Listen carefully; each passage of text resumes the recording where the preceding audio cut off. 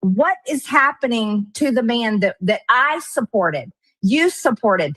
What is happening to the man that I supported? You supported. The man that denounced what happened in Iraq. The man that said no more foreign wars, no more regime change. Promise it on the campaign. J.D. Vance promised it. Tulsi Gabbard promised it. All of them promised it. And we're a year in, and we're in another war.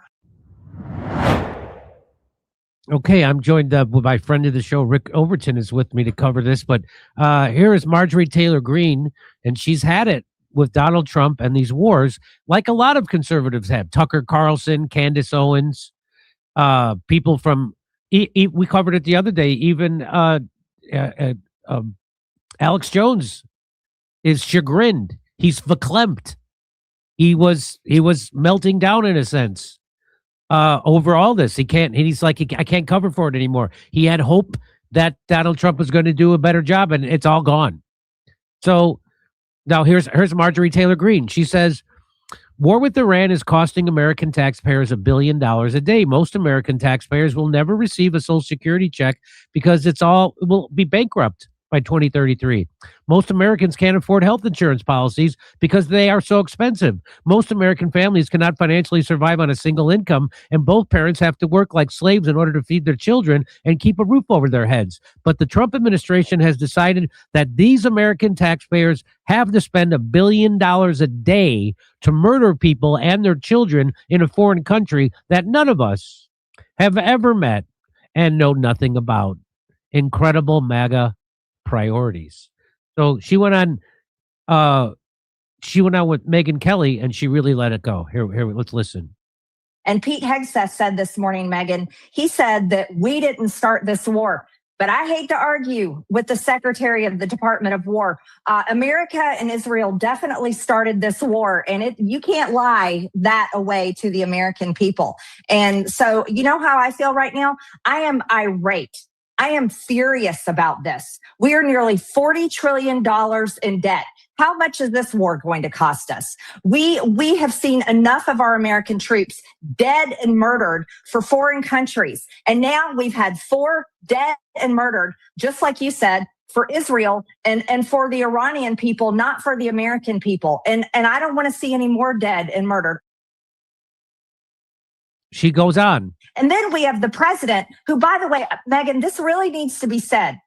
Donald Trump has said repeatedly on camera and in interviews, he doesn't think he's going to heaven. Well, I want to ask a question, a serious question. What is in his mind? What is his mental state? If he doesn't think he's going to heaven and he is a man towards the end, he's in the 4th quarter, he's towards the end of his life. How does that pan out for the rest of us when we have a president of the United States who doesn't think and is convinced he's not going to heaven? What does that mean his decision-making is? He already said to the New York Post today that he doesn't care about the polling. He doesn't care about what the American people think, and he may put troops on the ground. He took this is going to be a few-day war, to now it's going to be maybe 4 weeks or more. I want to say, what is happening to the man that I supported? You supported. The man that denounced what happened in Iraq. The man that said no more foreign wars, no more regime change. Promise it on the campaign. J.D. Vance promised it. Tulsi Gabbard promised it. All of them promised it. And we're a year in, and we're in another fucking war, and we've got American troops being killed. I think it's time for America to rip the Band-Aid off, and we need to have a serious conversation about what the fuck is happening to this country and who in the hell are these decisions being made for, and who is making these decisions. Wow. I wish she would have stayed in Congress. I don't know why she got out of Congress. But so that. Thank you, ladies and gentlemen, for joining me today. Greetings to all of you. As you can see, there has been a lot of events going on during the week, and a lot of people are talking about the Bwala interview, which I find a little bit. I guess it's a reflection of what is going on in Nigeria, but it's unserious, really. It's just an individual interview. And it's not that different from what Mehdi Hasan has done to a lot of people. And then there is also the matter of, ensuring that our conversation today should be understood to be trying to understand the situations and the events that are going on around the world. It's not meant to discriminate against any group, any religion, any tribe, and any sort of kind of discrimination, no matter what group it is. The point is, the purpose of our conversation today is to try to understand the world and try to make sense of the chaos that we are seeing. And, there are a lot of people that are going through a lot of,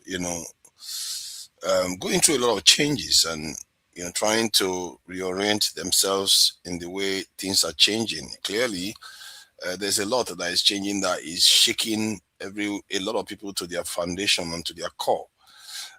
They are beginning to ask questions about what has been going on. And it's very interesting because this is part of the reasons why I supported Trump coming into office, because I felt like he was going to rip off the Band-Aid a little bit more so that people can see more clearly.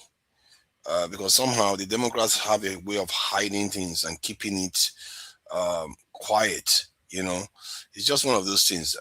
So that is what I thought I should make clear, that not that I support what Trump stands for, but I support the idea of him opening the hidden stuff so that people can truly see the world for what it truly is, and maybe one can truly make proper judgment. If you don't have access to the right information, how can you possibly make the right judgments?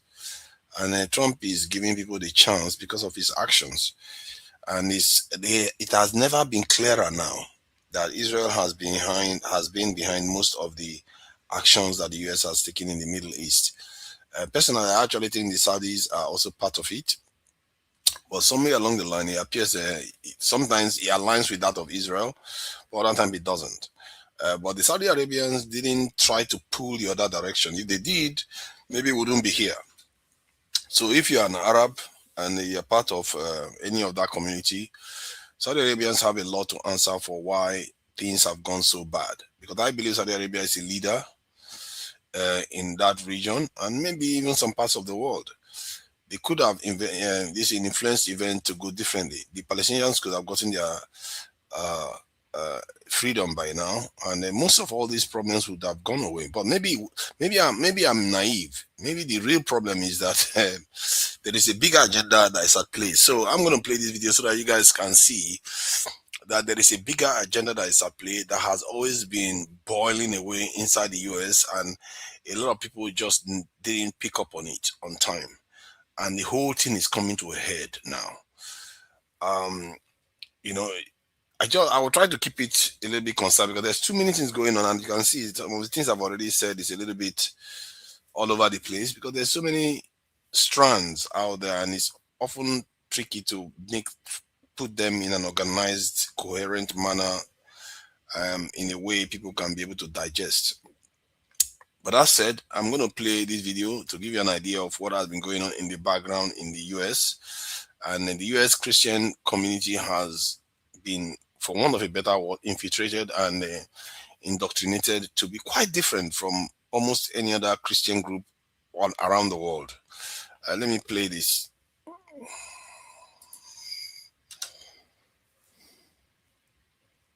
Cut off by Israel, and rightly so. They should have cut them off a long time ago. I don't care how insensitive you think I am to that. There's 6 doors in this church. You can leave anytime you want to. They've cut them off, electricity. They've cut off their water. They should have. Now, listen, I'm not for hurting anyone that's in. This is a pastor of a church dressed like a Jewish person. Innocent. But anybody that supports terrorism is not innocent. You understand that? Israel should make the Gaza Strip a parking lot by this time next week. Destroy the whole thing. What they ought to do is evacuate up there on the hill and get a great big missile and blow that wicked dome of the rock plumb off of the spot where it's standing right now so we can get that third temple rebuilt and usher in the coming of Jesus.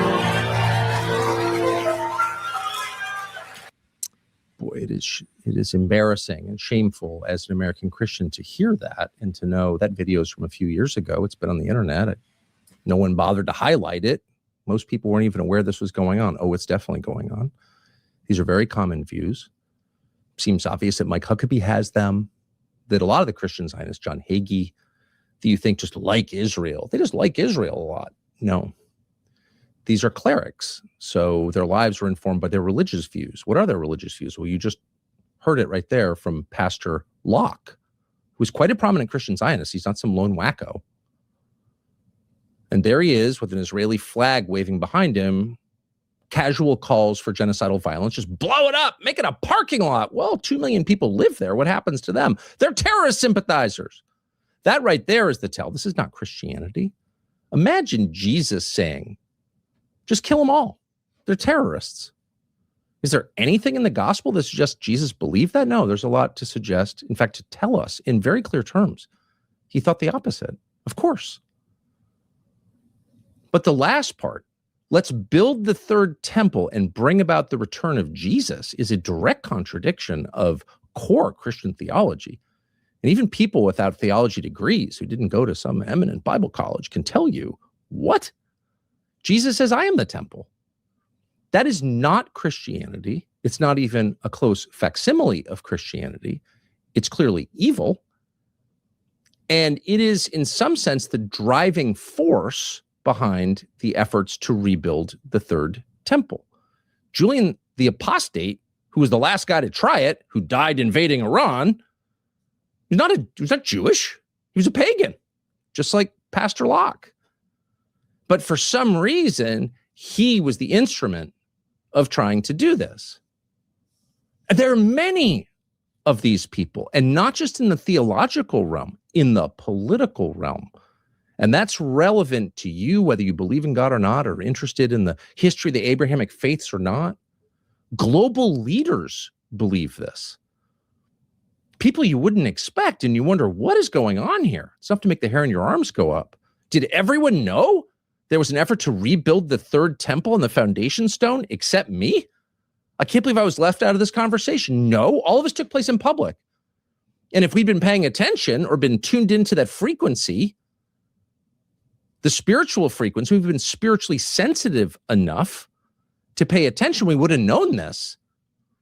But of course, when you grow up in a materialist culture, when the only things you believe are real are the things that can be measured or purchased on Amazon.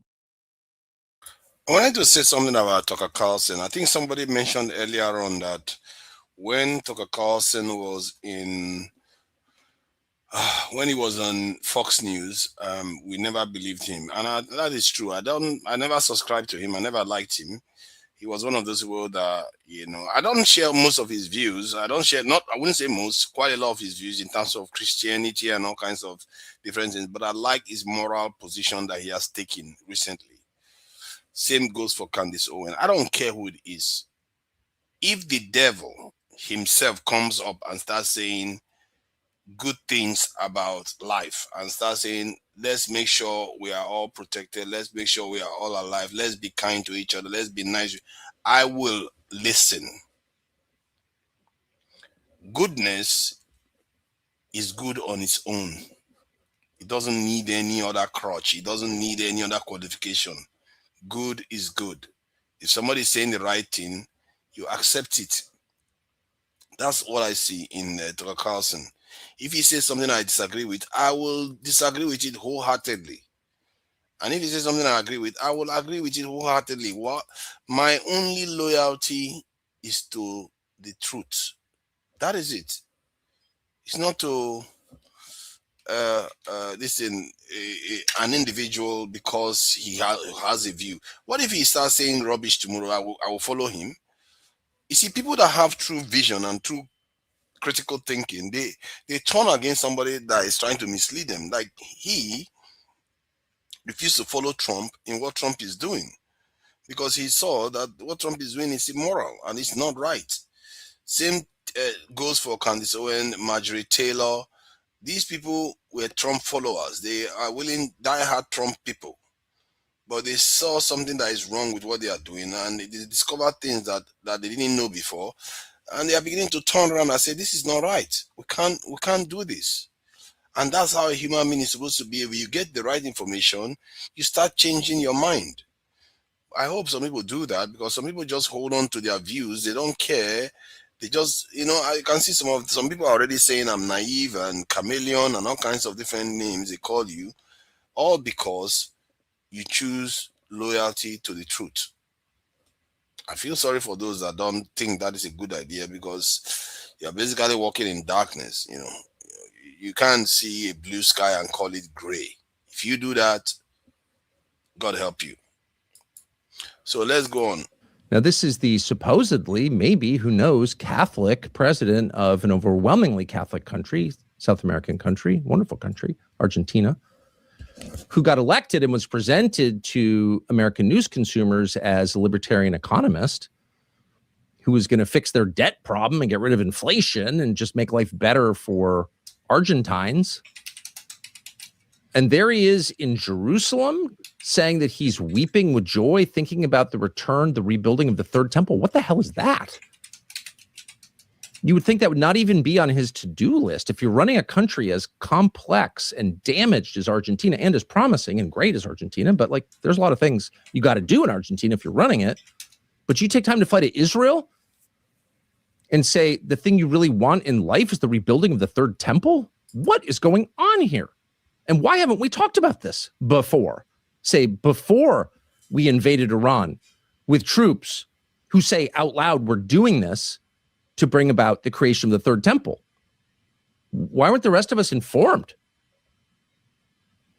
Now, here's a piece of tape you may have seen and that I personally don't want to play since I know the guy and I like him, but it does make you wonder. So this is the current Secretary of War, Pete Hegseth, former Fox News employee, nice man, very nice man.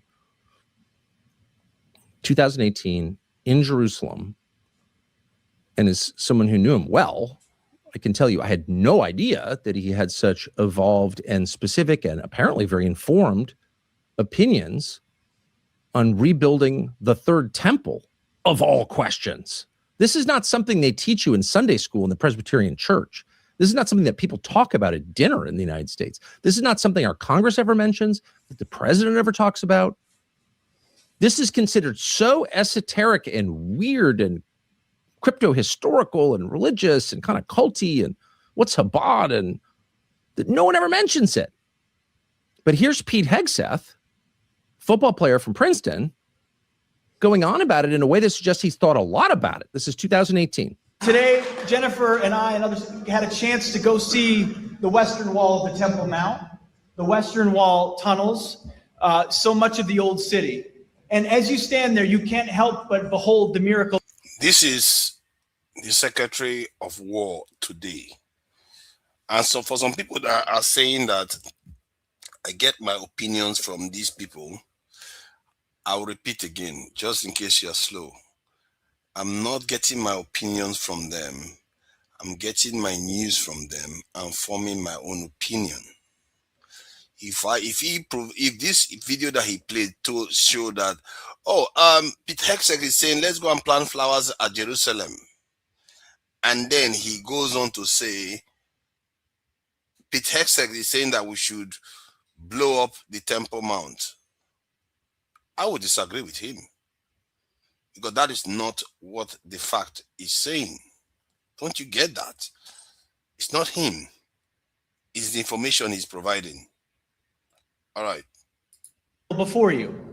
And it got me thinking about another miracle that I hope all of you don't see too far away. Because 1917 was a miracle. 1948 was a miracle.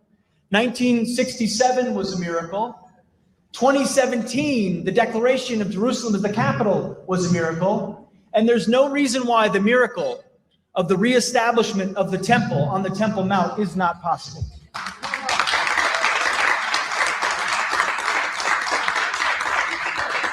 I don't know how it would happen. You don't know how it would happen, but I know that it could happen. What is that? That's the Secretary of War right now overseeing the war with Iran that people fighting it are starting to say actually is about rebuilding this third temple. It's the same man. Okay, this is the point where you begin to think maybe we should have talked about this and its implications. And what are its implications? Religious war, global religious war.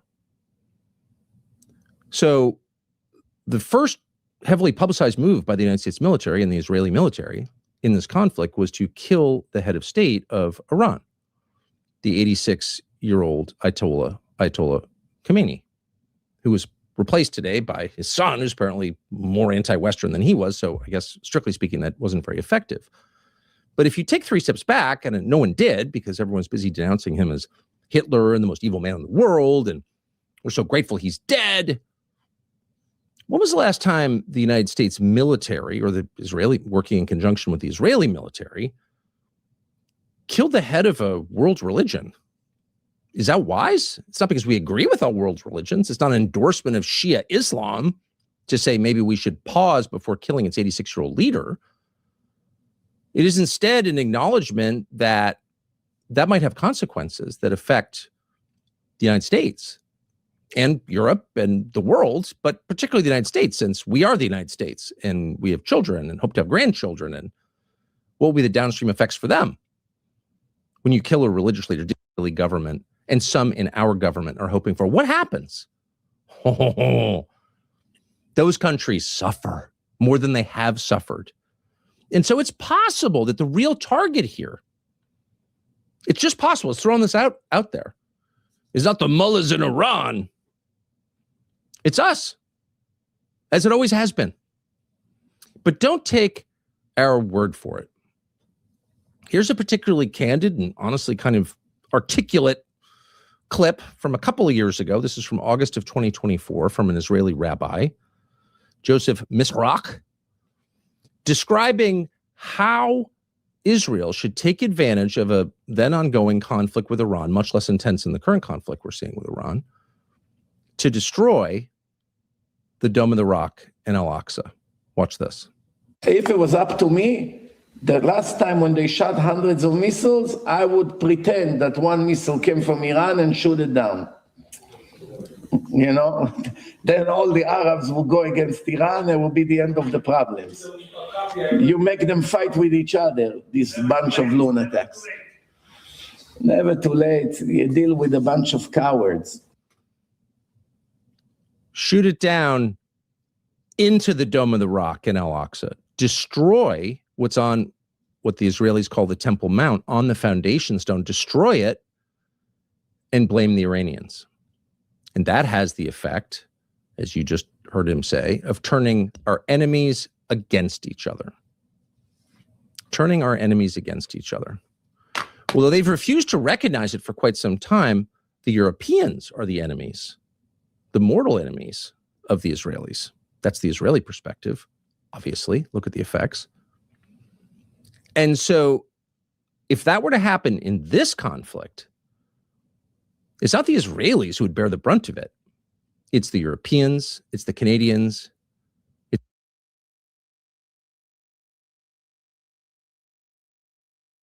How many people were killed in the United States last year? In conflict-related violence, probably. So this is not a conflict. This is an act of terrorism. Okay. So how many people were killed in the United States in terrorism? Excuse me, sir. It wasn't 11,000. This is part of what Donald Trump many years ago in his first time classified the Western media as what? Fake news. The reason is because context matter. This is not Western media. You right? are well aware. This is not Western media. Yes, I understand. But this is the Armed Conflict Location and Event Data, ACLED, the most respected group that counts conflict-related violence around the world. Let me ask you, where there is a terrorist I could also give you another source. Conflict? I mean, National Human Rights Commission. This is a Nigerian group. 2,266 people were killed by bandits or insurgents in the first half of 2025. That's more than were killed in all of 2024. You are failing. Amnesty International says you are failing at security. The numbers don't lie.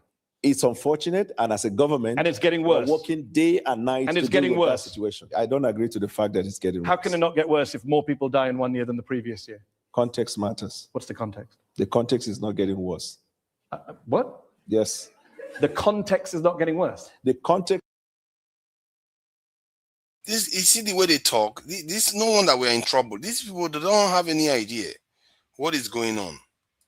is that it is not getting worse because you see, this is a water, right?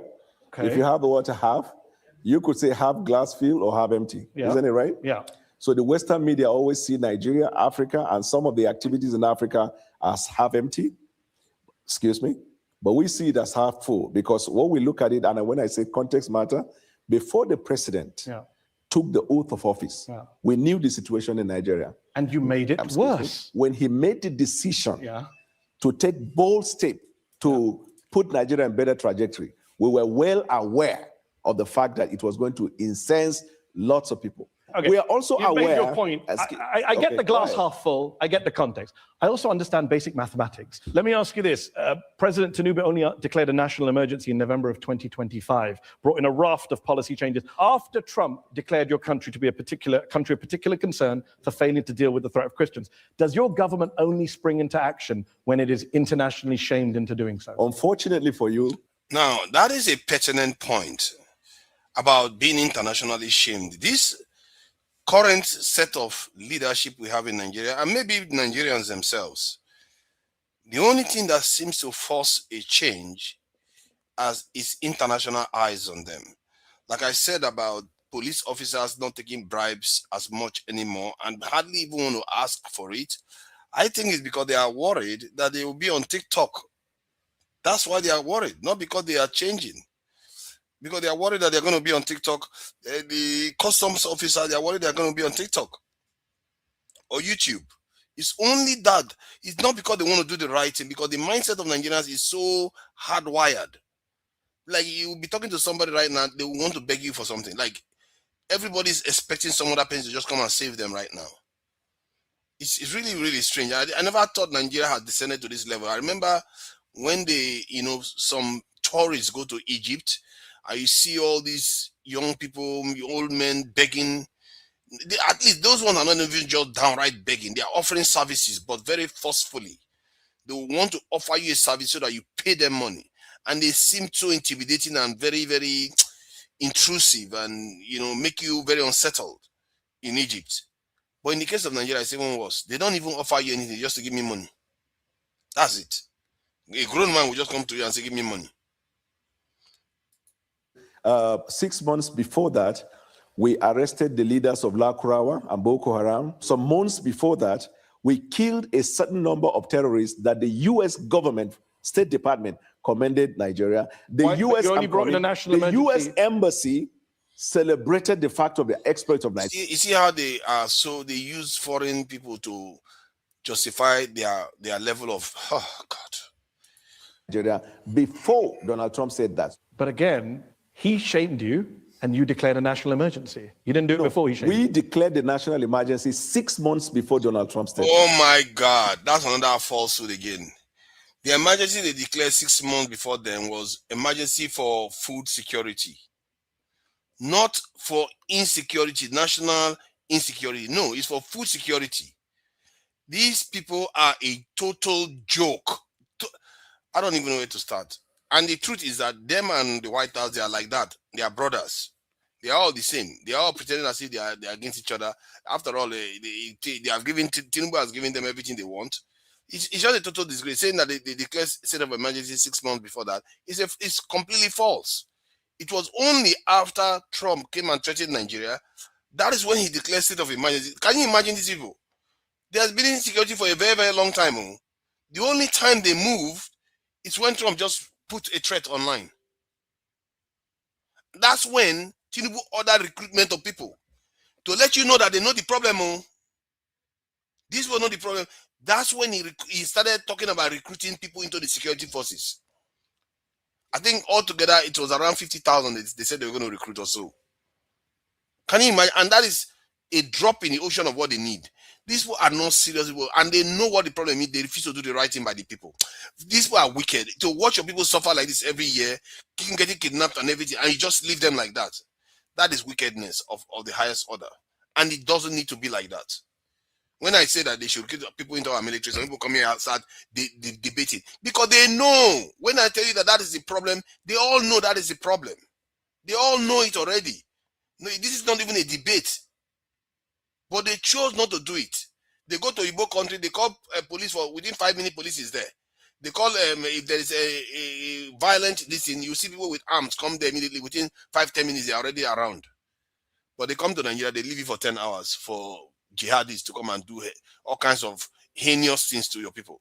For what reason? Why do I? Man, don't get me started, man. I just hate these people when they do these other things. No, that's not true. The president of Nigeria, November of 2025. No. Much earlier, around I think April or May, the president declared national emergency on insecurity. But the actual national emergency was in November. How can it be let's actual? talk about, people can look this up. Let's talk about kidnappings. The world remembers Chibok in 2014, when 276 schoolgirls were taken by the militant group Boko Haram. Very little has changed, unfortunately, in Nigeria. Just last November, 250 students and staff were kidnapped from St. Mary's Catholic School in Niger State. 2 years into Tinubu's presidency, Nigerian research firm SBM Intelligence said, and I quote, Nigeria's kidnap for ransom crisis has consolidated into a structured, profit-seeking industry. That's embarrassing for your country that you have a kidnapping industry. I agree with the fact that the insecurity associated with kidnapping has now become a crisis economy. But much more than that, I know of our government's effort in dealing with that insecurity. If you have a little understanding of the nature and the boundary and the geographical measurement of Nigeria and the tendency for insecurity to come in, then you will understand that we're fighting a hydra-headed insecurity situation. With respect to the kidnapping of children, the government has taken measures already. We've introduced what we call Save the School, where students and schools that... You know what? I'm tired of listening to this guy. I'm really tired of it. They annoy me. The more I think about this, you know, I'm a kind of reformed now, you know. I'm reformed. I don't get too angry when I see our people getting slaughtered. Maybe I should. Because sometimes I feel like these people, I don't want to start. I'm quite reformed. I'm calm down. But to be hearing him talking like that and doing what they know was the problem in the first place, the moment Trump threatened them, they started recruiting. Why didn't you do that all this while? They knew it. Even during the election, they promised it. And the way I blame fellow Nigerians is that they don't hold them accountable. When I talk about it here, some people start debating me that is not the problem. They know that I'm right. They themselves know. Why are you defending them and saying it's some other thing that is the solution? And now I just heard that 100 people have been kidnapped again in Nigeria. 100.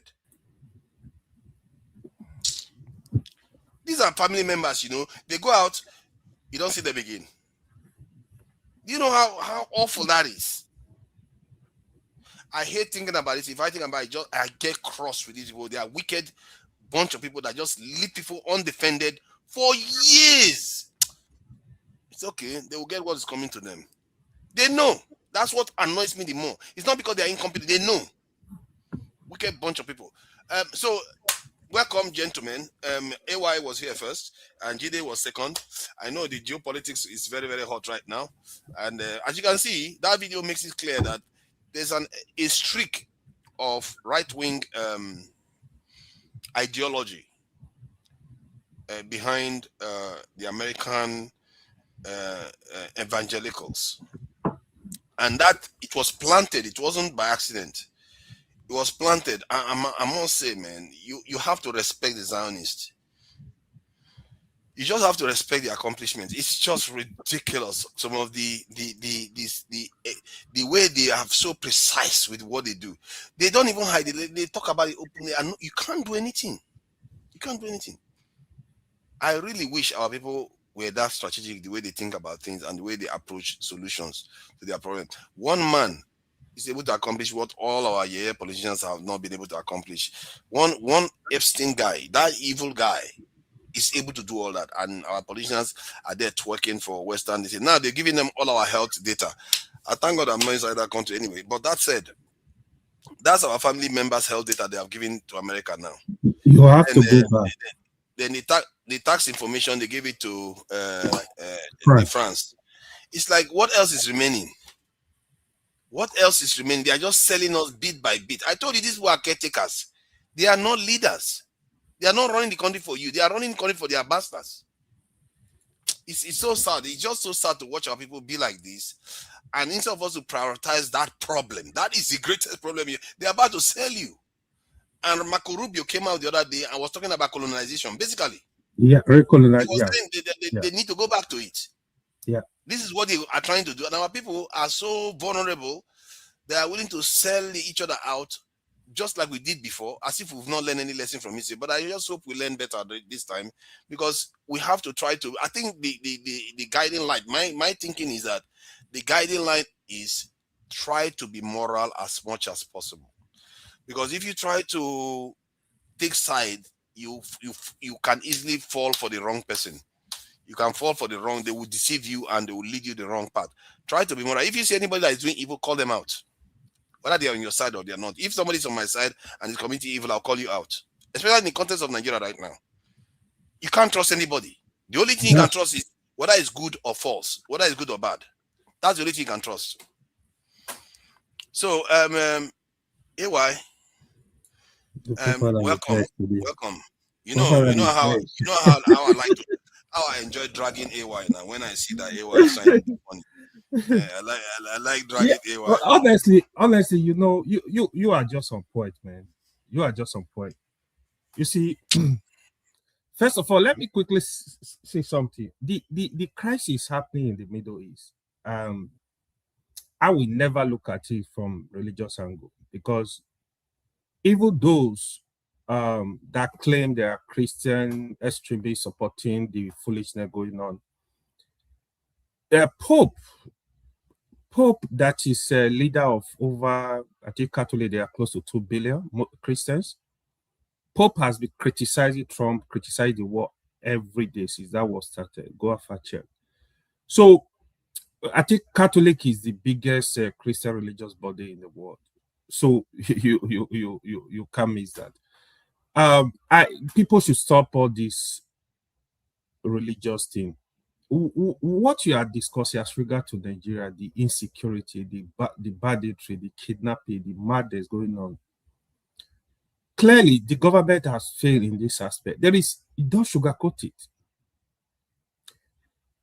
Last time I was in Nigeria, the driver that gave me a ride, the way he was talking, it's like the kidnapping is like normative now. Like he would tell me, oh, they kidnapped here last week. I'm looking, he doesn't know, like he's saying it, I'm looking at. They think it's just like a joke now, like it's a joke. You see, you've said all the right thing, for father. To be honest, history will remember you. What the government needed when they came into power, declare states of emergency on insecurity, straight up, no two ways, so that everybody will know that you are serious. Make it a priority, because right now, with the insecurity going all over the country, the banditry, people cannot go to the farm. People are scared to travel. It's a lot. It drains our economy. You said something very important today. People have not really looked at. Dangote refinery is the savior of this government to an extent. That's very important, because even the Naira, you see that stabilized a little bit now. It was even appreciating. It's because of Dangote refinery. It's not because the economy is doing good. So the problem of insecurity, we have to deal with it before anything. If you need to recruit more people into the army, you need, basically, nobody knows what is really going on. But when I listened to Franklin 2 weeks ago or so on this platform, he made some very good points that even the former, the current Minister of Defense, he has said, yes, this problem, it might be sponsored from abroad, but that is irrelevant now. But the government needs to deal with the problem, because you said the people should vote you in. You are going to solve this problem. The problem was already there before you came into power. So what are you really doing about it? Why did you waited for a foreign government to threaten the country before you are even making any move at all? Right now, you are selling Nigeria out. Like you said, you gave our tax, our personal information to France. You gave to the British. America, they are coming to set up what's it called, military base in Nigeria. Why will you allow this kind of stuff? Look at what is going on in the Middle East now. You are going to create enemy around the West Africa countries. The AES, they are looking at you. They drove America away. You are bringing them to the country. They drove France away. You are bringing them into the country. You see, this is why, you know, when Trump threatened this in the country on Twitter, at the end, he says, hurry up. And when I told people here that he's asking for something that the Nigerian government refused to, these are the things they were asking for. Not because they care about the Christians. When he threatened Nigeria, he said, Tinubu government should hurry up. Yeah. And do something. And I said that last statement is a direct communication to the Tinubu government about something they are requesting from them. And now we are beginning to see it. You know, first they brought their soldiers into the country. Secondly, they took our tax information, put it in this in France. Then our health data, DNA information, our women, our children, their information is forwarded to America. Then they can use it to do God help us. Even President Goodluck, Nigeria, we are calling weak. He resisted some of this stuff. He resisted. Bwala resisted. You are just there, selling Nigeria out like it's nothing. Listen, this is what my advice to Nigerians. If you know you love your country, you have to leave this sentiment. Anybody that want to lead you, you need to ask serious questions. You need to question them. I'm not in that, just like you said, now I'm not in that game of sentiment. And if you know you cannot fix the problem, you cannot really look at what is going on and provide solutions, go arrest, go sit down. If I were Tinubu, to be honest, right now, I'm not going to contest for second tenure. Of course, there is nothing you can do about that. Tinubu is going to contest because he bought 30 governors already. They will want him to contest. They will not want him to change. Now Because that is what they need. It's just like the problem the Iran are facing. If you are not with them, you are not allowed them access to what they want, they go after you. You remember when those people that were saying Trump should bomb Nigeria, I told them, Tinubu is their man. Who makes you think they're going to remove him from office? I don't understand how people don't know these things. There is no reason for you to think that Tinubu is not their man. Tinubu goes to them all the time. Yeah. In January, he spent more time in the West than in Nigeria. And you literally think this guy is going to go against it. But sorry, Father, ask yourself. American troops are in Nigeria right now as we speak. In the past 3 days, I can't even listen to news anymore. The kidnapping, the buying going on in the north is alarming. So what is not going on? What have they done? Like are they just sleeping in Nigeria? What are they doing? If they are really there to help Nigeria with the banditry, with the terrorism, with the insecurity, where is the improvement? So can they explain to us what is going on right now? Nigeria are not safe. I'm telling you, man, I really, when some of the things I'm hearing, I'm really worried about the coming years. A lot is going on. And I really fear for our people. We are ill-equipped for the future. The only thing that might save us is those greater diaspora that is in America right now. There might be just this break that might slow them down a little bit. Because you saw what happened in Iran this week. Yeah. And an American, they said an American that is Shia or this attack did something to kill 2 people or something like that. So it tells you that because of your link to the people in America there, their behavior may be altered a little bit, but there's so much that is going on right now from them wanting to colonize us again. Then they also ask white. Be careful when you hear news like that. Take it with a pinch of salt, because a lot of these things are A lot It's of these Marco things Rubio are. it's not news. It's Marco Rubio that No, said it. it's okay. I don't want to dismiss me. You said CI that killed. Marco Rubio didn't say that. You just referenced a CI that supposedly killed 2 people. And I'm saying, take that with a pinch of Yeah, of course. You're right, actually, because they said that Take that with a pinch of salt whenever you hear things like that, because even now they said Iran hit Saudi Aramco. The Saudi royal family came out and said, the government came out and said the trajectory of the missile came from the direction of Israel.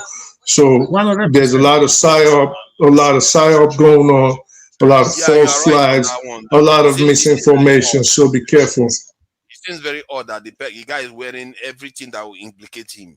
Whenever that kind of stuff happens, you know that something is off. There is something going on out there. Like there's this guy that is very clever. He came online yesterday. He talked about the building, the third building that fell down in 9/11. These are top people. These are people that he was Building 7. Yeah, he talked about the building 7. He said when you mention that term, it breaks your mind in the sense that you can't confront the truth behind it. Because this is something that has never happened in history before. A building came down. If you believe that building was brought down, something else went on with the Twin Towers. Who did these things? Man, I tell you, the world that we are walking into is extremely, extremely Well, these are things that people have known forever. These are things I've mentioned on here forever. People will argue. I mean, listen, the good thing about all of this that I see, and not to interrupt you, well, I think I thankfully gladly did. But the good thing I see about all of this is that at least people are understanding more. So people that on a professional basis already knew these things and maybe are limited in the kind of things they can say to the public. And people that were invested in it and did a little due diligence and investigated and have been screaming and screaming, shouting from the rafters, been telling people the same thing. Now with the advent of information and, they've boxed themselves. I mean, listen, we've also been on this show where people gave Israel a pass, not knocking anybody, because you can only go or deal with people on the level of your understanding or intelligence. Again, not knocking anybody. I'm not saying that not everybody's aware of these things. But thankfully now, people are understanding that America is really compromised. The government is really compromised. And like you're saying, why? Who? It's time back to one entity that certain people that are aware and privy to certain information have been trying to tell people. Of course, there are limitations to what people can say at times. But they're now saying, okay, listen, you guys need to start watching XYZ. But people didn't get it. Now, thankfully, and we are in the age of information. So people are piecing it together now and understanding. But hold on, though. My worry now is it's almost as if they are in the end games now. That they don't care anymore whether you know now. No, they don't. Yeah, and you are right. If they don't care, what is their plan? This thing could go. I said Trump is going to go for a big war because they can't confront what is at home. The plan. I'm really I'll tell you. I'll tell you what I think the plan is, and I think other analysts listening to them and former colleagues, they agree with me. The plan simply is, if we cannot get to be the big dogs, not only in the Middle East, we're going to tear everything down. So it's a direct opposite of what Iran is doing. We're fighting for survival. If you don't let us go, we're going to destroy everything. So Israel's plan right now, I'll give you an example. Look at what they're doing in Lebanon, right? And look at when they went with the 4th wave of attack, which was 2 days ago. And they started hitting Tehran and Isfahan. You know what the directive Netanyahu gave the IDF? they imposed the Dalia Doctrine. And Dalia Doctrine basically is we're going to kill innocent civilians, bomb civilian buildings, just to try to attack the school. We're bombing hospitals until we can force a surrender. So there's no rules anymore. There's no, the end game is if we cannot control the Middle East, we're going to destroy everything. Israel has gone rogue. It's like an agent that suddenly goes rogue. They've gone rogue, completely rogue. So the intention was always to destroy the United States of America. People like Kennedy realized it. They've never been our friends. I don't agree, but when is my turn? I don't care what you agree. I'm talking from my past and my profession. I don't think that's a fact. I think it's wrong. Well, I don't care until you tell me. Until you wait. I don't care what you agree. At times it's okay to listen. You've told us on here that you just got interested in politics. I probably have more experience than maybe more than half of the life you've lived on earth. If you are right that you claim, you don't know. If you claim to be 30 years old, if you claim to be 30 years old, so politics does not have anything to do with how long. This is not about politics. I'm not talking. You have to always listen. That was what you said. I'm not talking. Listen. I'm not here to. I just started. Christopher Epstein. Hold on. Christopher Epstein is A.Y. Stone. Jide will speak. Then right. But he's always doing this thing where hold on. He does this thing. He does this thing where he thinks you're in competition with him. Jide, if I give you my credentials and tell you where I have clearances to, you couldn't lace my boots. So hold on. So you do. To be fair, take it easy. I don't think he came across like that. He just said he disagreed with that specific. He agreed with everything. I don't care what you think, forefathers. Listen. I'm not a child. When I'm speaking, and you're making all kind of facial remarks, which I really don't care about, then you come and say, no, that's not true. What do you mean that's not true? I'm not asking you what you saw on the internet. Always try to read between the lines of when someone is talking. But I think for some reason, it's a waste of time. That's why I don't come here to compete with anybody. I talk based on what I know. You have your own cogent opinion. And personally, I don't think he was trying to be any kind of rude. I don't care what you think. Stop trying to defend him. It's gonna keep pissing me off. I'm the one that engaged with this man, and you're trying to tell me I don't care what you thought. I know how you can easily rewind it and see his facial expressions while I was talking, and I always ignore it. I don't care. I don't care what he thinks. I'm not asking him. This is someone that said he just like yourself. You guys are new to politics 5 years, 6 years ago. COVID. I don't care what you guys think. Like even if I got it 1 year ago, it still does not matter. Leave it. You two you like to put fire. AY, please round up. So that we can move to Jide. All these things, like I said, they don't seem to care. And that worries me. When they don't care about hiding the secrets anymore, it means that they are up to something. See, that is just the fact right now. See, recently, I don't know if you even read anything about FC5. Bro, I called my friend. I have a friend that is very deep into FC5. I'm like, is it real? Like, it's like, I'm telling you, man. Sincerely, I'm like, are they human? Fofana, I'm not kidding. If you go, there are some stuff you will see, you will weep.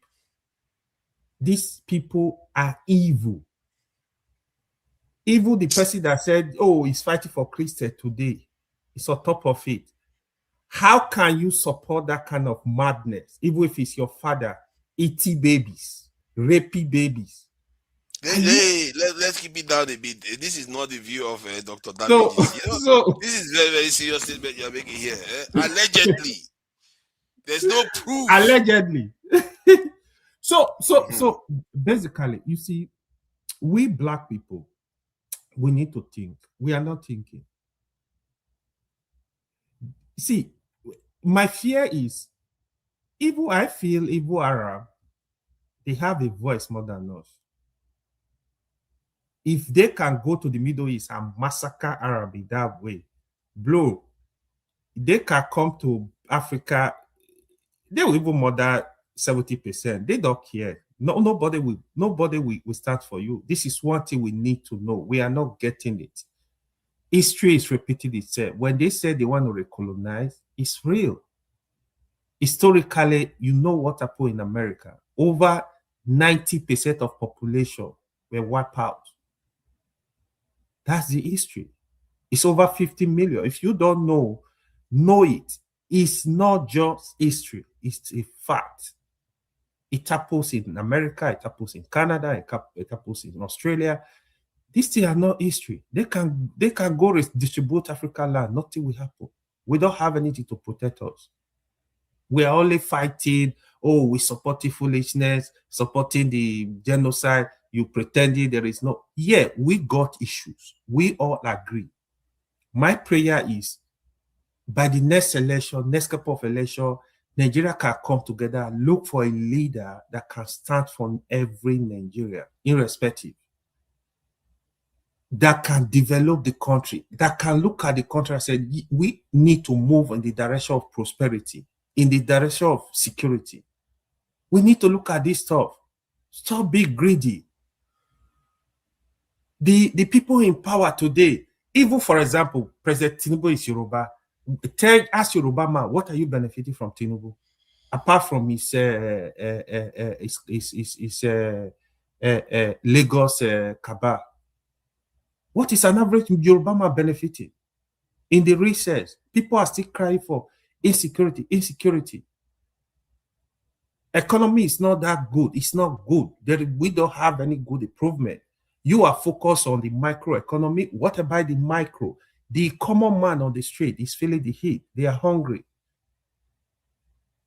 Okay, how can Tinubu came to power since the past 3+ years. His focus is on politics. It was politics from day one. We are not getting it.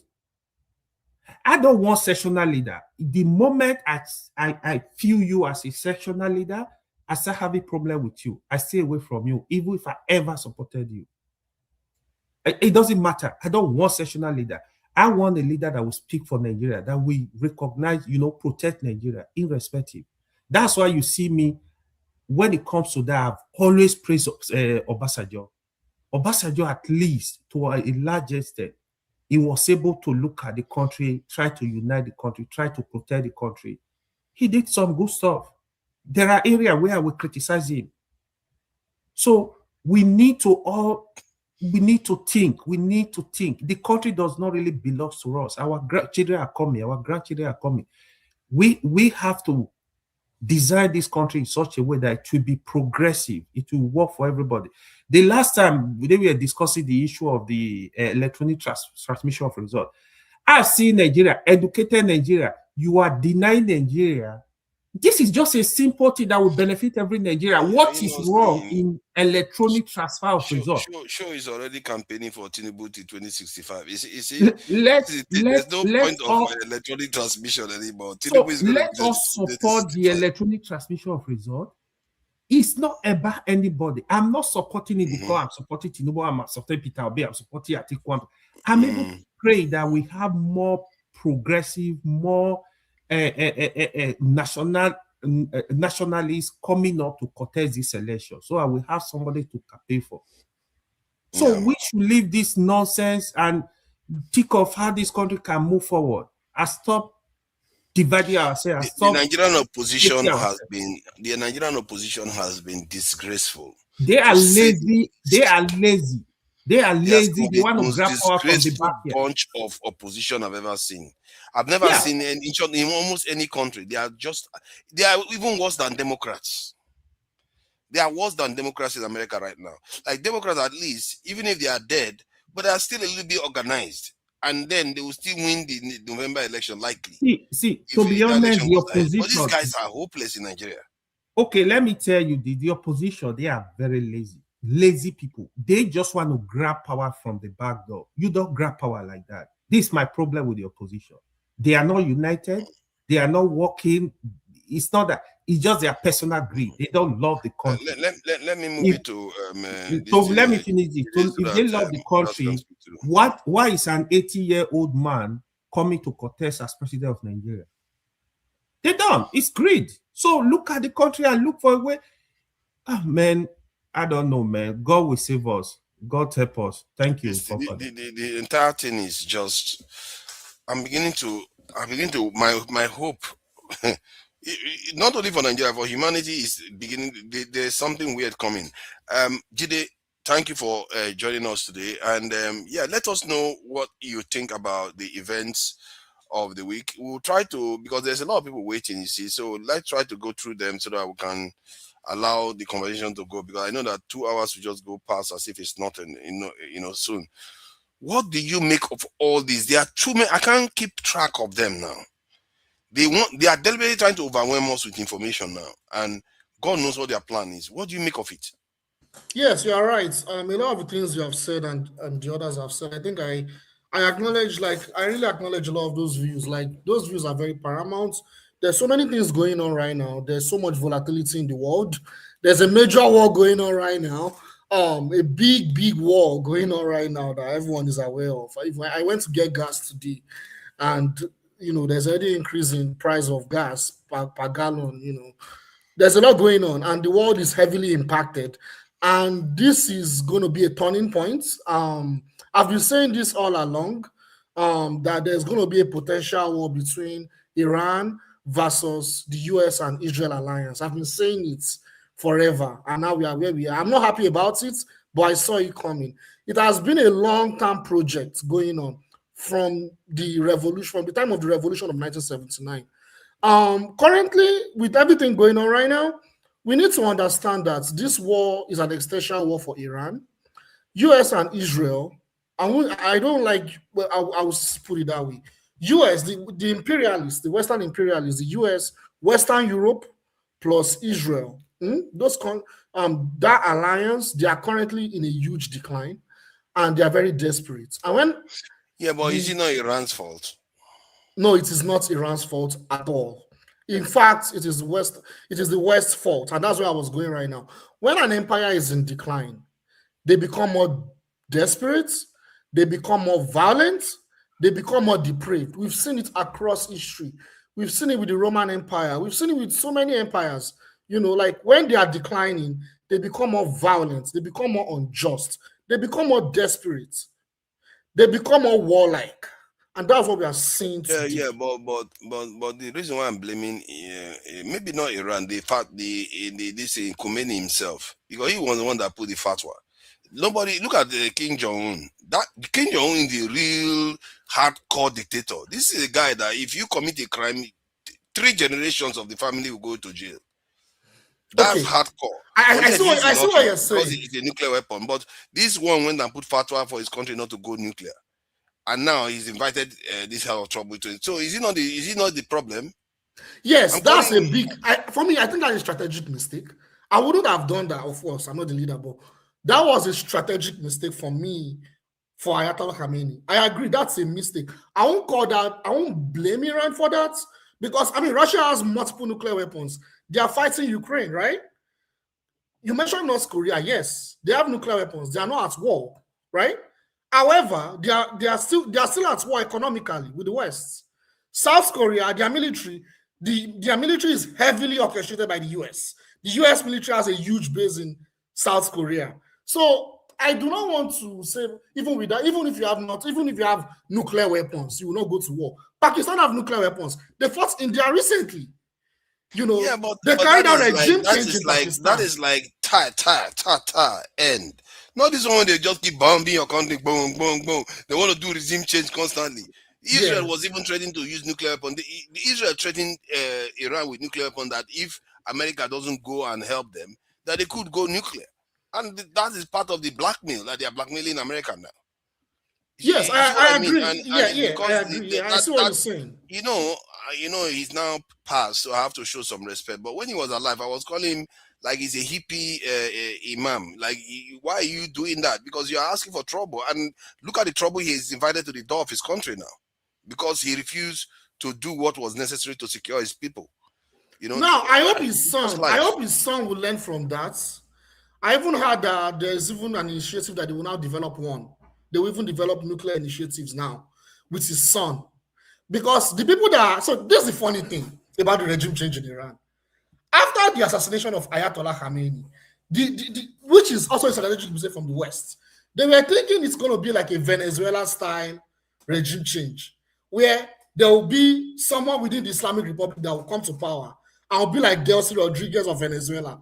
You understand? That will compromise and reach an agreement with the US and Israel. You understand? And will start supporting the Houthis and Hezbollah, right? That was what they were thinking.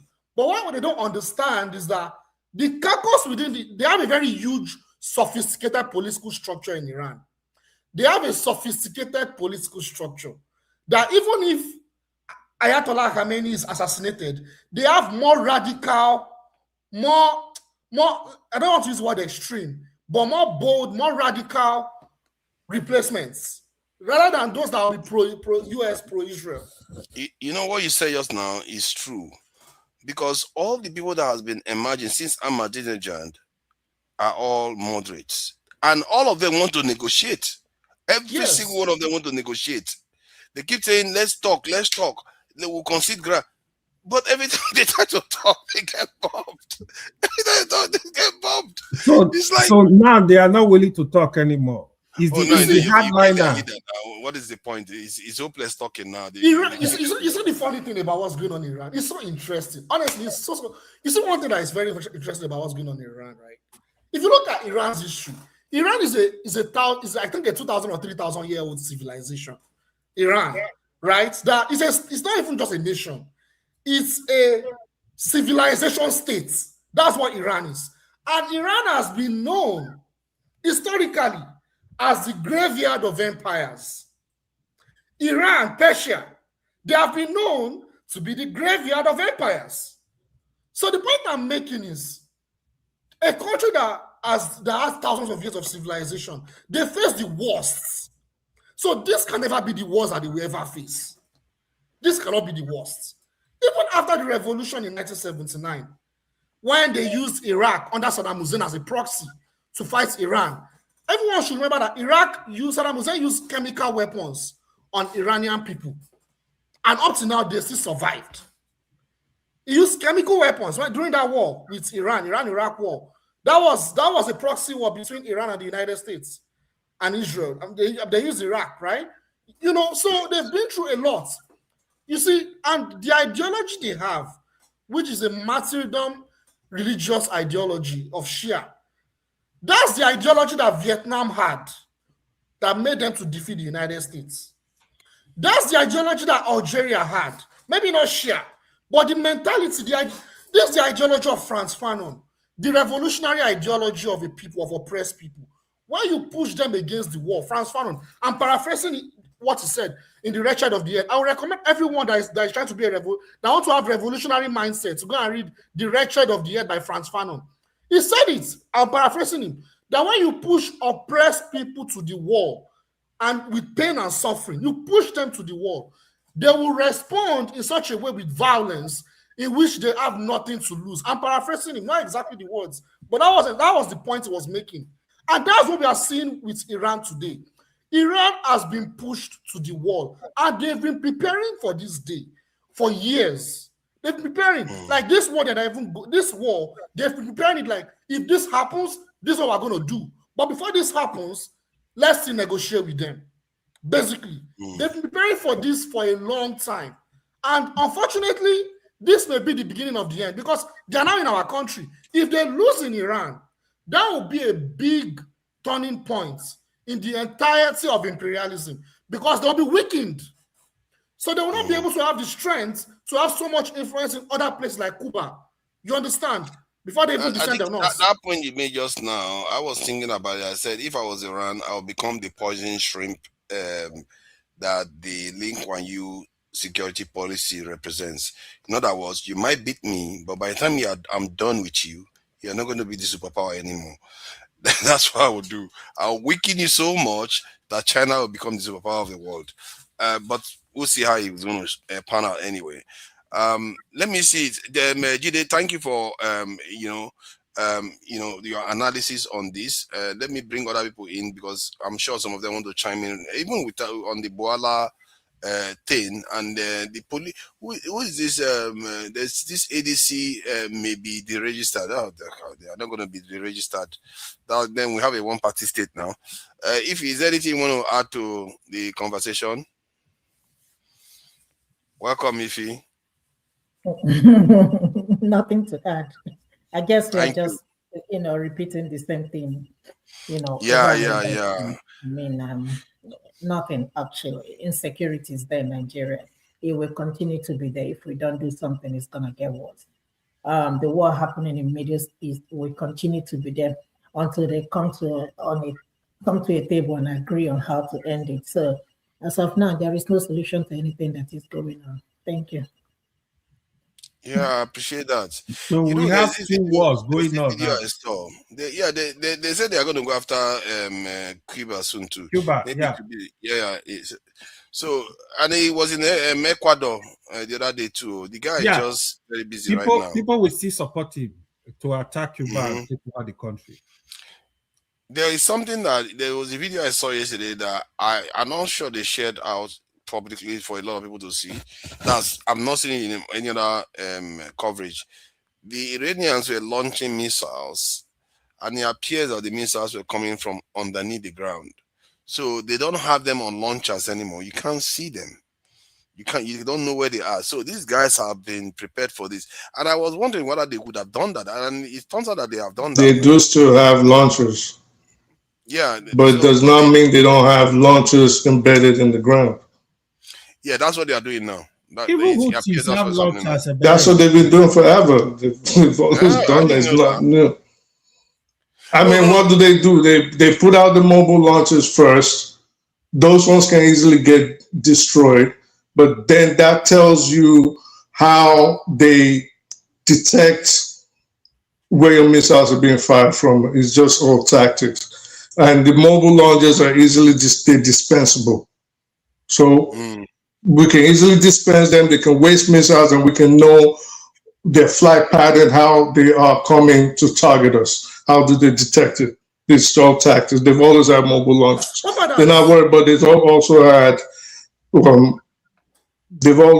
had launchers embedded deep in the ground and in the mountains. Like it's not nothing. I've now really seen that. Normally, the launcher that is embedded within the ground, when it wants to launch, it will open up and then they will come out. But this one is just coming out from the ground like that. It's just coming out straight from the ground. It breaks through the ground and comes out. You really think a missile just breaks? Are you serious? You think a missile just breaks through the ground and just goes in the air? What do you think is going to happen? Try to understand what I'm saying. I'm not saying it breaks through like hard ground. I'm saying they made it so soft that the missile is already ready, but it looks like a normal. Forefather, they've always had underground missile launches. It's not new that Iran never had. From the video that I was seeing, the guy was saying that is new. That's what all right. Roll with that. Roll with that. It's okay. And I've seen them launch missiles before, and I see that they launch it from the ground, but the ground opens up before they launch it. But I wanted to mention something briefly because clearly, despite the fact that US is bombing Iran right now, they are destroying infrastructure. Currently, they are not achieving their goals. So you see, I want to say something. Right now, they are actually between a rock and a hard place. Now they are considering sending troops to invade Iran. They are considering it. That's the first thing. The second thing they're trying to do, they are trying to use the Kurds. They've used the Kurds in Syria. The Kurds are not enough. I'm telling you, they're not bad enough. Idea. Honestly, another thing they're trying to do. I'm telling you what they're trying to do now. They're trying to use Azerbaijan. If they can send troops from Azerbaijan, because Azerbaijan is an Israel ally.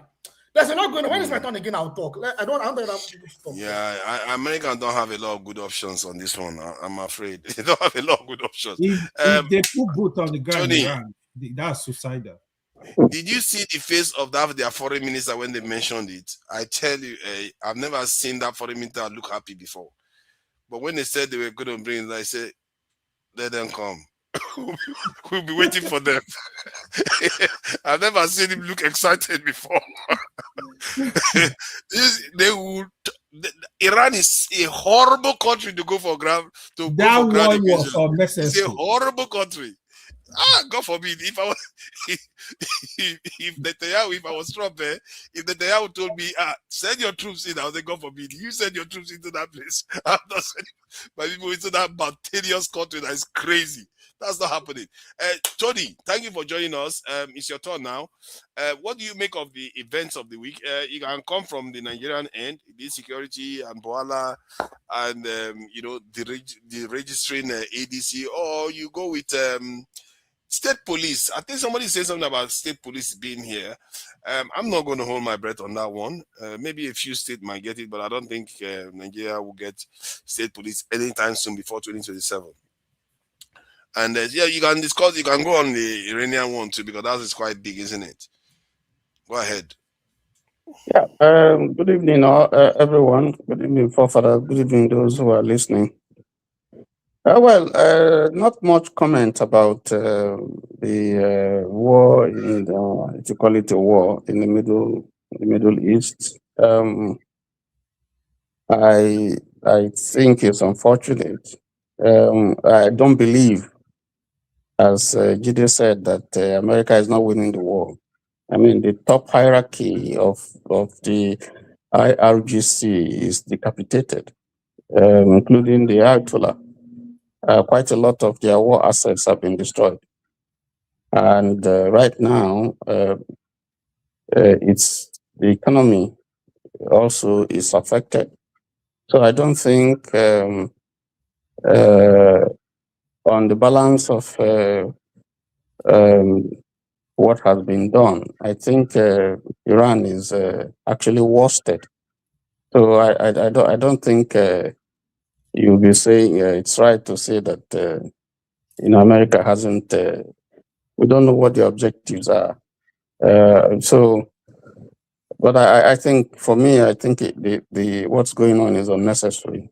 I have said that talks were going on, and they would have let this. Just a quick question to you: Do you win a war without achieving your objectives? What I don't know what you mean by that, because I don't know what you know to be America's objective. What I think would have been a better question is what I just wrote that down. I was going to ask you that. What do you define as winning? Yeah. Well, I made that comment reacting to what Jide said, that Iran hasn't,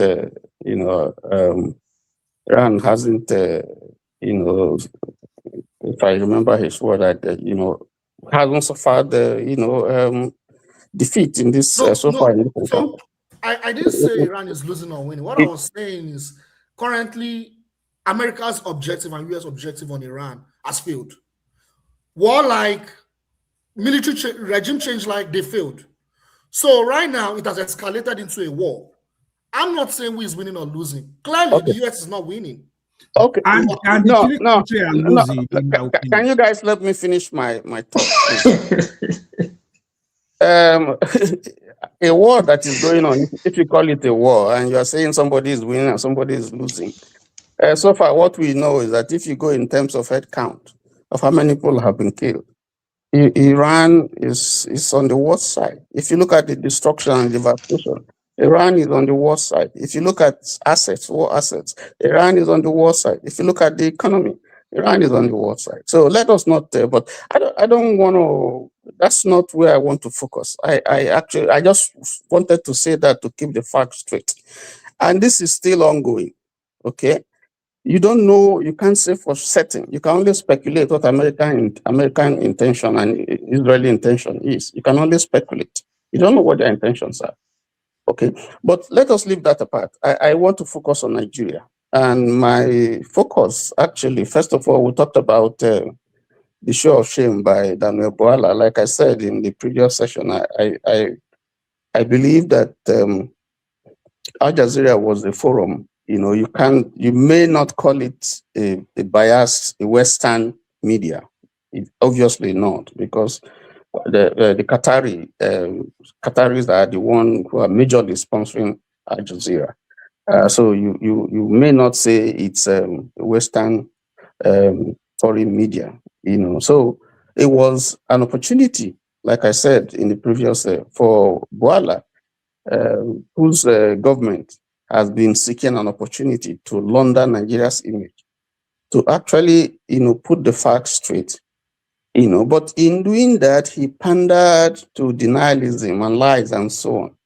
And that worked against him. It was the same thing that Fanika did when he brought Arnold, and told him what to say and so on, and he backfired. And I think there's a lesson to learn that approach is not working, because if you are not Fanika, the Reno brought him. Yes, Reno brought him, sorry. Because it doesn't work, because these people have embassies, they have, it's easy these days now to get information. So they have information about you. And you can't sell rubbish to them and you think that they will not come after you. Apparently, they did their homework well. The only thing that Hassan didn't do, is to play the video, some of all those things, because that would have, maybe he would have said it's AI.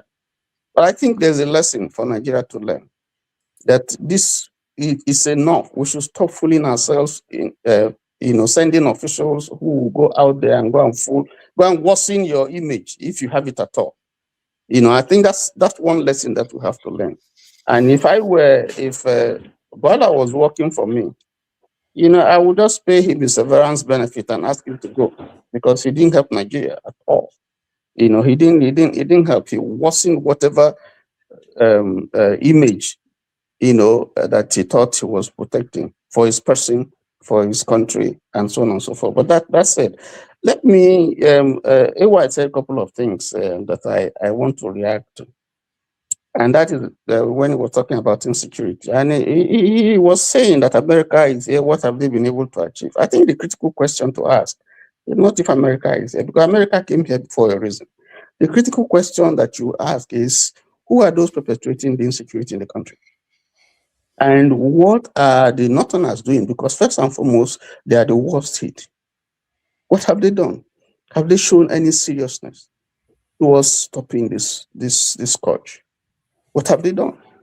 So this penchant of pointing accusing fingers to outsiders, is America will stay in their country if you didn't mess up. I mean, we are not the only countries that were colonized. Singapore. Hold on. Did you just say hold on. No, hold on. Let me finish. This you say is please. Singapore. Hold on. Singapore was colonized. Singapore got independence before us. Yes. Singapore is not battling this. Indonesia is not battling this. Singapore got independence. South Korea is. I will help. UAE is not battling this. I will give an example. South Korea is not. Hold on, please. South Korea is not battling this. Hong Kong is not battling this. So why is it, even if you come down to West African countries, Ghana is not battling this? So let us stop this finger pointing all the time, America, Britain, and so on and so forth. Because it's not, colonialism is not peculiar to you. It's not peculiar to you. You have a leadership problem. And that leadership problem that you have stems from your inability to deal with insecurity, your inability to deal with justice in your country, your inability to deal with cronyism, which you are promoting, corruption, which you are promoting, your judiciary, which you have helped to fail. Because again, your government is not based on any modicum of transparency. You are not investing on education. Your economy, whatever politics that you have, that you think that what you are investing on is just something that is sponsored and encouraged by the Bretton Woods institutions. And then there's profligacy. You cannot say you don't have money. You cannot say your people are suffering. And yet you are buying yacht and you are spending money and money on things that are irrelevant. You have a bloated government. You have advisors that you don't need, duplication of offices. So you can't have all these myriads of problems, and you are pointing to an outsider. That's why they call you a country of particular concern.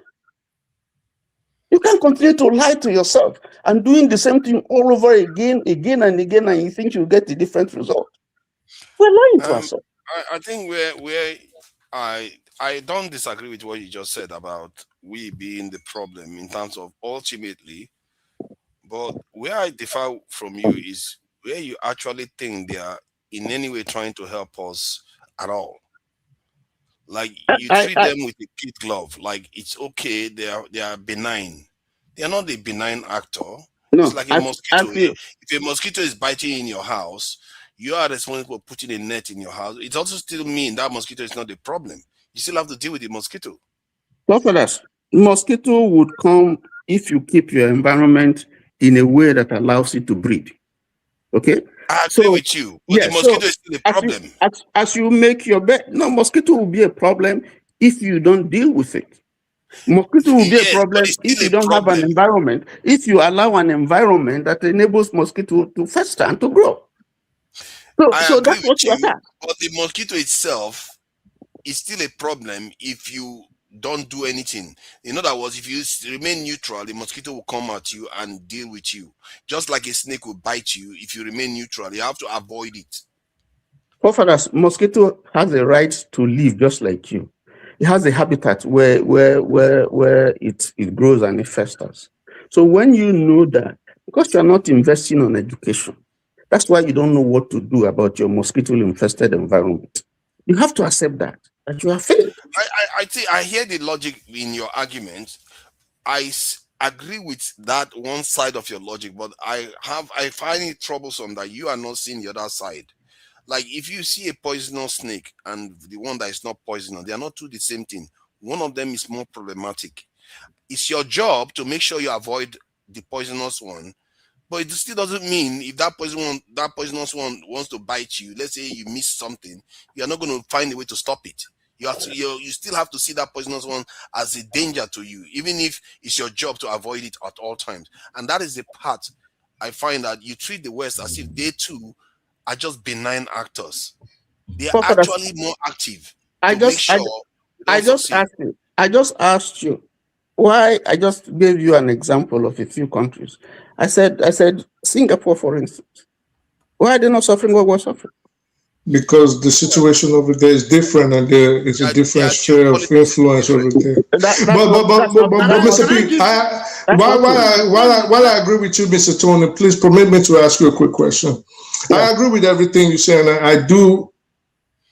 We've had this discussion multiple times where we say, well, if Nigeria had its affairs in order, these things wouldn't happen. And we also agreed that maybe moving forward, Nigeria invested in things like education, housing, healthcare, things to make a decent living for its citizens. Maybe it would make sure this kind of situation does not appear in the future. But I want to ask you, would you agree, and this is the question I think Forefathers is trying to ask, would you also agree that the West also has a hand in the underdevelopment of Africa, particularly Nigeria, in the manner we choose our leaders and in the situation we find ourselves economically, i.e. encouraging corruption, not paying us what we deserve in terms of trade, and putting things in place like treaties, one-sided treaties that affect our development, whereby our government, in addition to this corruption, can then not be able to provide for its citizens in an adequate manner. So would you also say the West does also have a hand in the problems that Nigeria finds itself today? Good question. You are muted. You're muted. sorry, Nigeria is part of the globe, it cannot be in isolation. So whatever the West or America is doing will affect it. But you see, as you make your bed is how you lie on it. What I'm saying right away, for instance, like they say, a bad workman quarrels with his tools. You can't continue to quarrel with your tools every time. You didn't mention the book by Franz Fanon, The Wretched of Yale. That book is about 40 years old. We don't read those books anymore. Those books are still relevant. Hold on. For those that Art of understand, War is still relevant, even if it's even if it's 100 years ago. Hold on. Zionism it's not the Quran. Almost 200 years ago. Hold on. Zionism was 200 years ago. Let him finish. Let's see. It's not a Quran, it's not a Bible. Okay, and it is written, directed at a specific, within a specific context and a particular, a geopolitical environment. There are modern books that deal with contemporary world situation. And I think that is what you should be quoting, not the book over 40 years ago that is not relevant. It's not relevant. It's very relevant. Hold on, wait now. I will address that point. It's like quoting for me Adam Smith's theory, all those theories on economics. Now what I'm saying is that there are contemporary problems that we are facing today. Okay, that may have its roots in our past, but that's not an excuse why we will continually, not be able to deal with them. Ask our excuse that this person did this to me, this person did this to me. That is why I'm incapacitated. It's bunkum. Because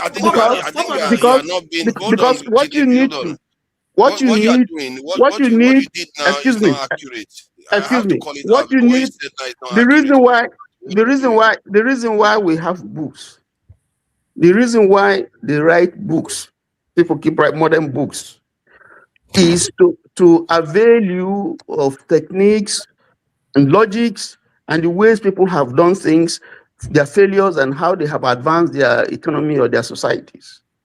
So today, Nigeria has no excuse to say that it was what the Europeans did or what this person did. That is not what is going on. Okay, America was colonized. No, that's what you're saying. That's what you're saying. What you are doing, That's you are what you're twisting saying. what they are saying. Hold on, let me That's say what you're saying. That's what I'm saying. I want you to understand me clearly. I'm not going to what I'm saying. Let him learn now, forefathers. Let Mr. Tony learn. No, because what he's doing is very, very important. What he's doing is twisting it, and it's not accurate, and it's done it multiple times. No. Forefathers, please let me speak. Please, you gave what that's time to speak. Yeah, when I finish, you can. It's accurate. Okay, that's your thinking. What I'm saying is that you have to identify what your problems are and deal with them. If over 60 years, 65 years, you have not been able to identify your problem, or if you have identified them and still haven't been able to solve them, and you are blaming an outsider for your reason for the failure of that has been the reason for your inability to deal with that problem, then there's something wrong with you. That's the point I'm making. Okay, you see, what is wrong with the way you are looking at it is that you are saying they are blaming the outsider. I'll make it simple so that people can understand. If your family member, God forbid, anybody around is bitten by a snake, God forbid, then they are debating on how to deal with that snake and say, okay, let's make sure our gates are shut. Let's make sure we call a snake catcher to make sure all the snakes in the area are dealt with. You will come and say, why are you blaming the snake? That is what I find. You are twisting the debate. You are coming to say, in other words, because you are a kind of friendly with the snake, you don't want people to talk about the snake at all as an issue. And that's what I have a problem with. You are not upset because we want to solve the problem. You are upset because to solve the problem, we are talking about something you cherish. That is the issue. And that's what I am trying to call out. That's the difference. I agree with you in the idea that we are supposed to be responsible for ourselves, but let's not pretend as if the reason why you are upset about what they are saying is because you love the US and you don't like people talking about the US as a country that is a problem to us. Prophets, I know your view about these things. That's why I don't even I ordinarily I won't talk about I do agree America with you, and so on. but I know you your see, my view. thing I is know that your view. when I Listen, agree with you, I will tell you, but you never concede ground. I know your view because I know your view, and I know Jude's view. Your view always is the outside world. The outside world. That's the view that you have consistently posited. You know, your view is that, oh, we have to go and get nuclear weapons. We have to get this to be able to fight them. Yes. That's your view. That's your view. Ourselves, not fight Yes, them, against the enemy. ourselves. Against the enemy. That's your view. Yes. I'm not potential misquoting enemy. you. Everybody is a potential enemy. No. That's your view. And I'm saying that you have to look inwards first. We have a local proverb in Igbo that you look from the house is where you become good outside. It's not from outside. You know, so you deal with your problem. When you deal with your problem, then 90% of your problem is solved. You have to deal with it. That's the model that Singapore shows to us. That's the model that most of those countries show us.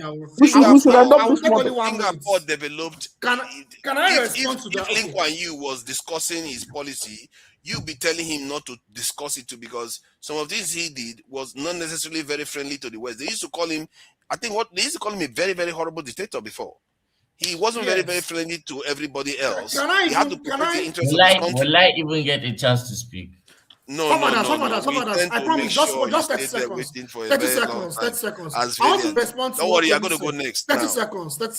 So I wanted to say quickly that Tony said, you want to bring Hazbina in. Femi, Tim. I've been doing your show. I only wanted 30 seconds. Yeah, I wanted to say that. He even skipped me. I had to jump in. Femi, Femi, Chim, and Asvillians haven't spoken at all. I'm not making a point. I'm just something. Tony said, I don't read books contemporary to what is going on in today's world. And Tony said that I do not understand or know U.S. objectives. U.S. military objective, U.S. government objective, geopolitical, they don't hide it. It is out in the open. It's for those of us that read and listen and read what their objectives are. And I just sent the documents for everyone that is. What is the U.S. objective in this Iran war? That's what I said. That's what I'm saying. I just sent the let's not do that before you. I just sent the documents. They've given us at least 4 objectives. You can't know the objective if the title is called the path to Persia. Bad behavior, Epstein.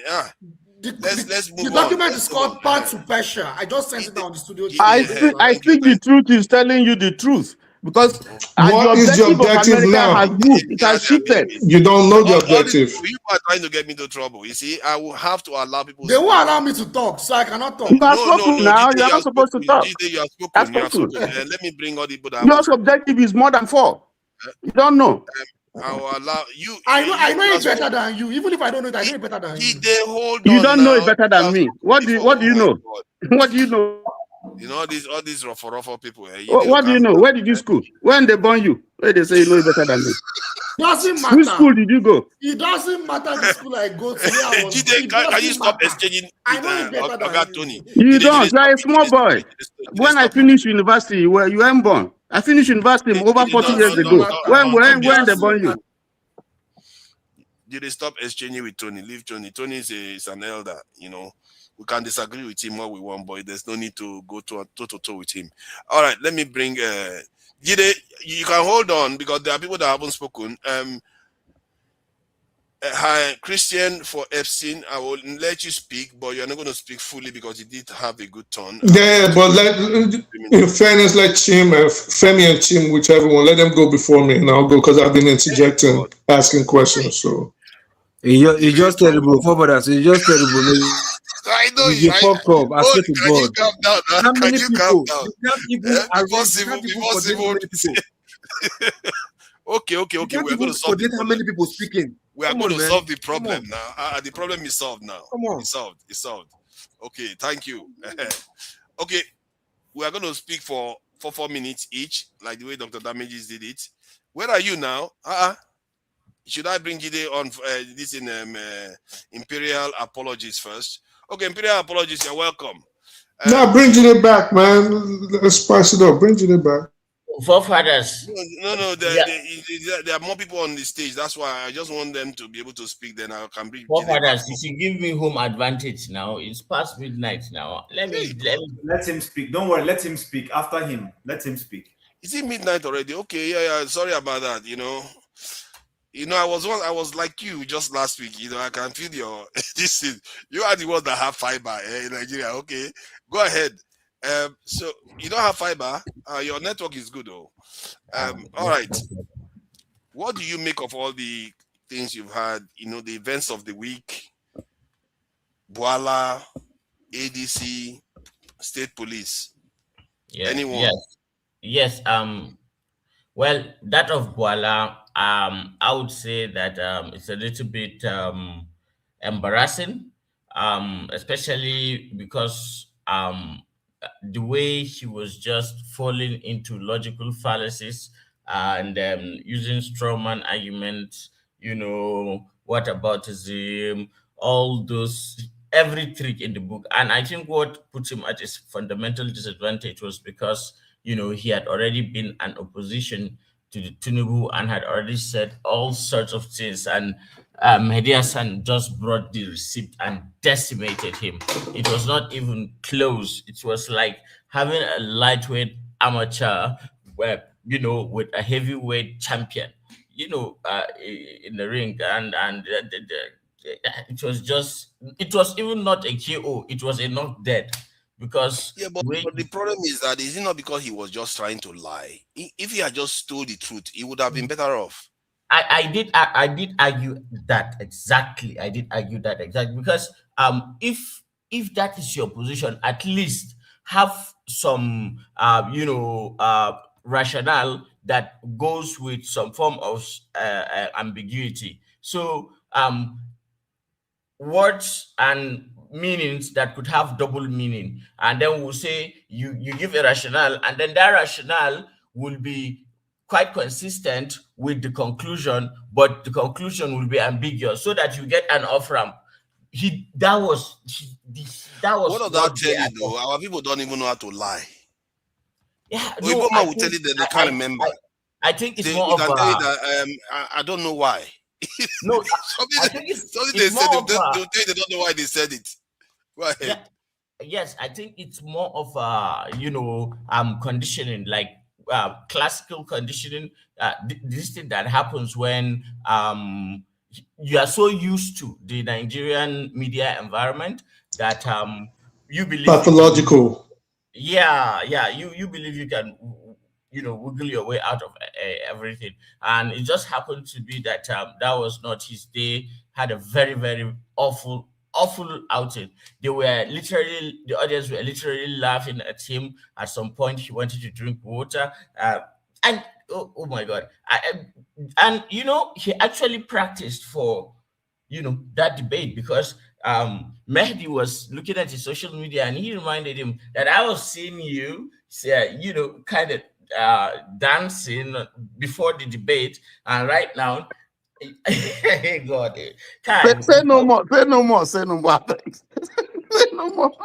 No, I felt I know it was a dagger to my heart, really. Even if that being at that stage, being a Nigerian and then being annihilated like that, and not just any other Nigerian, a spokesman to the president of the Federal Republic of Nigeria.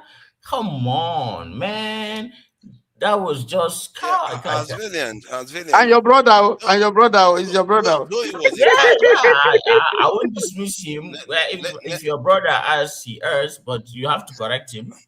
As valiant, though it was a car crash, and he disgraced the country. But don't you think maybe they should? I don't support the government, but don't you think it's a good idea that they should be going out even more? Because maybe they will, when people question them harshly, they will start seeing why Nigerians are angry with them. Because those people can pin them down and they don't have any escape like here, like in Nigeria. I think maybe they should be going out more, answering questions, and then maybe they will get good at communication at least. Because when they talk to Nigerians, they don't even know how to communicate. Yes, I agree with you to some point, but even at that, Mehdi Hasan is top tier. Like people who, actually have a debate and win over Mehdi Hasan, usually they do it using emotional blackmail, refusing to engage, just, changing the topic, all sorts of tricks. That's the way they do. Mehdi Hasan actually was in Jubilee where he decimated 20. He's one of the best in the world Best. at debating. Like So- you can't. It's hard Yes. to take him on. So Mehdi Hasan, he has this type of journalism, that is so distinct. For me, at least my anecdotal belief is that the kind of journalism he's doing, it's a dying style. That is quite rare for most people who face journalists to explain policy positions. Yet, from time to time, narrative peddlers like our brother, Mr. Bola, they stumble upon a Mahdi unsuspectingly, and every single time that happens, we are treated to a spectacle. There's this Matt Walsh, one Daily Wire inbred racist like that.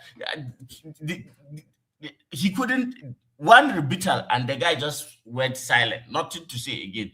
He thought Mahdi was somebody who he could just say all sorts of racist things against. I've never seen one person trash Piers Morgan the way Mehdi Hasan did. That he completely decimated Piers Morgan from beginning to the end. And Piers Morgan usually, he harangues you, he interrupts, he harangues, he interrupts. Yet, Mahdi was able to put him in his place. Man, that is so different. I felt sorry for Piers Morgan. Like I literally felt sorry for Piers. He wanted to finish Piers Morgan. He tore him to pieces. I've never seen anything like that. And that's the worst. That's the worst kind of demolition I've ever seen on anybody. That's why I think that guy is right now. He's the hottest. You can't. Yes. And Bwala didn't stand a chance. He didn't stand a chance. He's demolished Piers Morgan more than 3 times. Yeah, I've seen it. It's like awful. Forefathers, right? Let me say this. Here's the thing. Mahdi truly brings. He's kind of quick-witted, logically based, and his debating style, it's so forensic. He forces accountability by first ensuring he starts with a set of premise that which both of you will agree on, and the foundation is usually something that is just common sense. He puts it out, you agree, yes, I agree. You think that that is where he has already set a trap for you, so as you move further down the logical ladder, you begin to understand that, oh, I am in deep shit with this guy. This is where he's going, So he lays the foundation. Then what he does is usually, deduce, facts, from, the data, the raw data or the raw assumption. And that fact is a verifiable fact that you cannot, easily dispute. Then he's very factual. His information is rarely wrong at all. Yes. So after doing that, he will annihilate your position by sometimes, just in real time, let me say this. It's like he's building a sandcastle, which he plans to demolish.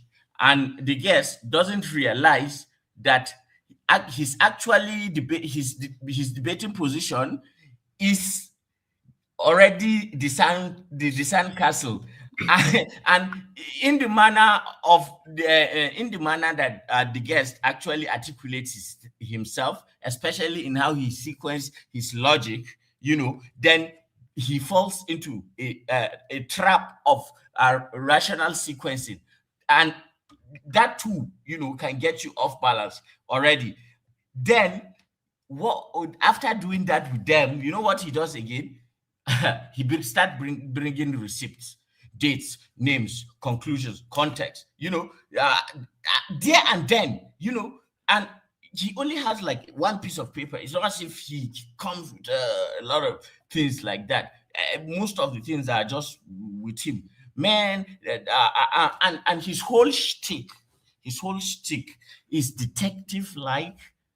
There is this ideological activist type journalism that was done back in the day. Right now, I don't think there are plenty anymore. So the levels he reaches, Gaskia, he made our brother Bwala, he faced a catastrophic implosion.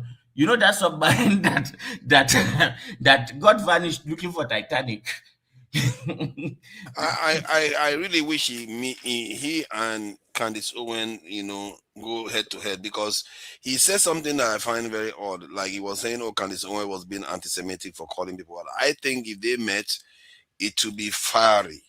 But Candace Owen doesn't take nonsense. He will still win. He will still win. I doubt it. He might win in terms of debate. Candace Owen, it doesn't take prisoners. So when the more you raise this, she raises her own too, because she will moralize with her own position. Everybody will probably choose their own side. I don't know whether he's going to win. I think you underestimate Mahdi. Because Mehdi will slaughter Candace. I don't believe so. I don't believe that. Let me tell you something. You find out that it's not true. Forefathers, let me tell you something, okay? One thing about Mehdi Hasan, I've been following him for more than 10 years, right? The levels he reaches, and how he engages, he makes you, start grasping at straws, and instead of our Bwala, to just, take his poison, and die with it, so that at least he would give us, some off-ramp or something like that. He never did that. Kept, doubling up drinking water, counter accusations, and all sorts of nonsense. But this is the thing with Mehdi Hasan's approach.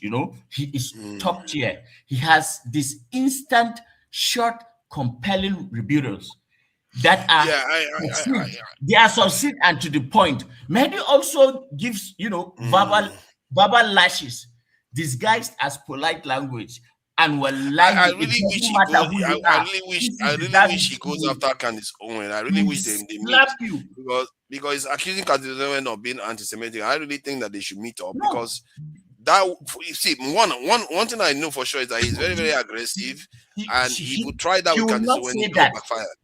He will not say that if he was not confident that he was right. And that's why I'm trying to make a point about him, right? The point that I'm trying to make about him that a lot of people do not understand is that the man is a master of retorting rhetorics. He dots his I's and crosses his so thoroughly. I know what you are saying. But he's also conventional. That's the problem. He's also conventional. There's nothing conventional about person. I don't get what was going on here today, for goodness sake. You want us to talk about you? What are we discussing? Even the subject matter, is it about Mehdi Hasan or about the event that happened in that show? No, we're just discussing the matters. Somebody is saying that Bwala okay, Asvelian, let's move this thing around so that, because people don't like waiting too long. They have time here, It's a shame you just spoke about this, because I know you have strong opinions about what's going on around the world. Yes. But before I open it up, let's allow other people to speak. Okay? No, let me finish. I need to touch on some topics. 1 minute now. 1 minute. But forefathers, that's very disingenuous. You have other people wants to move me on. And then 1 minute. I'm giving him 1 minute. It's not good. Okay. 1 minute. So what he disappoints me, my guy. What Mehdi usually is, he moral, legal, financial, embedded audit approach dominates the atmosphere to something akin to, the speaker just metaphorically being like a suspect in the dock of a court, and Mehdi is acting as a seasoned, top lawyer doing cross-examination with several formulas designed to catch inconsistencies, induce guilt, and forces the other to concede if truly he is not being truthful of his position. Now, the conceding of the other doesn't have to be verbatim. No. It's not like that with Mehdi. It's methodological, logic dictated sequencing being applied, and the implication is that thing is your position is debunked. That is how he reaches his logical conclusion. So, if, for example, your position is rubber bands don't ever break, Mehdi will stretch, every fiber of the rubber band in front of everybody to its elastic limit until it breaks into two.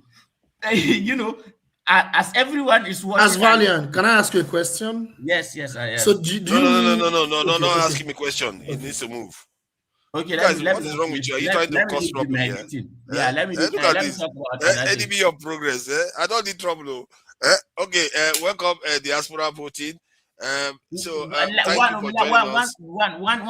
One more thing, please. Let me just say one more thing before I go. You just there's no time anymore. Sorry. Please, I beg of you. I had to wait people to do. There's no time anymore. 1 minute. Are you seeing the way they are behaving? They are not happy. 1 minute, please. 1 minute. So what do you think? Hey, hold on. Let me take permission from Disu. But you're alive, just pulverize. You're waiting this time. 1 minute for no pass. Just let him go. Come on, please. All right. Just a minute, please. The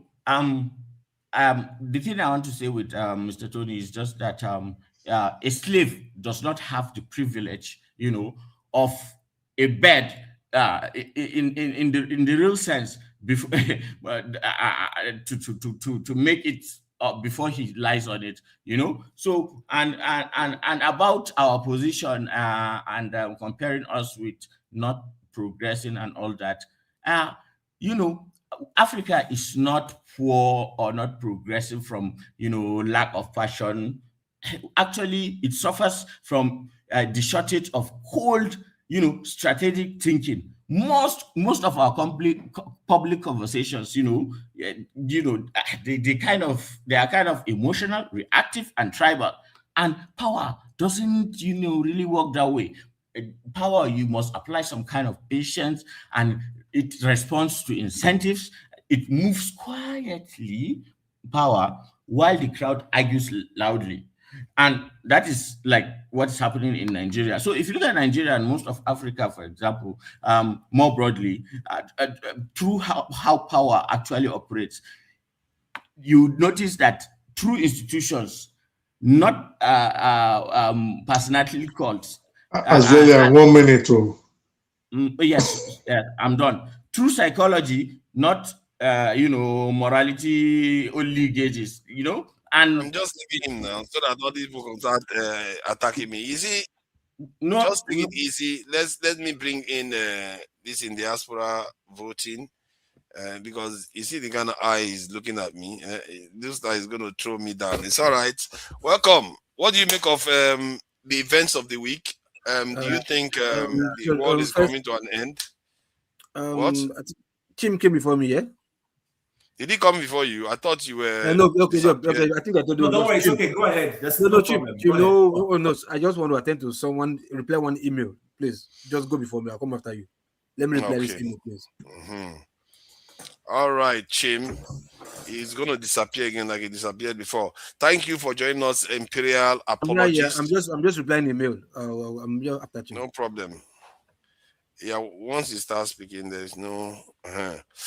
So, as you must have heard all the conversation that have been going on regarding events of the week, from the Iran, Bwala, ADC, State Police, Disu is saying something like that. So, what do you make? You can pick and choose which one you want to take on. I noticed that the last time you spoke about the Iranian situation, you were trying to justify the actions of the West and Israel. I think I would like to hear more about that, but it's up to you to take the topics from any direction.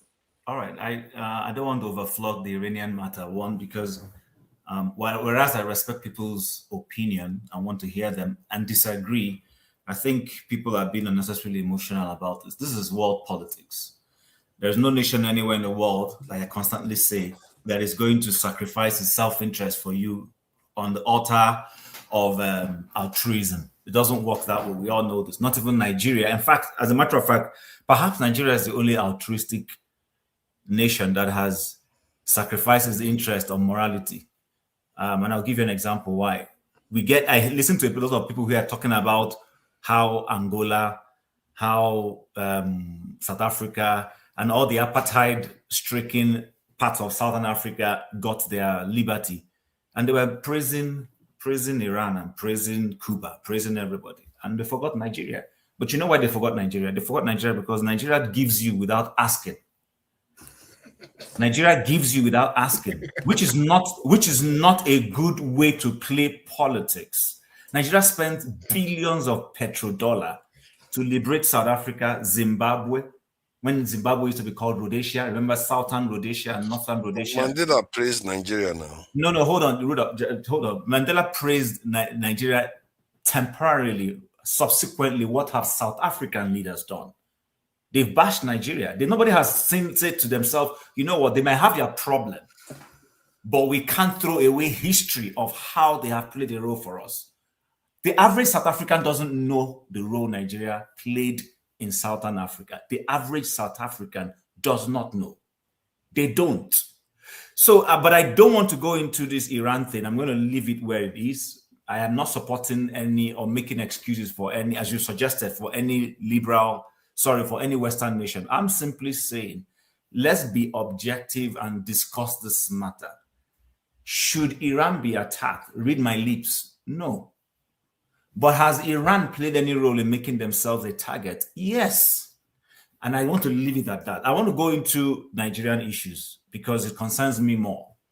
I watched a video over the week, and which is part of what made me say, you know what, enough to this Iran. And someone said, why are Nigerians so buoyed with Iran? The truth about the matter is, if Nigeria has problems, Iran is not going to come talk about us. They won't. God bless you. I said this thing before. Our mate in other countries are carrying this thing in their head like discussing about Africa. That's a lie.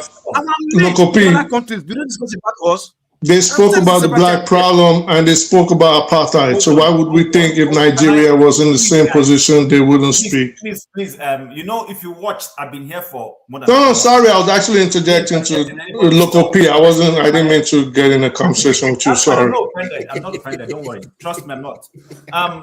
What I want to talk about more now, actually, is about things that happened in Nigeria.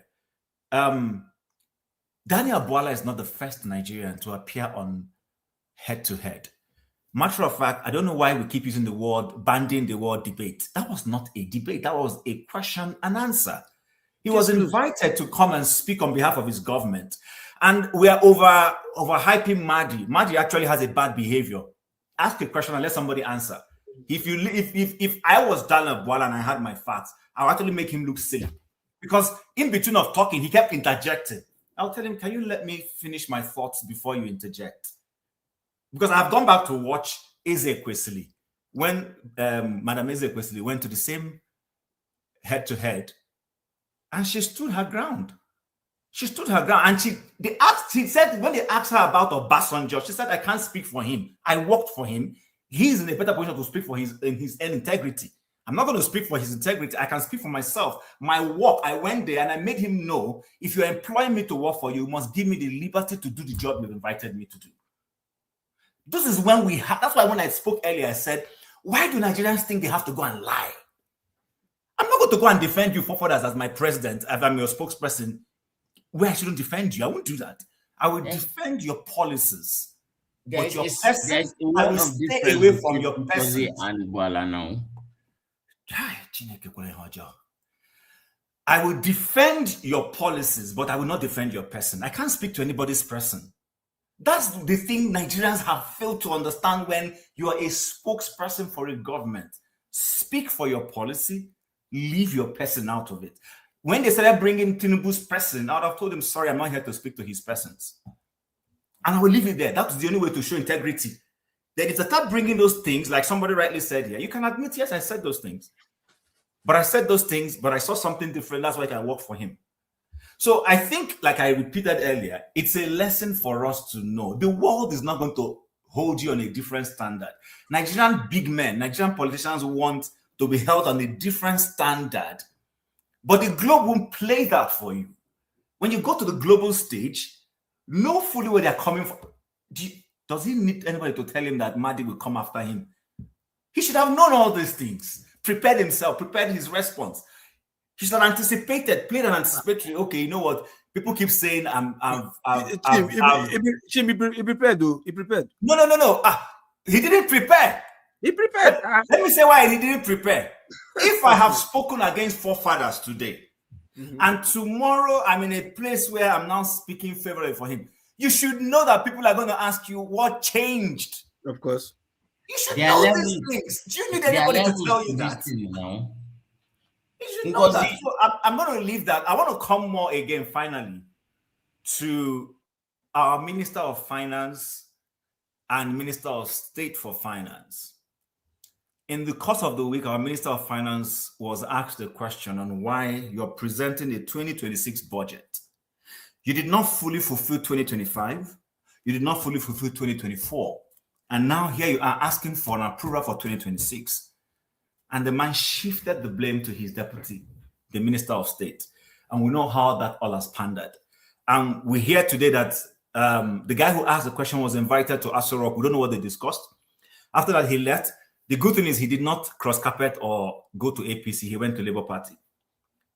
But the point I want to bring out is this: can we see that we have a bunch of human characters who lead Nigeria and they don't even know what exactly they are leading? Your Minister of Finance could not tell a budget session why it is he was giving money in 2024 and 2025. He did not fulfill any of those things up to half. And he's asking for another money in 2026. So when people say that the government of the day is corrupt, can you see where those corruption allegations are coming from? I have a theory. Suddenly now we have Southeast Development Commission, and 160 million or is it billion has been voted for them to work. That's election money. They're just looking for an outlet to release funds that will cycle back into APC's pocket for 2026 or 2027 elections. We're missing some of these things and we're dwelling on Madi and all those things. Well, tomorrow now, you say why they're not recruiting people. Money to do the recruitment, money to invest in defense is being stolen quietly under the grounds and nobody is saying anything. Nobody is saying anything. And before you know it, Bami will get back into office and Bami will lead us and we'll continue from where we stopped. So I think as far as I'm concerned, these are just my views. I don't have anything against the Iranian people. Iran did not start with the Ayatollahs. Before the Ayatollahs, the Iranian system was kind of monarchical. And then gradually, just like the British, they broke it. And then they had a prime minister. It was the tussle between that prime minister and the Shah that led to this revolution and brought in this government. I'm shocked. If anybody who is here who knows that, that is how this government came into office. So when somebody is coming here today to eulogize the revolutionary government and everything, good luck to you.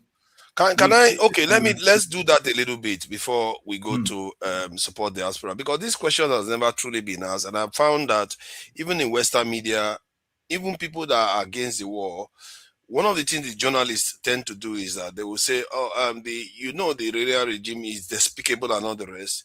So they will say certain things that they will say, Iranian regime killed 30,000 people, to force the person that is trying to criticize the Iranian war to defend the Iranian regime. And I find it peculiar. So now it seems like they can literally say Iranian regime eats people. And then because you don't want to defend the Iranian regime, you just go ahead and say, I hate the war. And you ignore the fact that they just lied about the regime. You see what I mean? Now, this prompts the question, what is this regime? How evil are they truly? Because we have to truly examine things and find out What is so evil? Because I saw a video of this guy, calling it a guy, but his adherents would not call him a guy. Say the Khomeini. When he was about to be sworn in, this guy didn't want to be a leader. Thank you. I have a history of the depressions. He didn't want to be a leader. I can give They you found why that he has why things are the way they are. He was rejecting it, and they were forcing him to take it. The origin Yes. of the Yes. Calm down the now, origin and of let Islamic me Republic see. came from the CIA. The Calm CIA down now. regime Not be changed. G, they not be you that they talk to now. I was trying to ask Chim that, because maybe we should ask this question about what, because when they say protesters are protesting, we know full well that protest that happened the last time, that they are using now as an excuse to say Iranian regime is evil. We know Mossad was on the street. They were bragging about it. We know CIA was on the street with the people that were coming out. They were killing police and killing all kind of people on the streets of Iran, burning mosques. Which kind of Iranian would be burning mosques? So then you ask yourself, in America, ICE is just trying to clear people to deport them, and they shot a woman in the face. Can you imagine if they were killing police officers in American street, what they would do? Forefathers, what exactly is the point, please? The point I'm making is that, can you please explain to me what makes this regime evil in a system where women make up more engineers than the men? Tell me what makes them so evil, because I really want to know. Because when we just blacken people's name, it's not necessarily fair. Because if like now, I hate when people say Nigerians are just thieves, scammers. I don't like it. It's not fair. I will just 1 minute. I'll express my views and then let the rest, then other persons speak. So forefathers, and please don't take this personal. It's not personal. This is just an analogy. We're having a conversation. You just traveled recently. Did you have any restrictions leaving the UK when you were leaving? No. Okay. You had a free exit and you had a free entry, right? Yes. Do you know that a lot of Iranians can't do that? You can't leave the country the way you want at liberty. Did you know that? I'm not sure. Why is that?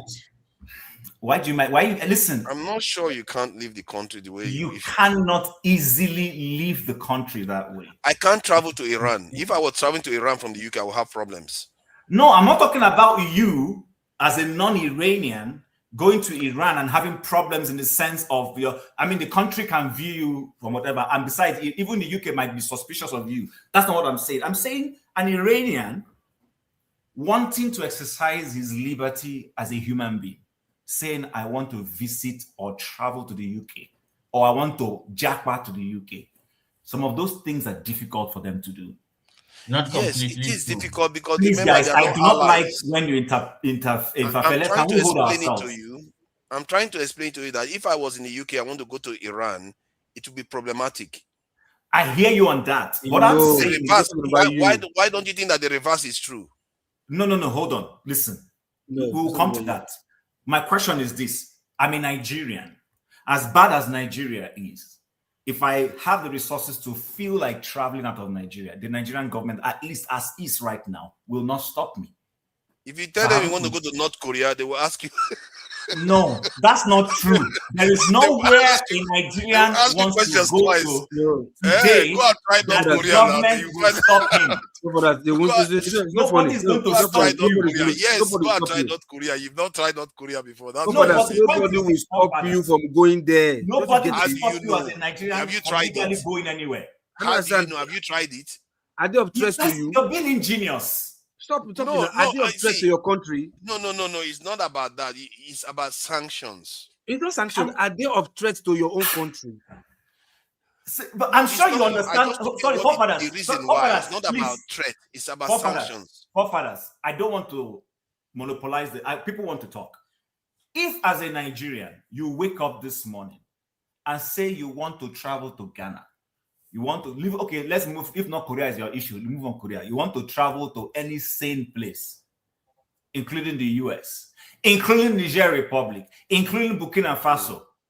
Nobody, as long as your papers are accurate, you're not having drugs or any incriminating thing you're carrying that will make immigration stop you, you would leave and go and do your business and come back. Many Iranians cannot do this. Let's not pretend. I have Look at that. I Iranians just here. checked the information just now. It says, yes, Iranians are generally allowed to travel overseas, but they face significant restriction due to a weak passport. You see, these are the things you have to take into account. I just try to express it to you. The sanction that they are under, it basically imprisons them. The All same right, thing let with me Cubans. let me conclude, and so that someone else can talk. I have Iranians. I went for a function 2016 where there were 6 Iranians, 2 ladies, 2 guys. We were having coffee, and they told me how they left the country. The way people used to leave Nigeria under military rule, you find routes and everything because they close mark them as a people. The liberty is restrained. Now, that's their government. Should it be the business of the West to come and tell them how to run their system? No. But you and I know, like those who are here know, that in the global politics we live today, if a Western nation that is very strong identifies you as a threat or a state or political concern, particular concern, they will start interfering in your politics. They will start. Forefathers, now you are a person of particular concern to me because Chim has been talking for more than 5 minutes. You did not give me the chance to talk like him. I was looking at my watch. I don't know why. I enjoy when people are talking. I don't like this to one move talking them. about. You know how long you spoke for? Permit. I'm right now. It's a countdown. Okay. Let him just go ahead. let him This is why I round don't up. like Let him round up. Wait a minute. What is this guy talking about? Chim, don't leave because I want to report. I want to report what you said. The moment the guy that interrupted Chim, you spoke for a long time. At some point, To be fair, yeah, you did. You spoke for a long time. No, Chim, don't leave. Let me make clarification on what you said. We always have to be careful who we get information from. You have to remember that Iran, as it is presently structured, as it is presently run, the situation facing Iran, at least since Carter's time. So after they took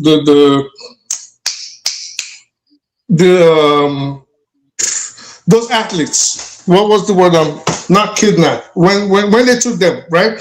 After that, Iran had been facing a lot of security concerns. Okay, there's so many societies on. Yes, thank you. So there's so many societies on this earth that are facing the same thing. Israel, that we are supporting today, has a very, very strict policy on immigration and immigration. Very, very strict. Saudi Arabia, the same thing.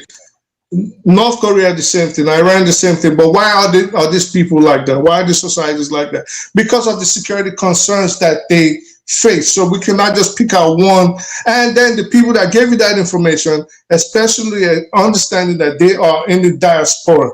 If they are in the diaspora, we have to remember most of these people are remnants of the people that benefited from the Pahlavi government.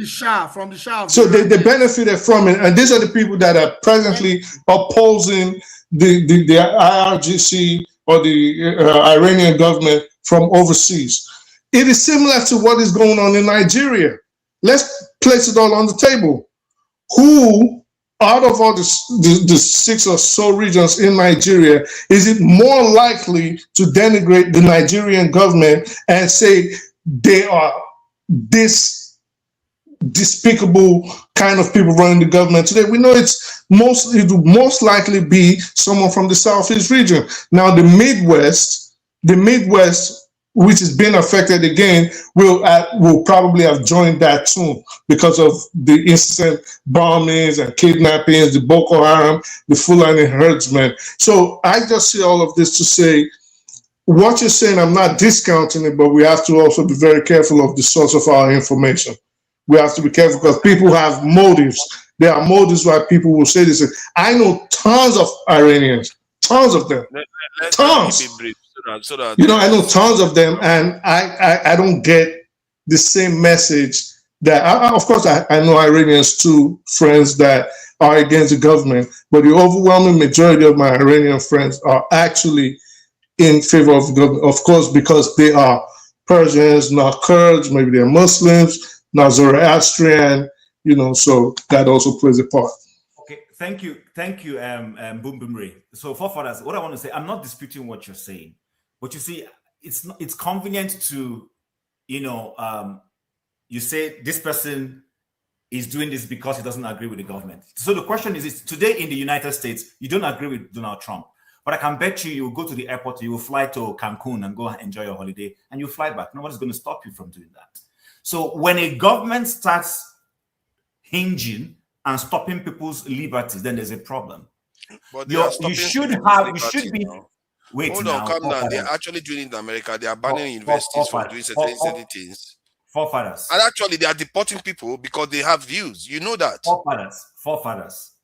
If Boom Boom Ray is enjoying democracy, the democracy you say you don't like, Boom Boom Ray is enjoying it. Boom Boom Ray can criticize Trump. Nothing will happen to him. Boom Boom Ray can wake up in the midst of his criticism and go anywhere in the world he wants to go. If he gets into trouble wherever he is, the same government under Trump will go and bring him back and make sure his life is safe. I'm simply saying that when we come here and listen, I have nothing against the Iranians. I have nothing against the Iranian revolutionary government. If that's what majority of Iranians want, so be it. But I'm saying we can't come here and say that the Iranian government is not complicit in creating disaffection amongst its people to the extent that some people cannot freely live if they want to live. They have to be forced. The same way, like I keep saying in Nigeria, that we will say whatever we want to say, but Nigeria may not be as bad as Iran. But we also have a government that has played a role in creating more internal divisions amongst itself. So, in summary to Iran, like I said, if they can find a solution to that problem and learn to live with their neighbors in peace, because Saudi Arabia cannot just only be a crazy nation, nor Qatar, nor UAE, nor Oman. Those nations are at liberty to support or align with whoever they want to align with. But to say because they are friends with the US and then Israel and the US are shooting you, then the only way you want to show that you are aggressive is to shoot those ones on their own. It speaks a lot about the kind of they have US military base there. So what is my sin in having a military base? Because that base you are inviting if I bring armed robbers to your house, would you be happy? Are you not going to call police for me too, even if I'm not the one that is robbing you? Please so give me 2 minutes. Let me. Yeah, this is a bit longer conversation about it. Yeah, it's true. Support the diaspora voting. Thank you for joining us. Because this is an interesting question to ask. Why is the Iranian regime so evil? And then you just say, I thought you were going to sleep. This sleep that you want to sleep, that you why? Sleep, then why not just give me the chance to talk like everybody else? I thought you were going to sleep. Now I gave you the chance because you are in Nigeria. And everybody wants me how out. many minutes you spoke? You went on an episode for Mehdi Hasan.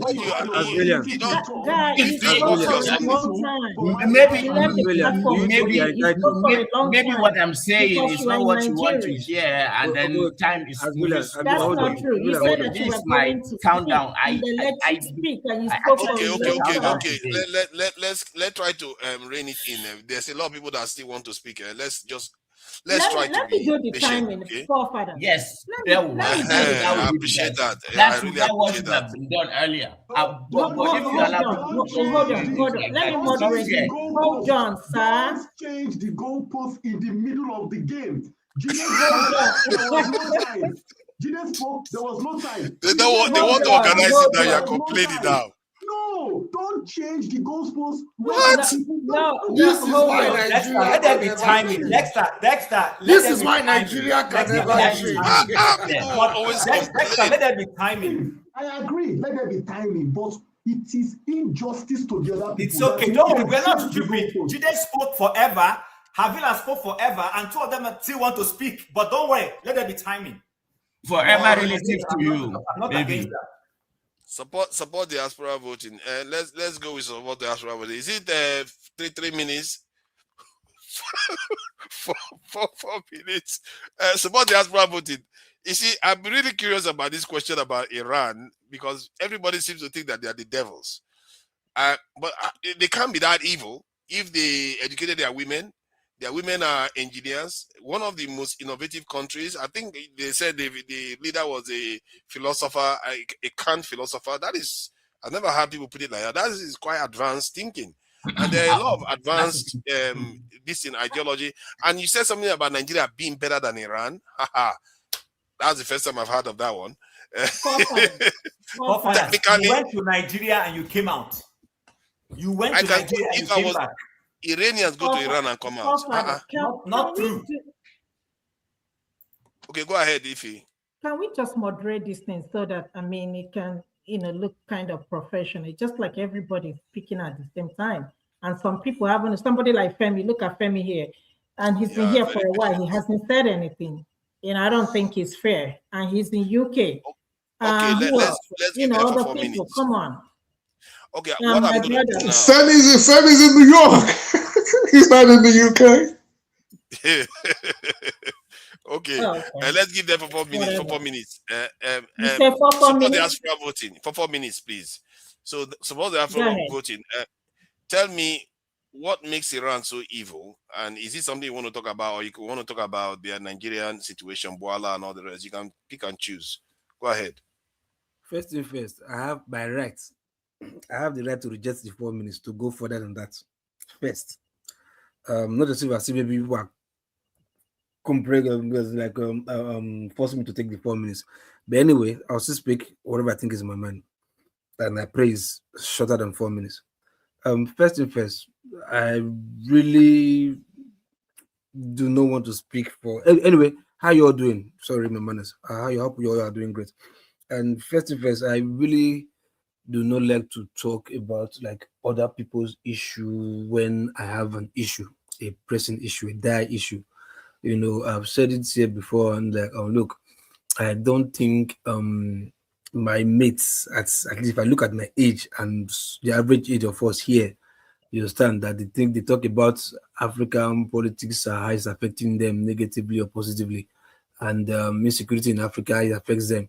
I guess the only thing that they can think of is how to come here and do business in a bad economy and think of the smartest way to cash out. That's the only thing they can think of, or think of how to take advantage of the bad economy, how to do business or bribe their way, because it's easy to get their way out of here because of the color of their skin, and take the profit out of this place. That's the only thing they can think of. But having arguments week in, week out, how African policy is being played, I can tell you many of them do not know the leaders in Africa, many of them, except Nigerians, because of Nigerians is like a country of particular concerns. We're all known for the world for just only bad reasons. So that's for that. But for the Iranian stuff, yeah, look, none of us have been there. You understand? None of us have really have friends, close friends who come and tell us about the way the policy is being run, how the governance is, the country is run. None of us. The only information we get is what we hear on the news. You understand? And truth be said, yeah, look, if the country is really bad, I think by now nobody will still be there complaining. The ones that have escaped will go back and take their loved ones and they remove them out there. And I think there was this video I saw recently where a Russian guy pretended to be a German guy, that I don't know if that's whatever the video is AI or whatever. A Russian guy pretended to be a German guy, in fact looks like Adolf Hitler, and was speaking to this new head of Iranian leader, talking about how to bomb Iran. And the guy said, yes, okay, we'll bomb Iran first, and you are just the new leader of Iran, and you are agreeing for them to bomb Iran, that yes, from Germany, that they'll bomb Iran, this and that, to push a narrative there. And the guy was just speaking until the secretary came out like, oh, do you know who you're talking? We don't know. They have to shut down that video. The video is online. You understand? So you see, sometimes when you see this media putting things out there that you tell you this country is evil, and they're trying to put somebody out there that will do their bid, many of you just believe, yes, it's evil. But like you said, if they are really evil, they will not be having female engineers, female pilots, whatever. But how many of their female engineers and pilots have we really seen? You understand? Compared to the number of people that are there. Because if you have 3 female pilots and 3 female engineers, that doesn't mean the country is good to women, because you can't compare just 6 of them, professional women, compared to every other numbers of the millions of number or thousands of number of women out there that don't have the same opportunity. So their story, they want to tell you on media, is neither here nor there. They're both telling the same, their own story, their own side of the story to protect their own interest. Just like Bwala will come out here, fool himself, and be telling you whatever in his own, in the interest of the government that is serving them. You understand? So those people, for all I care, I think they should go and drink their Panadol for down headache. You understand? Nigeria, if tomorrow the oil of Iran is being, or the oil crisis is affected, Nigeria by right, we're not supposed to suffer for anything like has to do with crude oil because we have it in abundance. You understand? If we don't have, we have nobody country in Africa that we can get stuff to. You get, I mean, take stuff from. You understand? To survive. We have all it takes. So if like they bomb themselves, whatever, this is a business. So while we get headache all the time discussing this place, and meanwhile, you can see from the effect of the interview with Mehdi Hasan yesterday how shit Nigeria is. That the people that they even think that they can talk, well, who would even blame Hasan or Bwala? I mean, because he has been interviewed with Shehu Okinbaloye or Benabati, whatever. In their presence, he thinks he's a champion that he can defend even nonsense. Now he's got to, I mean, and what Hasan Mehdi even did was not even spectacular. It's just the ABC of journalism. I want to interview you. I do research about you. I take your interview. I take your words. I take your write-up, and I use them against you. I study about your country. Ask you to defend Time up, them. 5 minutes. It's just the ABC of journalism. You let me finish, if you please. You said just ABC of journalism. You get my point. So, what Hasan Mehdi just did is you expose how journalism is terrible in Nigeria. That was just, and everybody that was still there clapping and laughing and not being pained. Every Nigerian, not even every Nigerian, you understand? That's what I there that just be clapping and laughing, not being pained with that interview. For me, I think that is the worst of it all. Like I said, Nigerian politicians are not even a problem. Our problem in Nigeria have always been electorate, whether in living in diaspora or in Nigeria. That's the way I've ever liked. You understand? And coming here and arguing Western countries and not facing Nigeria, for me, I'm just being pained. You understand? That's just what I'm going to say. Time up. Yeah, just for clarification, we do face Nigeria, and you can't always ignore what is going on out there, especially if he has any lessons for us to learn from. Femi, how many lessons have we learned over the years, fathers, and we are still going down? No, we be doing the same thing over and over and expect the same results. I can ask you how many things have we talked about in Nigeria over and over again. It's the same thing. You can't stop learning because it's our country. We can't stop. Neither can you stop. You can't stop anywhere. No, go pitch a global community. How are you going to say we shouldn't talk about the world? That don't even make sense. No, but see, my brother, look, you can't tell me, speak the truth. You don't have light, and you are telling me, you understand, they can't do whatever I'm doing, or my solar system is disturbing you.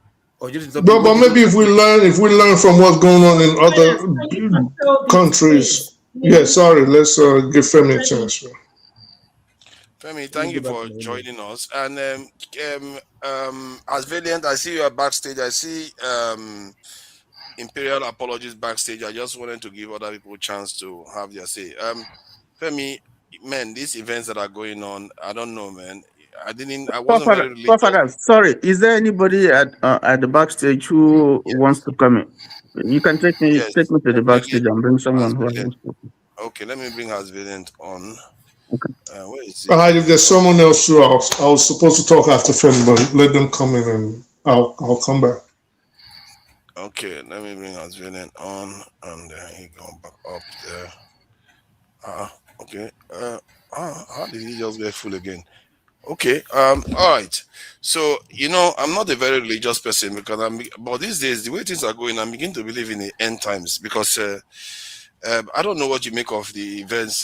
These people, they don't care anymore. They are releasing everything. They want to even release the alien files. Those secrets anymore. And they are just going to war. Trump wants to attack Cuba while he's dealing with Iran. What is going on? And what do you make of it, Femi? Yeah, I've forgotten everything I want to say, but let me start this way. Since we have a referee in the house now. Remember, for those that follow, America itself is a cruise, just like Nigeria. Steve Bannon was the one that famously said, flood the zone. So a lot of what you're saying are distractions, first of all. And as much as I often like to go with the fact that two things can be true at the same time. Whilst I respect the views of those who think we should only focus on Nigeria, I'm of the opinion that, again, I believe Dr. started this program and the series of programs that he has on his channel with a view of looking at things from the point of the view of the world, and hopefully we can now narrow it down to our individual enclaves or conclaves in Nigeria, because again, we're not alone in the world. And we know there's a new lexicon that's been mostly used in the last week or so now: existential threats. The world is facing existential threats, and it's been like that for a long time now, more now than ever before. Now, to your point, there's no way we can do without talking about Iran, because whether one likes it or not, is unfortunately, the flavor of the moment. And it's been like that for more than a year now. It's just coming to a head. A couple of things. I think it's always important to go with how we go to where we are right now. Perhaps the fact that I continue to re-educate myself kind of helps, because a lot of things never made sense to me when I was growing up, whether from the religious angle or even the world angle. But in a way, you're growing up, they will tell you this is the way we've been doing things. Or you can't even say, whether it's your parents or our religious leaders, you're supposed to keep quiet. You're not supposed to question things. There were a lot of things I always wanted to question, no matter my own bias. And there were things that we grew up on that turned out to be programming. There's a reason why TV programs are called, there's a reason for that word called program. And for those of us that live abroad, we see for ourselves. Iran, specifically, there's a history behind how we got to where we go to, how they go to where they got to. And when you try to juxtapose it with what's happening in Africa generally, or even the likes of Venezuela, for example, a lot of things can be tied to each other. You have to look at resources, among other things. You have to look at control, power. Even for others, even you yourself, you always mention it, power. And the fact that the world has changed, there's been evolution of the world even before we were born, through the centuries, whether pre or post-biblical and Quranic times. There's been different powers that have taken over. And there's no one power that rules forever. There's no one power that easily gives up, especially when they're going through their last vestiges. These things, in fact, the British man will tell you, whether we like to believe it or not, that history has a way of replicating itself. Whether it might not necessarily repeat itself, but we have seen this before, or maybe at least we've seen in ways, different ways before. Now, whether we believe it affects us or not, there are lessons to be learned. Again, like Deliver to be would most likely tell you, do not die in their war. However, at the same time, if we take away whatever cloaks we have in front of us, are we saying that the US and Israel, for example, and if you like, the Europeans are right? Are we saying they're totally right? Or are we saying Iran has no reasons to defend itself? After all, they have a lot of, especially the CIA and the M16, and it continues to today, whether one likes it or not. They have a lot to be blamed for when it comes to how Iran got to where it got to today. And thankfully, the Iranians, you might loathe them. Unlike we Nigerians or Africans, we're not united enough. It's not like there's total unity there, but at least a lot of them, especially the younger ones now, because I going to watch a lot of what's it called, from people that know better. I don't watch all this conventional news, because like people have said already, and everybody has a way of lying to favor themselves. And if one is not careful, if one goes too religious or too, what's it called, one is going to miss the point. The Iranians, for example, they're one of the most educated people in the world. In fact, when it comes to science and technology, apart from historically speaking, of which, a lot of us are aware that Iran is about 3,000 plus years. Historically, they've contributed to science and technology, and they even know they're right. Yes, things are bad. Again, things are bad. But do not take away the fact that the West has a lot of influences. What's going on?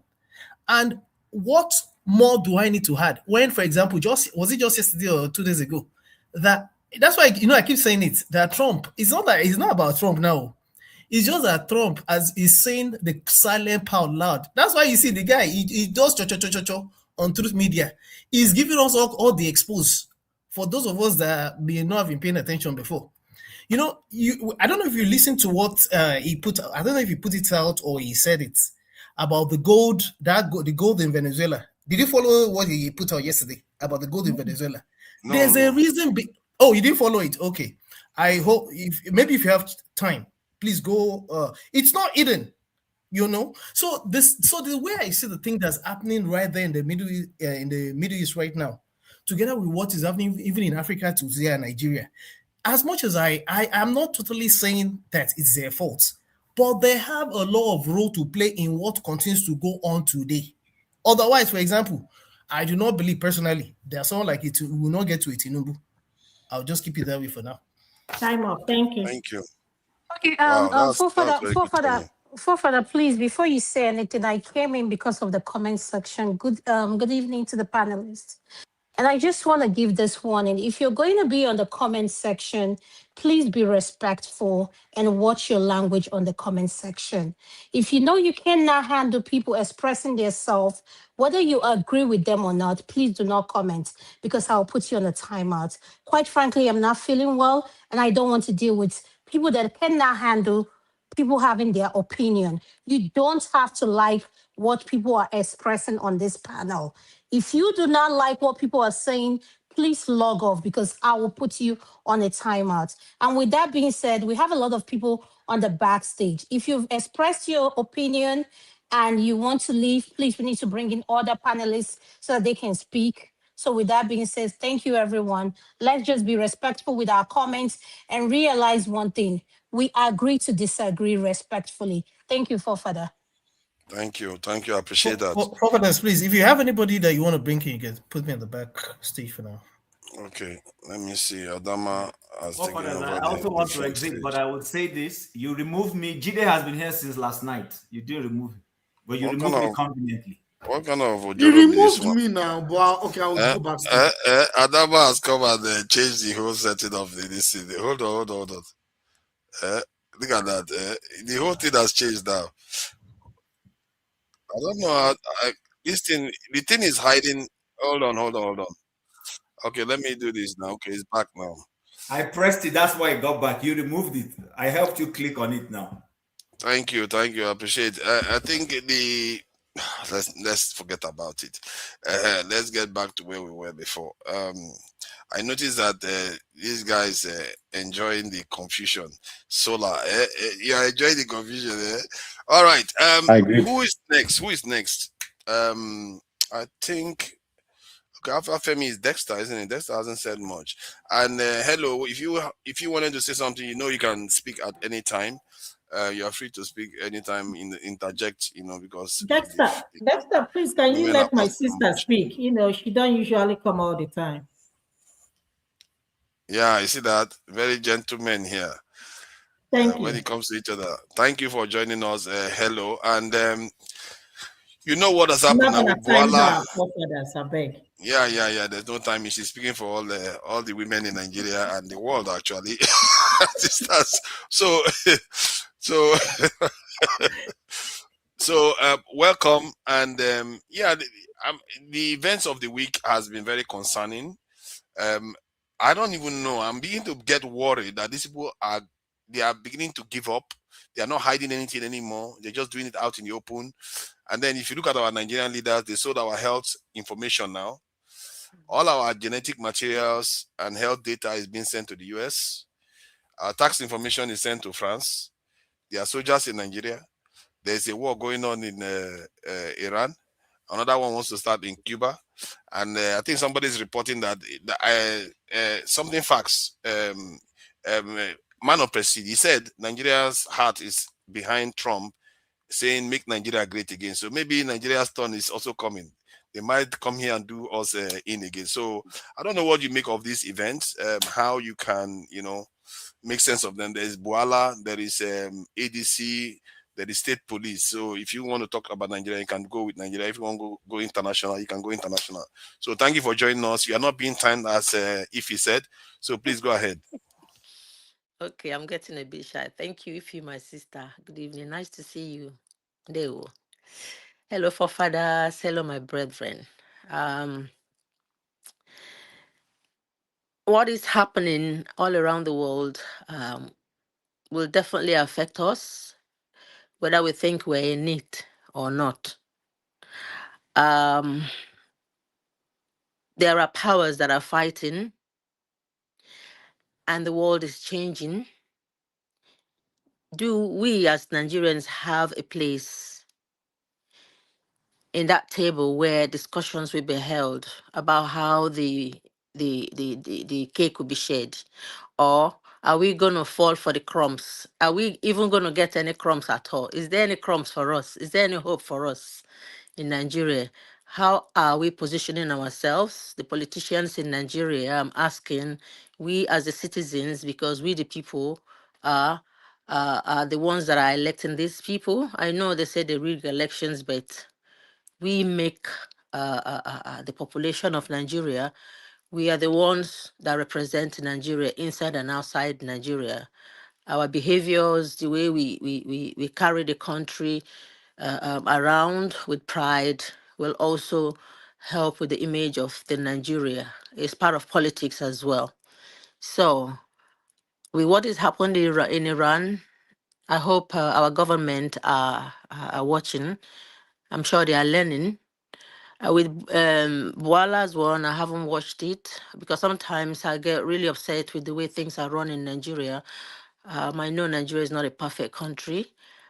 We have a lot to learn, but I still want to have hope for my country regardless. I am a Nigerian, and yes, I'm carrying the green passport.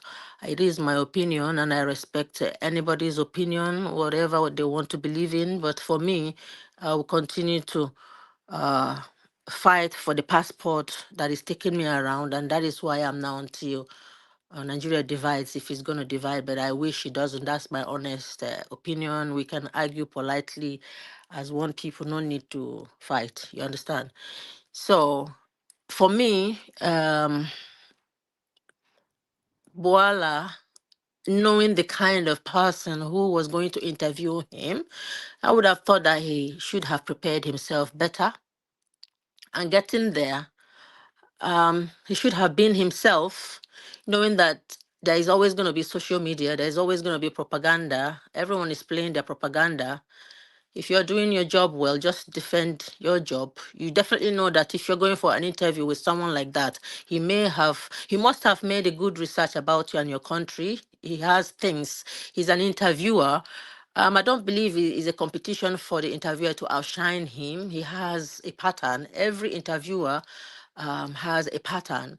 And if he's the kind of person that is fiery, you prepare for him to know that whatever he says, you stand your ground, be yourself. You're not going to be excessively aggressive. After all, there's always something to learn in every situation.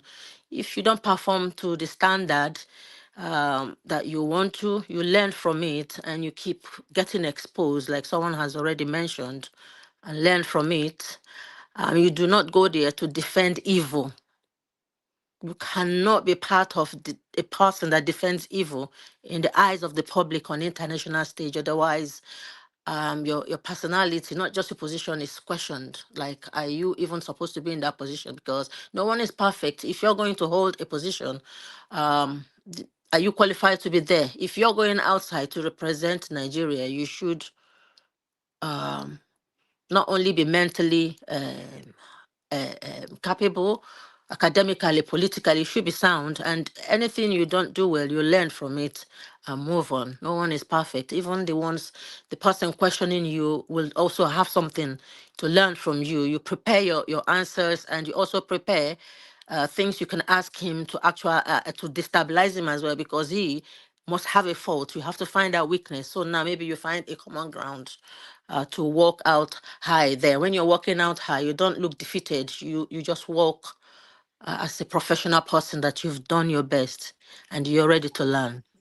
Yeah. Yeah, So he found the weakness. He found the weakness in the a tiny yes. weakness. He said he told the Mehdi Hasan, "You two had to move from one studio, one news station to another."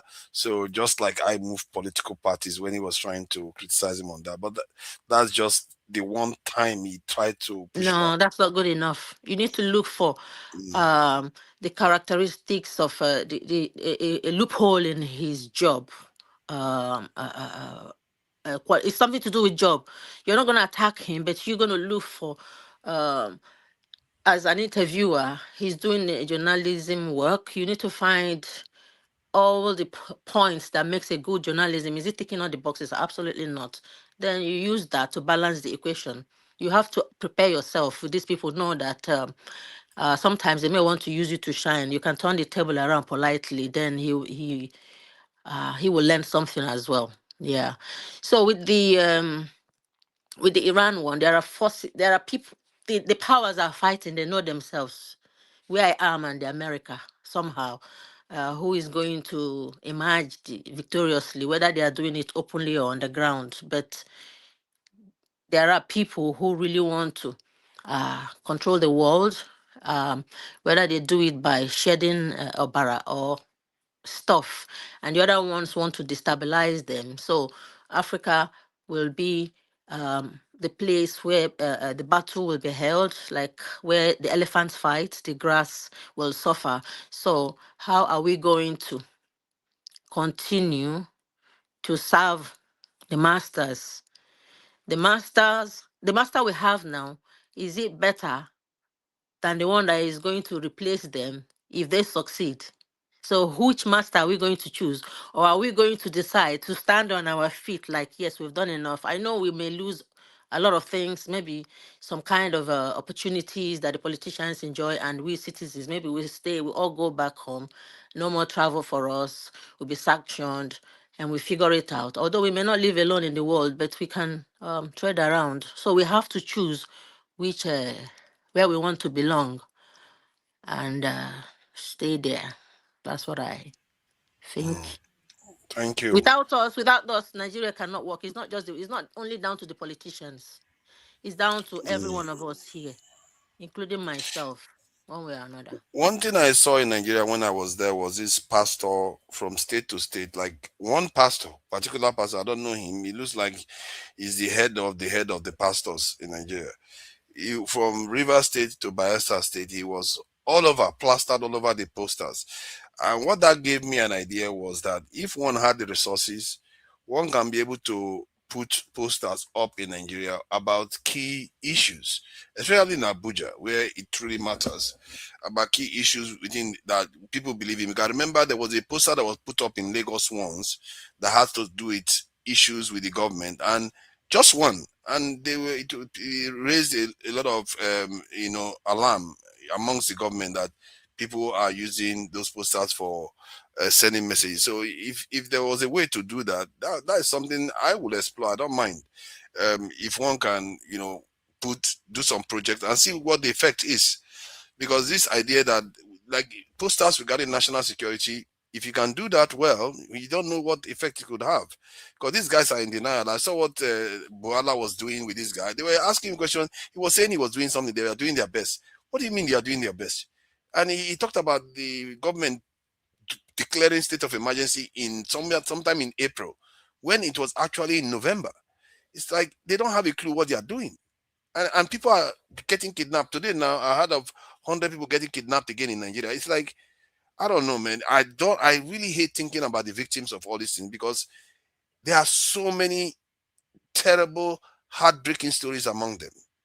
And sometimes we've gotten used to it now, as if it's normal. And it really pains me that nothing, no matter what we do here, we are not actually affecting things enough on the ground. People like Bwala, they are deaf. They don't understand. Clearly, you can see that he didn't understand. He didn't even know when they declared state of emergency. How can that kind of person fix anything? But forefathers, don't you think that the generation now somehow is gone? Somehow they are gone, because I believe the younger people now should be focused on, because they've made their choices. The people in politics now, their time they are here now and they have not actually learned from the past, and we haven't. But I do believe that we can actually make politics a compulsory subject in schools, whether it's going to be taught in languages, so that our youngsters will understand that everything in life is politics. Whether you want to, do business, you want to communicate with people, it's politics. Even when you want to get into office, you already judge. Everything is politics. Everything is politics. So I started learning politics extremely very late, and it's not good. So I would want my children to know politics, maybe not to become presidents, but to know that the world we Yeah. live in today is governed by rules and politics depending on the regions. And that way you'll be able to maneuver your way wherever you're going in life. Politics, history is very important. That's all I have Yeah. to say. Yeah. And Jeffrey Epstein, with all the evil he represents, also represents the acute awareness of the importance of politics and power, Yes. wielding power. They Yeah. understand it beyond. I really think if we just get a glimpse of half of that, we can transform that country. The sharpness with which these people seek power, very few, but they've dominated the world with it. When the more I look into that man's case, it's like, this is crazy. How Let's obsessed move. these people are with Forefathers, power. let's move to the next person. Yeah, Thank yeah, you. yeah. You are right. You are right. You are right. You are right. Thank Dexter, you. good Thank you. evening. You see, we used to team up well together, making sure these ruffles are behaving. Dexter, it's your turn. So what do you make of this conflict and the upcoming ones? Do you support what is going on in Iran? Thank you, forefathers, and everybody in the panel. I think going forward, forefathers, any of your show you're Thank hosting, you. Hello.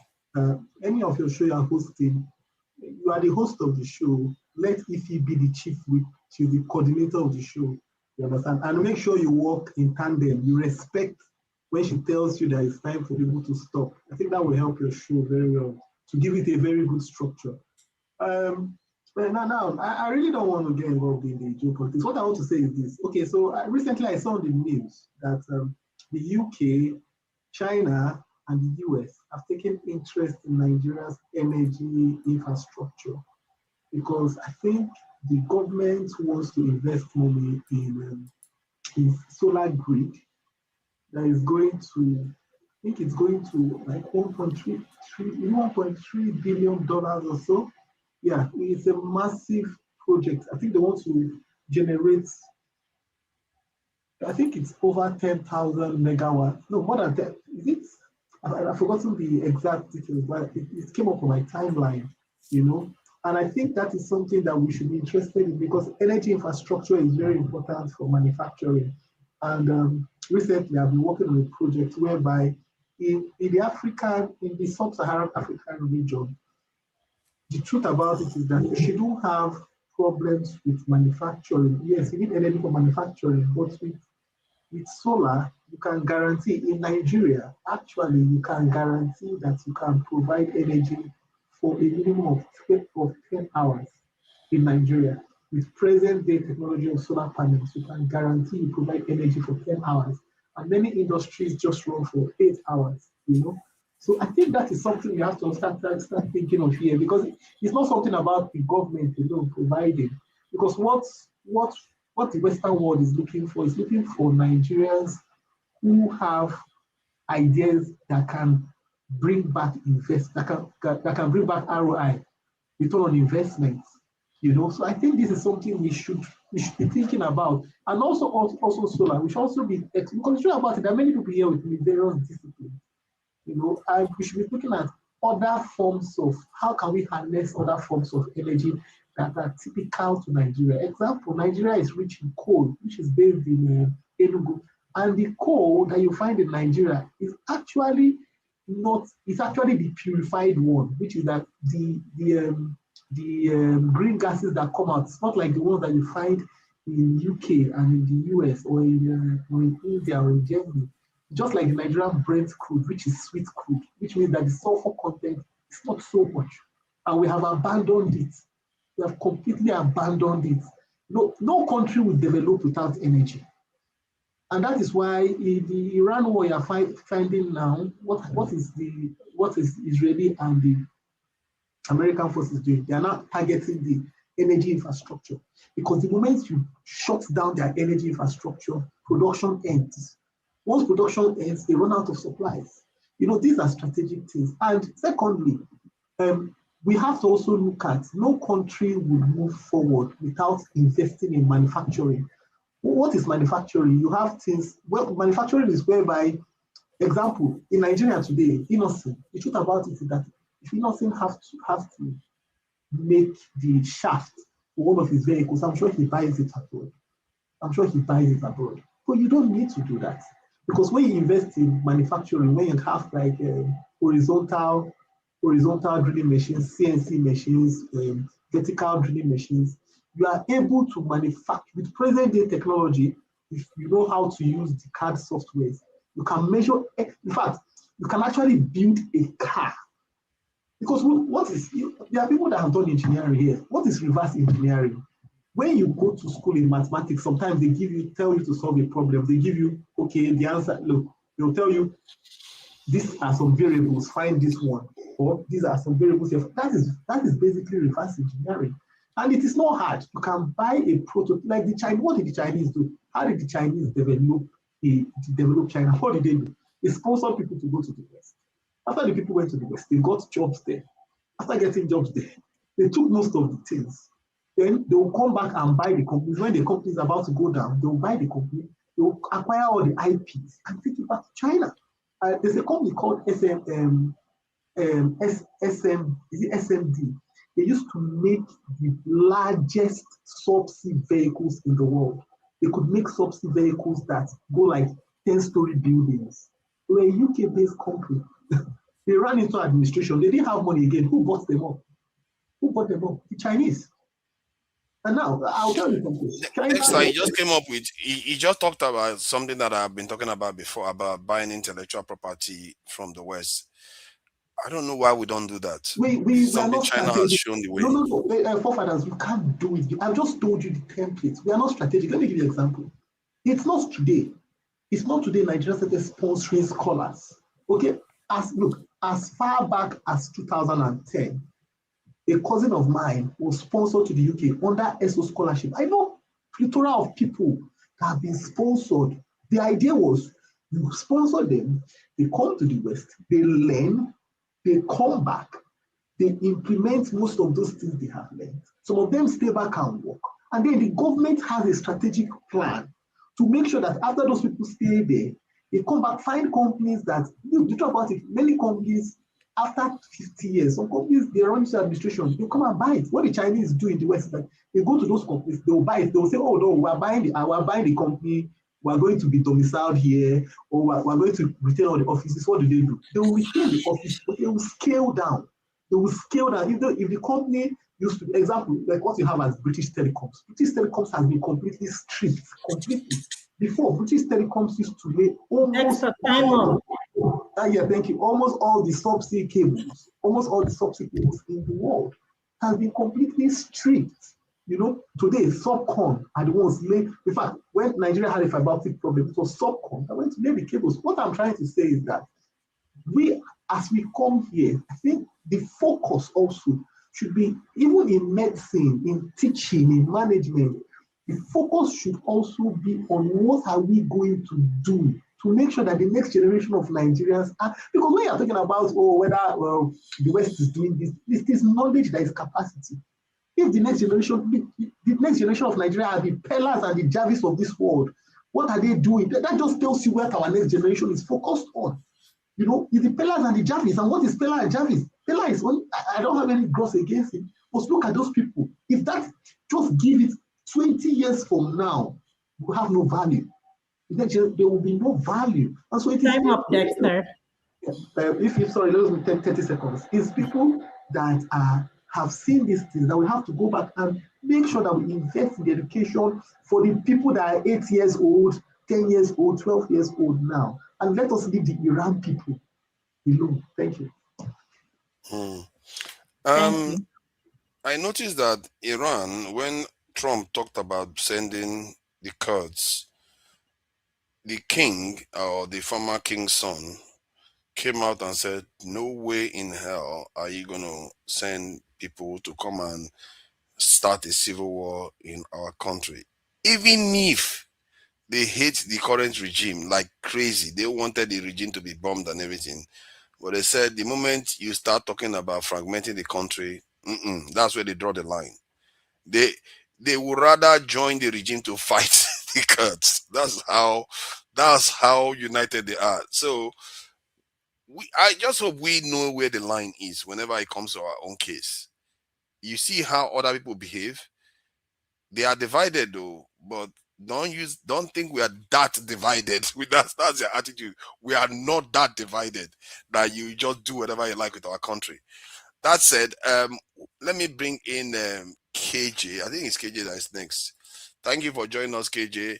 The events that has been occurring, as you are very much aware of it, from Bwala to the issue with Iran, and is there something we can learn from the attack on Iran? Because the country, even if they are under sanction for about 40 years now, on almost every single matrix, they are ahead of Nigeria. Why is that? 40 years of sanctions. You don't want to hear the truth, so because if you want to hear the truth, you know that we don't have leaders who love the country Nigeria. So that's just the simple truth. And I'll give you, empirical evidence. Some months ago, our president wrote off 22.1 trillion naira dollars, right? Our 210 or so $million, which is about 20-something trillion dollars, was written off. Money that NNPC had spent without any record. Nobody knows where the money went to. If you remember, the former Attorney General, sorry, the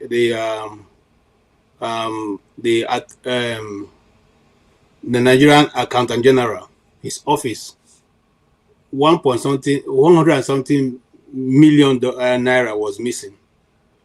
Never came back. The guy was slapped with some charges. In fact, there was no charge at all. If you also recall, Stella Odua is going to refund some money, very soon. So if we bring the number of people who have taken money from Nigerian ports together, Nigeria will not be owing any international debt, will not be indebted in any way. And that stealing has continued. If you remember also, in that same interview with which I've been discussing, even though we have not gone into the details, he mentioned that a particular minister who is still in the service of Nigeria was the one who helped to steal Nigerian money. Okay? He helped to launder Nigerian money to a tune. I can't remember the appropriate. I don't want to call him because some people now say I've called the wrong one. That's why they go and stay on. They call the amount of money that man helped to launder, and he's still a minister in Nigeria till tomorrow. So, if you look at those things, if you remember, foreign organizations have called us and told us that certain individuals who are serving in this government are the ones who are perpetuating the terrorism going on in Nigeria. All of them are still in their offices. Nobody has removed them. Okay, they are even the one determining what will happen and who is coming to where. If you also remember, some terrorists who have found AK-47 in some part of the northern state, it was said that they got it from a national security advisor. Up to today, nobody has probed into that. That story just comes and goes. Is that the way these countries are talking about behave? No. They will never tolerate such a thing. In fact, nobody can dare to steal $1 million. Talk more of that amount we're calling about. Some time ago, I was discussing with some Ghanaian friends here, and they asked me, sorry, we want to ask you a question. I said, he said, this money we read about Nigerian newspapers, is it really correct that these monies are stolen? And I looked at them like, are you kidding me? He said, no. I said, yes, of course, the money. He said, no, they don't believe it. They think that, we're just doing Nollywood. That's what they think. Because they can't even fathom that individuals can carry that kind of money from a state purse. And the whole country is not coming after them. So, if you're looking at what I'm going to say, I say, yeah, we don't have leaders who are patriotic.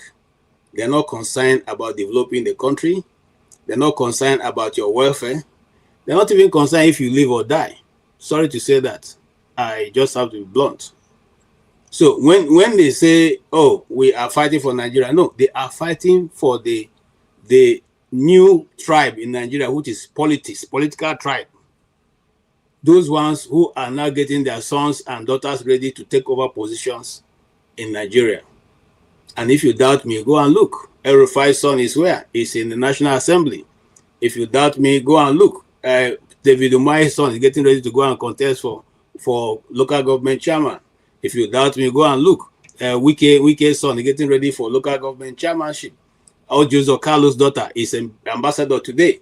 So they are getting ready for the next set of people who continue the colonization of Nigeria, this time by the colonial colonies, because we were colonized and handed out to the new colonies, and the new colonies are our own people who are colonizing us.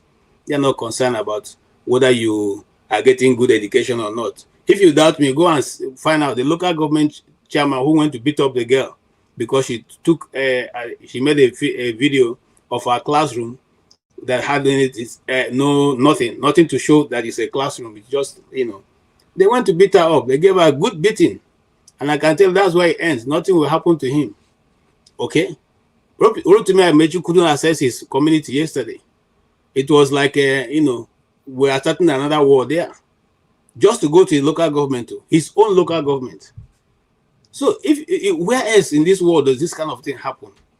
Where? Ask yourself. And so when people say we are getting better, or we come here to try to tell you this is the reason why this is not working, there is no reason why it's not working. We have no reason under the sun why Nigeria is not working, except that those who are in power have refused to make it work. And those of us who come to point it out are seen from a tribal or religious perspective. You are either Igbo, that's why I'm talking. It's not an Igbo man that's president.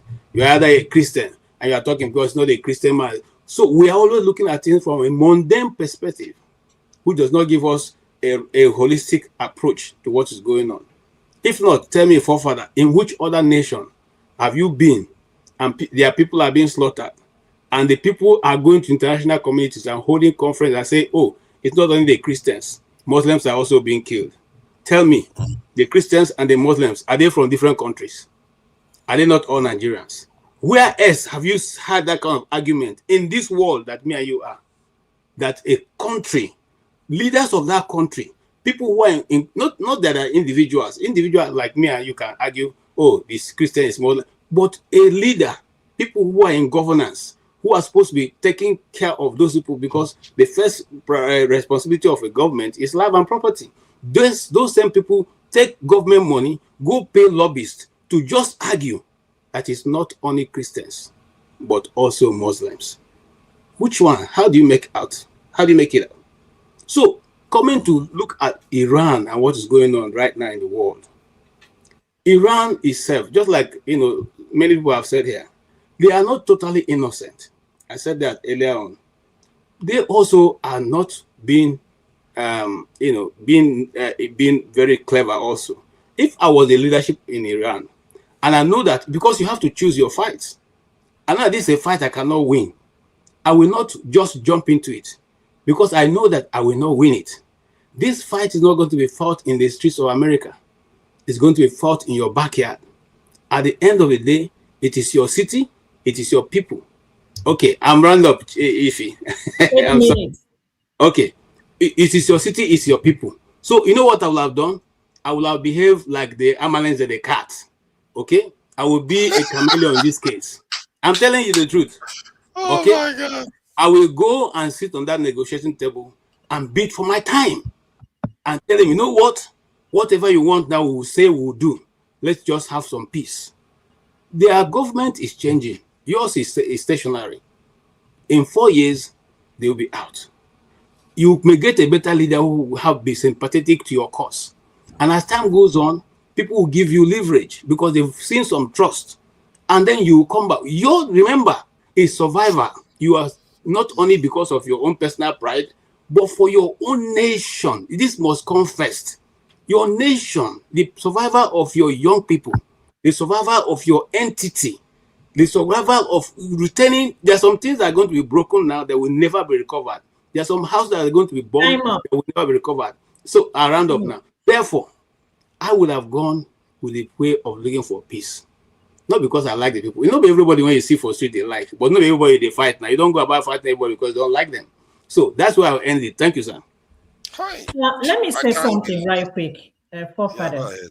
Go ahead. KJ, regarding what you said about the that happened in Rivers, about the local government chairman. Very Dark Man went there today because he gave them like 1 week. If he doesn't do anything in 1 week, that he's gonna come there and renovate the school. So fortunately, is where Bonaboy came from. Bonaboy called Very Dark Man and told him to go and take care of that, and that he's gonna pay for it. That's where he's from. On getting to that place, a night before then, the local government chairman went and used a caterpillar and brought part of the building down. So when Very Dark Man came this morning, the House of Rep, and you're gonna ask yourself, so they really have House of Rep, called him and told him not to start the project, that they're gonna do it. So the question you're gonna ask yourself, so it's gonna take this girl to call them out and collected beating on top of that in order for them to do something. I might be wrong, but I think there was a place where I read that the girl was, they sent her money in her account to shut her up, but the girl refused to, accept the money. So this is the country that we have. Imagine a local government chairman doing this. When he gets to House of Rep, Senate, and being a governor, imagine what he will do. So you ask yourself, what are they doing with all this money that are being allocated to them? That is the corruption we are talking about in our country. And like AJ said, nobody's saying anything. Tell me in a country in this world where all the atrocities that is happening in Nigeria is happening and nobody's saying anything. Sometimes I don't even think we have government. In my head, I'll be like, we don't even have any government. So, everybody come and do what they want to do and get away with it. And nobody's saying anything. And now our president is contesting for the next election. Yesterday, they asked Bwala how Tinubu acquired his wealth. He couldn't answer that. He couldn't answer that. And these are the questions that we need to be asking, And when I see people supporting this administration, I keep wondering, are you people okay? So you like what is going on in the country. Most of them that are supporting this administration, trust me, they don't live in Nigeria. It's just ordinary common people that are on social media talking. They are the ones that are letting the voices of Nigerians have. But most of the people on, they are the ones. All like we abroad. The APC people are abroad. So let us, think about it. This is our country. I don't care about what is happening in Iraq, to be honest with you. Something is happening in our country. We are not addressing the issue. And that's why I keep saying, after all this, what is the solution to the problem? If you can I ask you a question? Yes. The lady that was assaulted and her mother, because two of them were assaulted, yes. Was the local government chairman picked up? No. No. So he's now working with the House of Reps for them to renovate the school. So nothing so far has been done or has been said. And that's exactly accountability. Nothing is going to happen. And he's going to do it again and nothing is going to happen. That is our country. Thank you. Thank you for that. It seems like they are moving because of shame again. You see this pattern, even when the ASU people went on strike, when the parents' union said that they were going to start paying their children's fees. Within a month, they came back. That was after almost 7-8 month strike. It's very interesting how all this will be. When the people want to take power into their own hands, suddenly they respond. I don't know whether it's something we can be learning from. But what KJ said, I find that about, basically living for today and worry about tomorrow later. That is opposite what we should be doing. And that is the posture we've been taking all this while. And we think we are smart. We are going to get away with it. No, tomorrow what is going to happen is that they're going to get stronger. That's what happens. Because the transaction you've just made is to impoverish your people or make your people less powerful, less relevant. This is what Lin Kuan Yew, that's why Lin Kuan Yew devised the policy of the poison shrimp policy. In other words, I'm not as strong as you. I'm not going to trouble you. But if you say you want to come and swallow me, you too will suffer. That is the approach. Because this world, nobody is going to give you lunch. Because if they want to swallow you now, if you say you want to delay the swallow event, they're going to get bigger to come and swallow you easy. They will just treat you like a muscle and you will be nothing. And that is my fear. And if you look at the rest of the world, they are doing something different. Iran is saying, you know what? Yes, it's going to be harder for me to break away from America, but I'm going to do it and I'm going to dare them. Let them do whatever they want to do with us. We're going to fight. Mark my words. If they survive it, they will race ahead than Nigeria. While we are busy trying to say, oh, let's play nice. If Chabin play nice works, we'll be better off today, but we are not. And I'm afraid that part is part for destruction, and that's what we have seen. I wish it wasn't the case, but that's what we are seeing. Can I just give me 1 minute and I'll answer that. And I'll answer somebody who also made the same comment on this section. I have just a few minutes. I cannot go ahead and begin to talk about someone else. No, just 1 minute. Just 1 minute. Let other people speak. It's not good. You spoke for 9 minutes. Yeah, can somebody else speak, please? 9 minutes. Okay, Sola is here. Sola, thank you for joining us. Apologies. I think it looks like I may have skipped you. Look at that. Look at that. You're not being nice to me, man. So thank you, Sola, for joining us. The events of the week is something that this is a unique time. This is a unique time. We are witnessing the greatest scandal of all time. Like that Epstein scandal, make no mistake, is the greatest scandal of all time.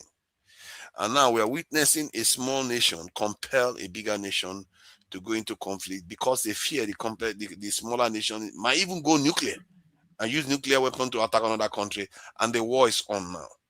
So what do you make of all these events? And is there anything we can glimpse from that to kind of get ourselves out of this situation? Because these people, they are now fighting for nothing. When they finish fighting, we are still standing there. They will come and feast on us. So what do you make of it? Okay, thank you very much. It's been a long time I've been on the show. Thank you guys for the great job you guys are doing. As per Iran matter, I think sometimes we look at what is in front. We don't look at the meaning, the readings at the back. And if you follow most of the time, the Western people, they more or less bring something on at the front, but there's a lot of things going on at the back. So with this Iran matter, like when KJ, the boss said, "Oh, if I were Iran, I would more or less cower and bow to them." No. If they did that, that is more than suicide. And what do I mean? Is that number one, Iran is fighting for itself. I mean the government, not the people, because yes, Iran is they are also they dictate, they're a dictator and they are bad to their people and so on and so forth. But who brought them to this position is still the same, the Western people. It is still the same. Now, when when some of the guys said, "Oh, the Iranians are not allowed to go out and all of those. Yes, it could be true. I don't know. And I have to be honest with you guys. I don't know. It could be true. But why will it be true? Because more or less like they're a communist state where whatever comes in is difficult for them to go out because they Just don't to know what they're clarify, going to they're bring allowed in. to go out. They are allowed to go out. No, I'm saying that, like I said, I am not saying they are not allowed to go out. And like I said, I'm not saying that what they said, maybe they can't go out or this and that. I don't know. But I said they are like a communist state where whatever comes in, because of the way they are so protective of whatever they're doing, it's very, very difficult to let, a lot of information spill out. And also, most of their oil goes to China. See, this Iran war, there is so many faces to it. There is the Israel face to it, in which they don't want Iran, they want to wipe them out, or if not wipe them out, change the government, which is practically impossible to do. Not that it is impossible, but at the moment it's impossible to do. There is the US, in which in the 1940s or 1950s, they've had their issues. And also there's a current war going in which they want to stop China. So the Venezuela one was, who were Venezuela selling their oil to majorly? It was China. Who is trying to dig up gold in Venezuela? It is China. So when you look at all of these things, there is more face to it. So Trump wants to control the oil and also wants to topple the regime. That one is there. But to be honest with you, the Iranians will never, and what they are currently doing now is they are choking themselves and they are choking the world. No matter how they are going to go about it, they are choking their own economy, and at the same time, they are also choking the world. So over time, even the US will have to more or less soften the pedal to say, look, we still need to talk to these guys. Both of them will come on the table at the longer run. So that is on that side. With Bwala, I disagree with the gentleman, I think Chim, I can't remember his name, when he said Bwala was not prepared. I am sorry. I mean, he wasn't naive. I can say Bwala is, will I say he's ignorant or something? Because if you know Mehdi Hasan, if you hear his name alone, it should more or less resonate that this guy likes not just argument, he likes to bring facts on the table. He's going to read everything and he will know everything about you. He study very, very well. And if rather than Bwala, and when he said it yesterday, I mean, when I was listening to it yesterday, he was really, really schooling Bwala.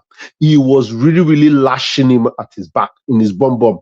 I mean, he poured cold water on Bwala, and he was beating him. And Bwala was more or less, he couldn't say anything because he hold him by the jugular and by the balls at the same time. He can't breathe, and at the same time, he's feeling pain. The reality is, you've said a lot of things about Tinubu. I mean, and you are coming to eat your vomit. It's absolutely disgrace on the part of Bwala. And this is the problem where we have in Nigeria. I am not, and I want people to understand this, I am not comparing Mehdi Hasan to Rufai of Arise TV. I'm not comparing them, so people might come for me. And people might say, oh, Rufai has his own where he leans. Fair enough. I'm not siding him, but I like him. Sometimes I don't, but he's a good journalist.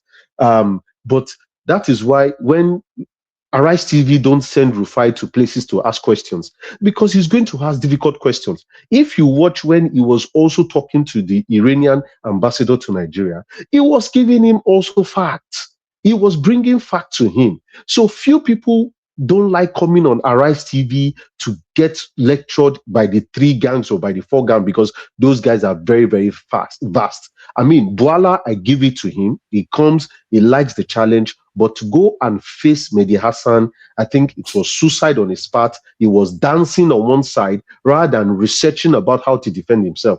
And when the other guy said about Obi Ozikwesili, I mean, come on, you can't compare her to Bwala. It's more or less like comparing night and day. I mean, Obi she's respected. She can hold her own, and as well as she's very, very sound. And it is true. If I was the one that they were talking to yesterday and they were saying, "Oh, can you tell me how Tinubu made his wealth?" I'll tell them, I don't know. I'm only working at this side. If you look at what's this thing, Reno Omokri, when he came and took was this guy Sheon was also grilling him. You know, he made some couple of comments which wasn't great, but at the end of it, you look at it and you just laugh about it. So I believe that Bwala was very, very naive in going into this stuff without doing his own due diligence, and that's just it. Regarding Nigeria as a whole, forefathers, I know that we always have this discussion. I'm sorry, for us to be able to get it right, is either we join the communist state. That is the only way out. And I've said it, forefather, is either we split as a country, or there is a coup in which we have the military coming back, or we join the communist state. That is the only way forward. I was looking at Lee Kuan Yew yesterday. He ruled Singapore from 1959 to 1990.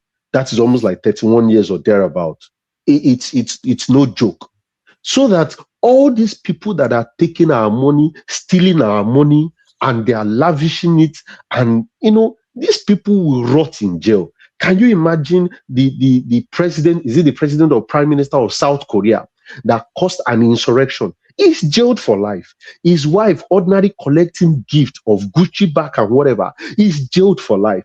And yet we have Malami, we have the Delta woman, we have so many, the current part of the budget minister or whatever his name is, Bagudu. I mean, all these guys are known criminals, and yet they are walking freely. The governor of Kogi State is walking freely. I mean, for Wike to come out, Wike should be cooling. I mean, in jail now for saying I bought ticket for everybody. And you think the country is going to be good? Look, I have said one thing.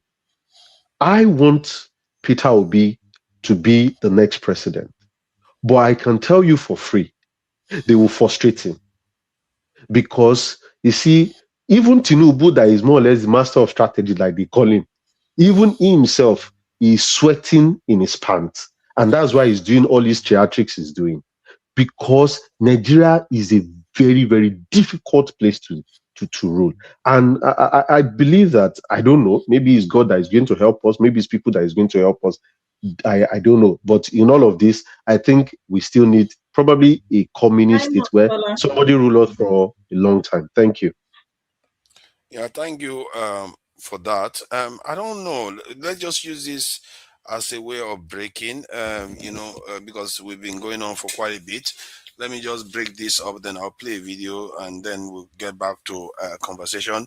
But this week, I just wanted to introduce us to our TIV and the Idoma people of Benue State, very, very briefly. Then I'll play this video, then we'll get on with our conversation. Thank you.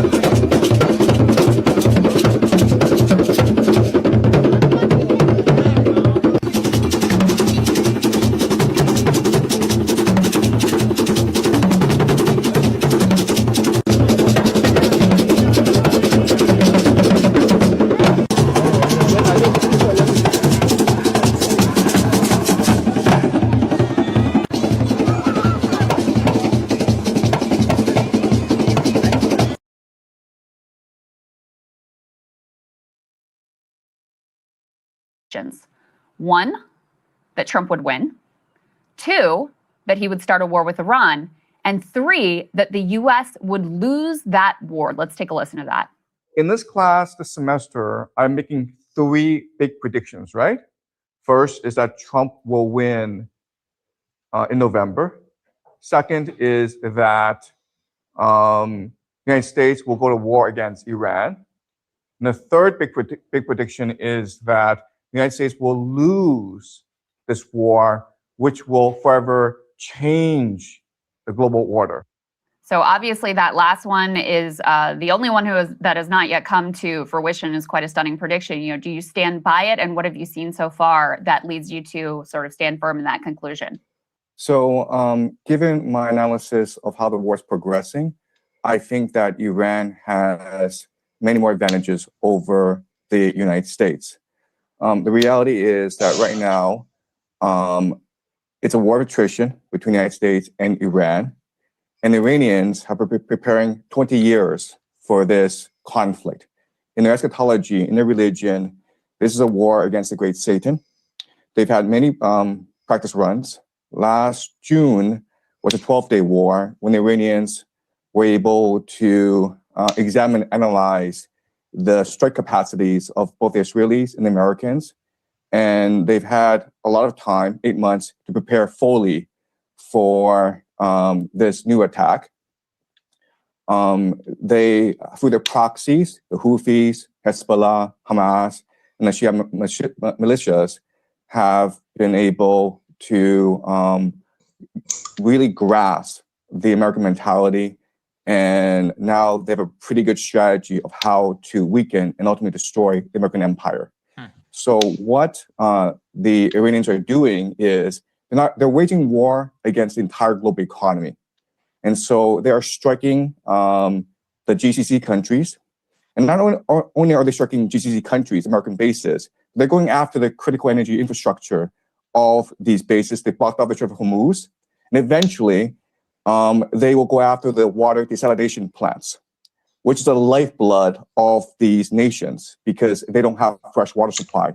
In fact, the water desalination plants provides 60% of the GCC's water supply. So if a drone, and these drones cost $50,000, if they wiped out a desalination plant in Riyadh, Saudi Arabia, and it's a city of 10 million people, right?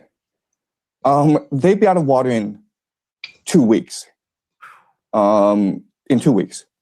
And right now, the Iranians have de facto closed off the Strait of Hormuz, and the GCC gets 90% of its food from the Strait of Hormuz. So I know a lot of people are talking about the disruptions to the global economy, but right now, the Iranians are actually threatening the very existence of Saudi Arabia, UAE, Bahrain, Qatar. And why this is important is that the Gulf states are really the linchpin of the American economy. So what they do is they sell petrodollars and then they recycle the petrodollars back into the American economy through the investments in the stock market. And right now we know that the entire American economy is propped up by AI investments in data centers. And a lot of that comes from the Gulf states. So if the Gulf states are no longer able to sell oil, and they're no longer able to finance AI, this AI bubble in the United States, then this AI bubble will burst, and with it will burst as well as the entire American economy, which is really a financial Ponzi scheme. Right. So that's a dire situation that the Americans are facing right now. Yeah, I mean, to your point, sir, an Amazon data center was literally hit in the UAE. And now, of course, big tech companies, which were looking at the UAE as a major potential data center investment hub with cheap and abundant energy, probably going to be rethinking that. We also wanted to talk to you about munitions. We can put this next one up here on the screen. The United States is racing to accomplish Iran mission before munitions run out. This is specifically around interceptor math. There's a famous video just from yesterday in Israel, which shows a single Iranian ballistic missile, which is being targeted by some 11 different interceptors, all of which miss. Most of those come from the United States, not to mention all of the different bases, the GCC countries that you just talked about, and the asymmetry of the cost. It's $1 million for a missile, tens of millions per interceptor in some of these cases. With these munitions running out, how does that change the global picture? So you're in China, obviously, much of the stocks in Asia of the United States are likely to have to be cannibalized if this were to go on. How's that going to affect the global picture here? Right. So my first point is that the United States military is not designed to fight a 21st century war. Remember, the military-industrial complex came to being after World War II, and it was designed to fight the Cold War.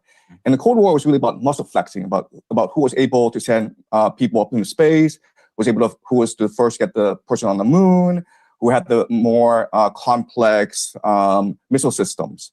And I think I should stop there. And if you want to finish watching it, you can go to Breaking Point to go and finish watching it. This professor seems to have some, his prediction seems to be quite accurate. And man, some of the stuff he shared there were quite diabolical, man. I didn't even know that Saudi Arabians were this vulnerable. My goodness. they already hit Israel's desalination plant, and Israel just hits Iran's desalination plant around 3 a.m. this morning. So they're in the next phase of the war right now. They also destroyed another Patriot missile, which cost a lot of millions of dollars. As a matter of fact, what a lot of people don't realize is America is not as strong as they're telling us. They're losing up.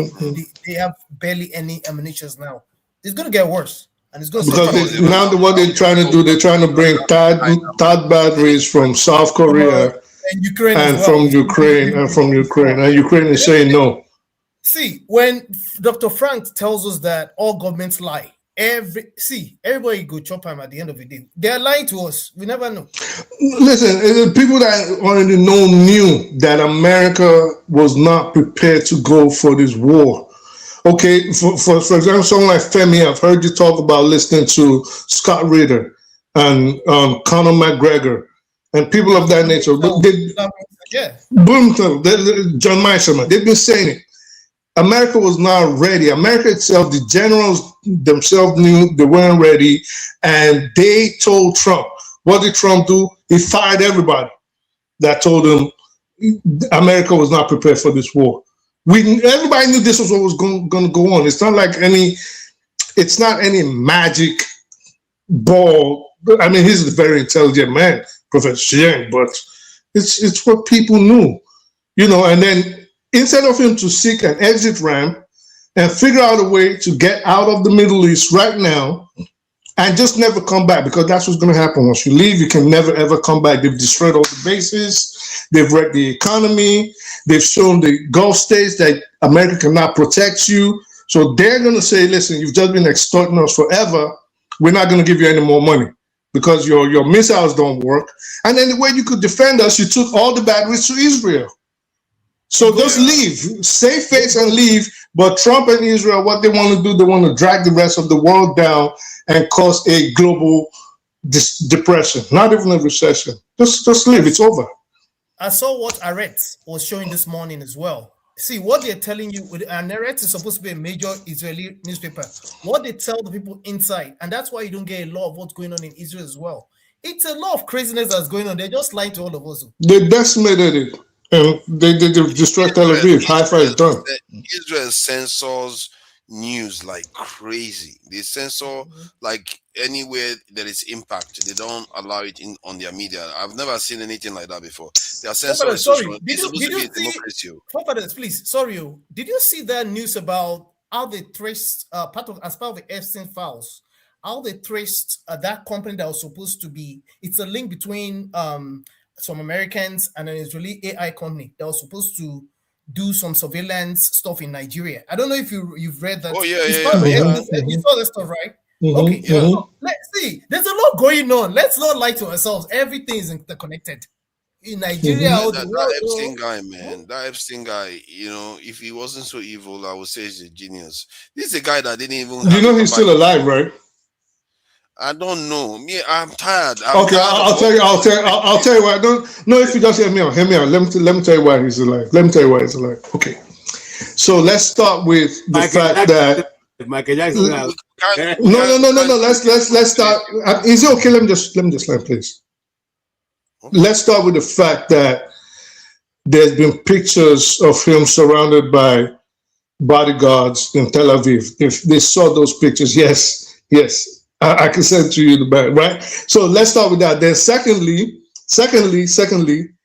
Epstein had his prostate removed. He had no prostate, so he had to be on testosterone, right? But when you go look at his what's when the person dies? No, the reports. It's stuck in my head now. The autopsy report, right? The autopsy report. It says that his bladder was full, and they tested the contents of the bladder, and they told us what was in it. The man doesn't have prostate. He doesn't. And then if you go look at his ears, for example, the pictures of his ears, I mean, those ones you can always say maybe it was manipulated. But the autopsy report off the bat, like they made a mistake there. I mean, everybody can check it right now. So, but there's pictures, there've been verified sightings of him numerous times in Tel Aviv. You know, so I won't be so. See, I can't put anything beyond this people now anymore. Let's face it. Tupac is alive. I saw him in DC. No, let's not start with Tupac. See, given what we've heard about Epstein, I mean, you can easily check the report because these people are quite loyal to each other, and they have a way of helping each other out. Mm-hmm. He's alive. No, I won't be surprised he's still alive. Maybe he's dead. I don't know. Because no, that man is not dead. See, you can't be 100% sure. Maybe that guy made a mistake. Maybe there was a mistake somewhere. You can't be 100% sure until you have concrete evidence. If you had one, what else is more concrete than the fact that the man had no prostate? It is verifiable that he had no prostate, and then all of a sudden there's a test of the contents of his testicles. What more is more verifiable than that? Maybe the guy doing the autopsy didn't know what he was doing. He thought his testicles. Ah, okay, all right. I guess he's an idiot. There's always a possibility. Don't forget ECC. Eccentricast. So welcome, Eccentricast. The events of the week has been very, very troubling. I'm sure there must be something for STEM there. The STEM guy. Yeah. There must be something for them. What, Ben? I'm tired, man. I'm just tired. My brain is fried now. I don't know where the conspiracies have gone out of control. So what do you make of this conflict and all the wars Trump is making? Let me finish now. I have to ask questions now. Maybe he just came in and he doesn't know where to start from. No, he's been here. Yeah. No. He's been you here. Can't just have him come in. Yeah, okay, fine. Go ahead. You've heard everything everybody has said. Go ahead. I've heard, yeah. So here's the thing, right? Moderator. You are the one. He's the moderator. So, most of the things that we're saying, right, are talked about in all the channels, right? Here's the thing, dude. My birthday was like a few days ago, right? 45, man. The 4 5s. Dude, I'm getting old, man. Happy birthday. Happy birthday, Century. He's telling us so that I wish him happy birthday. That's my account number on the bottom right there. Says send me the money. So here's the thing, right? I gotta tell you this, complaining about war events and all that, it doesn't do anything for our health, for our mental health. I think in 2026, we need to. Here's why I'm saying this, right? Since I was young, right? So here's a story right here. My mom was a victim of hypnotism, right? If you guys remember, those who grew up in Nigeria, there was a time when hypnotism was a big deal in Nigeria, right? People would hypnotize you and have you send them money. My mom was a victim of hypnotism, right? So the mind is a very strong thing, man. The mind is very, very important stuff. Like we gotta watch what we feed in our minds, right? And also we need to prepare ourselves where this things doesn't affect us, where we make decisions, that could jeopardize our life. You know what I mean? Like, for instance, there was a guy, a Senegalese, who After what happened, after Ayatollah got killed, he committed act of T, right? That's what this is. This can do to you, right? You know what I mean? So like you have to ground yourself. You have to work on yourself, on your own personal principles, and work on the way you look at. Listen, man, humans, we are apes. We are apes. We share ancestries. We apes. We are violent species. Period. We are violent species. You're gonna see violence, and this violence is happening in all spheres of life. All ants are going to war. That's just what it is. You see what I'm saying? I would say for our own mental health, let's just focus on the positive. It's a concept in psychology. Like the Bwala guy, he talked about the glass half full when he was making his analogy. The guy's an idiot. It's a concept in psychology. You know what I mean? Where you could deliberately look at things in a positive light. You know what I mean? Trying to find the positive in everything. And quality assurance is called lesson learned, right? If there's an event, if like there's an issue, you try to learn lesson out of that, right? With the conflicts going on, like what are the lessons that we can learn, right? We can extract from those from these events, right? For Nigeria, like forefather, like to be honest, dude, I think you're right. I listen. One day people will come in here and be like, "Man, forefather was spot on." When you talk about Nigeria having a nuclear weapon, it's not because they want to fight somebody else. It's to protect yourself. That's the lesson there, right? If Khamenei, Ayatollah, one of his fatwa was that Iran shouldn't have nuclear weapon. He came from a good place. I don't doubt that, but the consequences cannot be overestimated. Overemphasized, right? If they had like nuclear weapons, it would have probably dissuaded America and Israel from going ahead with their Greater Israel project. That's what this is about. It's a Greater Israel project, and Trump, Israel has him on a jugular, right? He was an Epstein file for sure.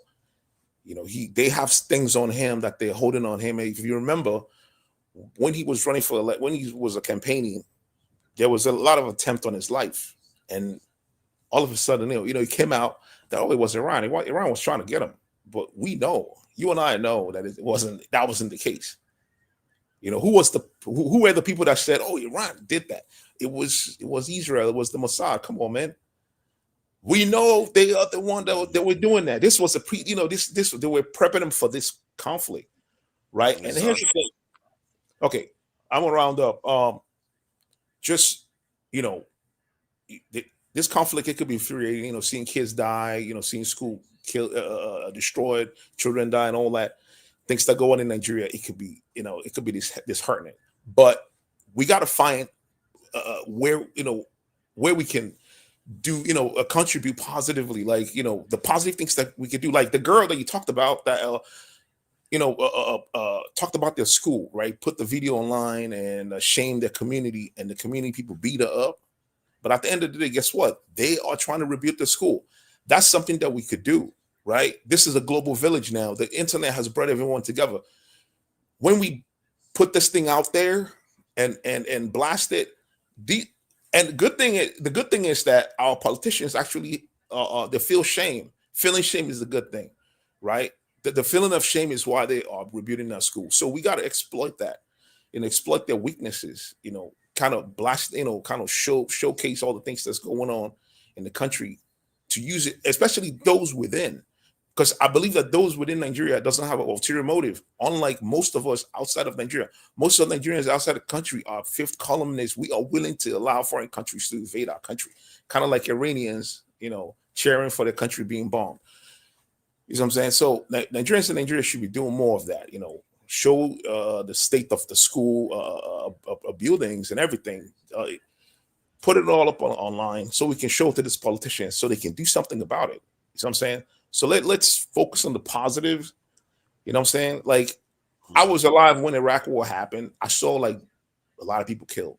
I saw a lot of dead people, and it was bad. You know what I mean? I remember I saw like, the double tap they did it was a journalist vehicle that they bombed, and the person called the Hawk again. They bombed that stuff twice. Bombed the people that were trying to rescue you. I watched that and I cried. I cried. I was fucked up, And I had an issue with a friend of mine who's, a white person.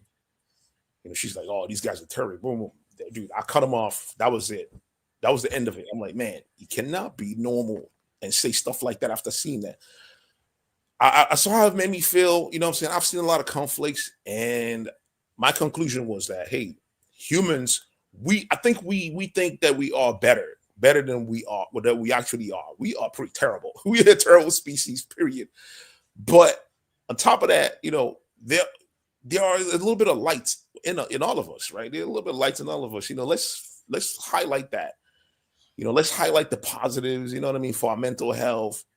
You know what I'm saying? Instead of like coming over here complaining all the time, it's not good for our mental health, period. Time out. That's it.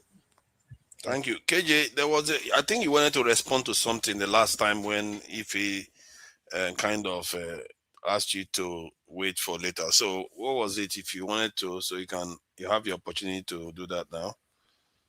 You wanted to respond to my... Yeah, I have forgotten what to respond. About Okay. you and all. Now, here is somebody, I think it's Mr. Oti, that was asking me if I have not made any comment against the aggressors. And I will say this, I had just very little time. The world itself must be fair. Must be clear. It's not fair to all. There's not going to be any time when we'll have everybody behaving as we want it. Not even your family. We don't all have the same character. So there are going to be people who will behave differently.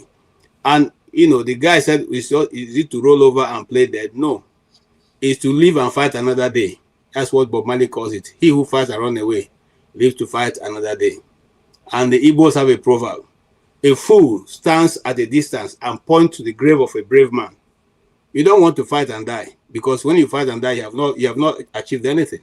That cause for which you are fighting will still be lost. So it is better to use wisdom. Wisdom is profitable to direct. It's better to use wisdom. What's the wisdom in this case? Which head or tail, America wins. Read my lips. Head or tail, America wins. If you doubt me, let us wait and see. If you want to put your money on the ground, put it. Did America win in Afghanistan? Would you say so? Hold on now. You see, if you are not following this development that these people are not going to do what they've done in Afghanistan.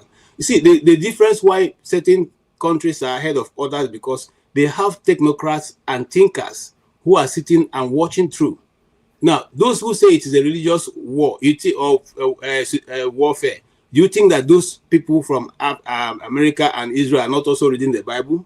So that's aside. Those who think it's based on science, do you think it's only one person that decided to go to war by himself or by himself?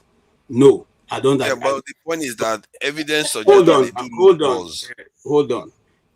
Just 2 days ago, Britain, your country where you are, have now accepted to send 2 of their frigates to help out America. If you'd like to go check it out, you can go and check at Donald Trump X. To protect Cyprus, not America. Is Cyprus? Is the leader of Cyprus? What's the name of your prime minister again? Kasama, you mean? Kasama. Is that the leader? Why do you do this now? To protect Cyprus, because they hit the British embassy in Cyprus. A drone hit the British embassy in Cyprus. My brother, leave that in. The British Prime Minister have agreed to send it out. Say he doesn't want to Cyprus. Let's not misinform people, KJ.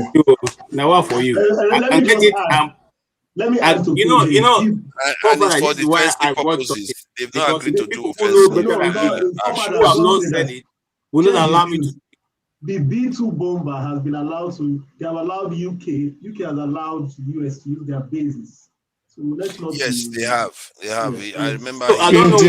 In Diego Garcia, yes, but on a limited basis. It's not just go fight on this. Well, in any event, continue. I don't want to.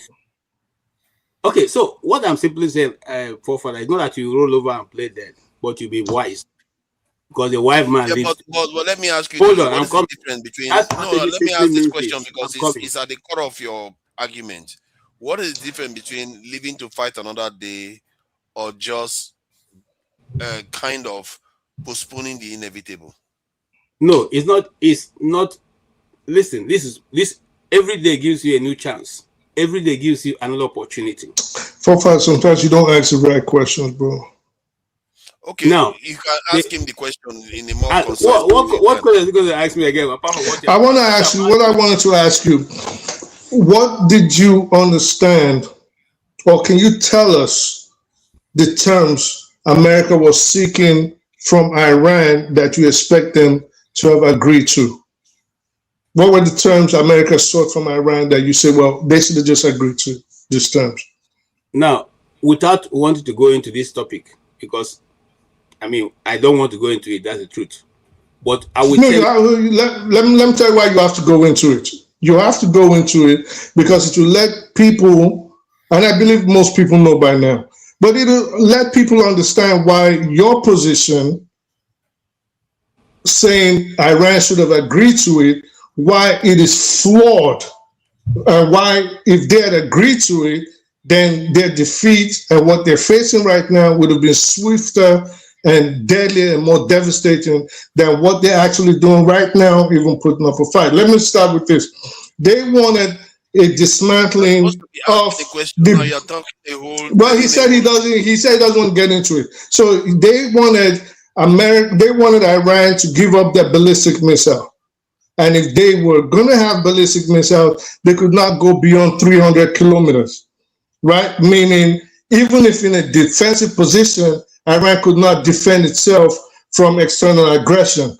Then they also wanted, we all know this, the complete dismantling of the nuclear program, which Iran already said we have not enriched past civilian capabilities. What else do you want? And then the final stage, they agreed to. Yeah, reach up to 60%. What's a lie? What did I say and what are you saying? Are you drunk? Let's leave it. I think the question I was asking still stands. I said they've not reached more than 60%. You're saying it's a lie, they've reached up to 60%. Don't you understand English? Can I just finish the question I was asking? The question I was asking about what is the difference between live to fight another day and basically just postponing the demise of your people. Okay. And assuring it, making sure it actually happens. Okay. Thank you. And I want to say this. For me, if I was in a position to advise, in the first place, if you are interested in saying that what you are developing, especially the ballistic or nuclear weapons, is not for the purpose of conflict, there's no problem. Build it on the surface so everybody can see what you're building. There's no problem. Allow the international inspectors, just like you agreed before, to inspect. The inspectors have checked it and said there's nothing being built.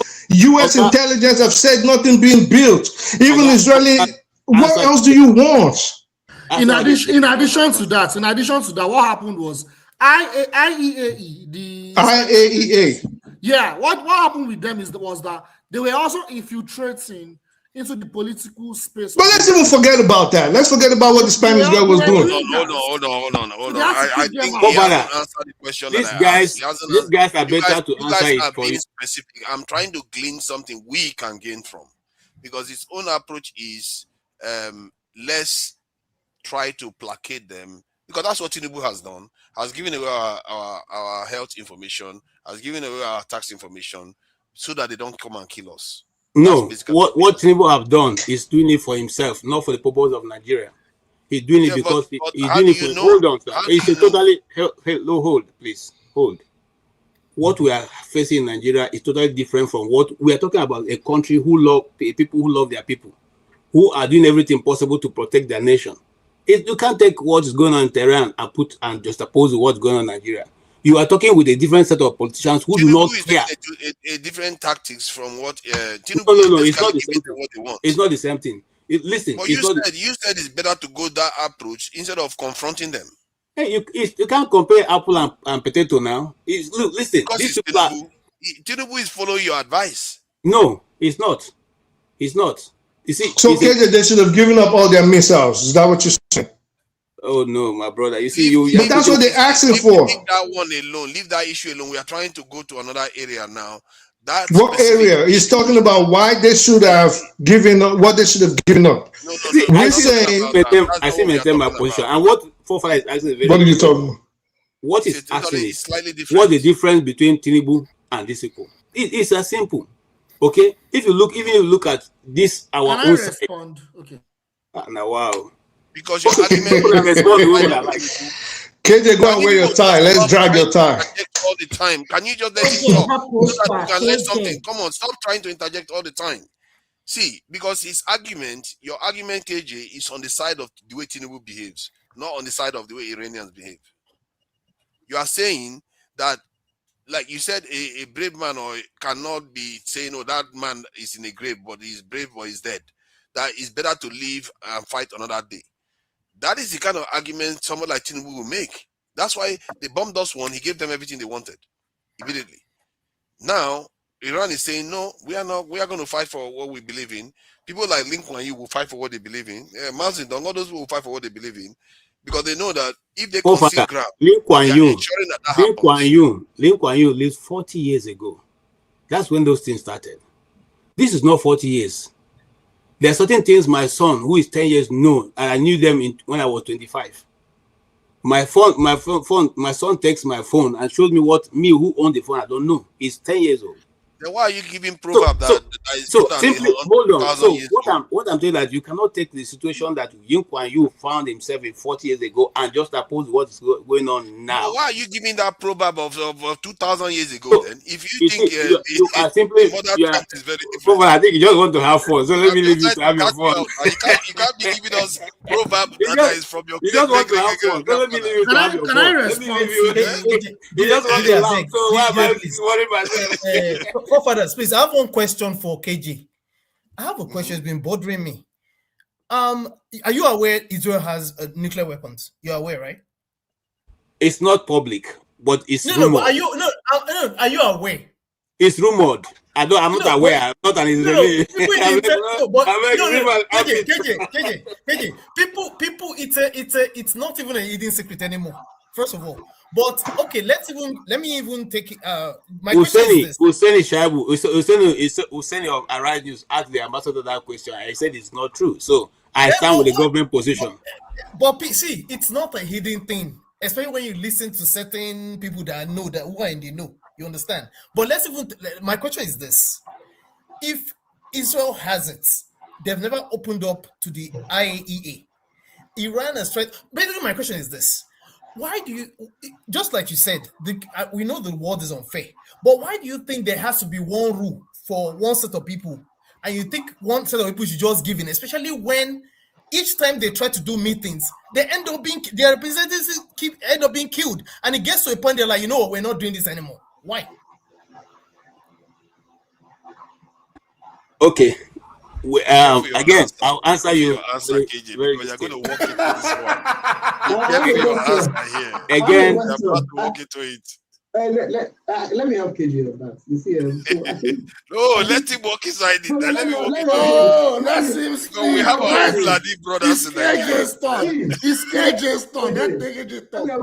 We'll give him 10 minutes. There's no need for you to try and answer some of these questions, in the sense that it's only when you are in a position of strength, you don't negotiate from a position of weakness. And we want to believe that all the fingers are equal in this world. If you check history, there was a time the so-called Iran, it used to be the Persian Empire. They were the world powers. And when they were the world powers, they don't care. When whoever becomes a world, look, tomorrow if Nigeria becomes a world power, isn't there some people here that were saying that Nigeria is supposed to be West Africa is supposed to be one country and Nigeria is supposed to be the head of everything? If tomorrow Nigeria becomes a world power and Ghana wants to get, or even Cameroon wants to get, what do you think we'll do? When Nigeria, what is his name? This guy. This Professor Akinyemi wanted Nigeria to get a frigate, and people fought. Imagine if Nigeria had a frigate. You know, we will be projecting power. When somebody is in a position of projecting power, the person is not going to. You would stop other people around. It's the nature. Even most of you here, you're in your company. If you're in your company and you're the MD of your company, or you're the top manager, then other people want to now start having the same. So Dexter, sorry to cut you. So it's fair that Iran is fighting back. They can't wait. Yes. So it's Femi, the reality of life is they have to fight back. That's all I want to know. That's all I want to hear. Yes, Femi, look, Femi, this is my point. You see, so if we look at it, we want to look at it from the moral. We can't look at it from the moral perspective. Yeah, Dexter, I agree. I'm not disputing. Okay. But you've answered my question. Femi, yes. I want to ask you a question. Femi. Right. So as you are now, you're walking on the road and you see Anthony Joshua.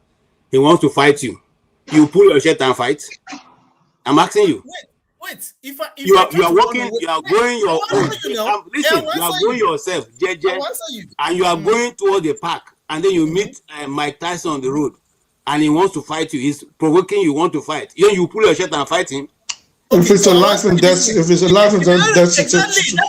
I'll fight now. If it's a life and death situation, you have to fight. It doesn't matter. Hold on. You see, that is where the Bible says that wisdom is profitable to direct. KJ, okay. If I had a gun to your head right now, KJ, if I had a gun to your head right now, and I told you to get on your knees, and I'm gonna blow your freaking head off, are you just gonna kneel down without trying to fight, or at least trying to leave a clue for the police by scratching me? You're just gonna stay and let me knock your freaking head off, and you're gonna die. Rule number one: somebody holds a gun against you, just obey. That's for you. That's for you, and you're speaking like that because obviously this never happened to you. Are you serious? Against me. So stop talking as if you know everything about everything. Don't keep quiet. If a person has, so you're telling me right now. When I was 20. So if you have a gun pointed to your head right now, and you know that this person was sent to come take your life, you're just gonna stay like a coward and take a bullet and die. My brother, we don't hold on, Femi. We don't advocate for violence on this channel. So we rule out and cancel that. Do you know the plan KJ will use? KJ will say, let's take it easier and live and live. Some people are brave, and that's why I what are you talking about? Let's live to fight another day. But the point, see, KJ, the point he was making earlier on was about, let's say your family. Coward. God forbid, no, not a family. Somebody, a loved one was around, and somebody was threatening your lives. You are not going to say, oh, let me go and come back. You have to act to protect your your family and your people's lives. And maybe that is where the error is coming from in the way you are looking at these international events. No, because you think when you go away they will forget about you. No. and they're going to get weaker. Listen, the situation is not going to change. Have any of you been before? Have any of you been in the face of danger before? Have any of you here? Yes. A billion times, yes. Okay, yes. So what was your situation, please, if you don't mind to share? No, I mind a lot, but life and death situations more than 5 times. My brother, calm down now. Calm down. No, I can't be calm. Like, come on. I can't be calm on that. This is a dumb question. My life is at stake, and you think I'm not going to take action? If I can run away, I'm not saying you have to fight the person. If I can get away, I'm going to get away. But if I have to fight my way out of it, I'm going to fight my way out of it every day of the week. I'm very, very surprised to be hearing KJ sound like that, actually, because I believe that you would think he's because you're not even allowing me to talk. You guys are talking, so I think your opinions are better. So okay, go ahead now. Go ahead. Let's not interject. Let's not interject. Let him finish. Listen, there's many ways to go. There's many roads to go to Lagos. It's not only one way that leads to Lagos. Okay, it's not only one way that leads to Lagos. And I keep saying, wisdom is profitable to direct. It's whatever situation that Bumure is painting now is not the situation that these people were in. And somebody here, okay, as Dexter, try to paint to you people of what already have been discussed. Now, is it that your life is being threatened as a whole nation? No. But what we are simply saying is this: before this administration came in, there were other administrations that you have dealt with that are more favorable towards you. Life is what do you call it? It's continuous. Okay, until no, KJ, no. The first thing they did to Iran. Let him finish now. Let's not do this. Let him finish. Forefathers, put me in that stage, okay? Okay, thank you. Forefather, I'm done. If You can you allow miss it. you, Okay. Wait. No, KJ. No. Before you go, KJ, listen. Sometimes maybe some of us don't understand. Listen, the first thing Israel did was kill Soleimani. Okay, they killed Soleimani in Iraq. That was the very first thing they did. Dude, wait. Dude, don't go that far. Here's the context right here. They were negotiating. No, the negotiation came later. I'm even talking about the genesis of everything before these two negotiations. They were negotiating even before Soleimani was right.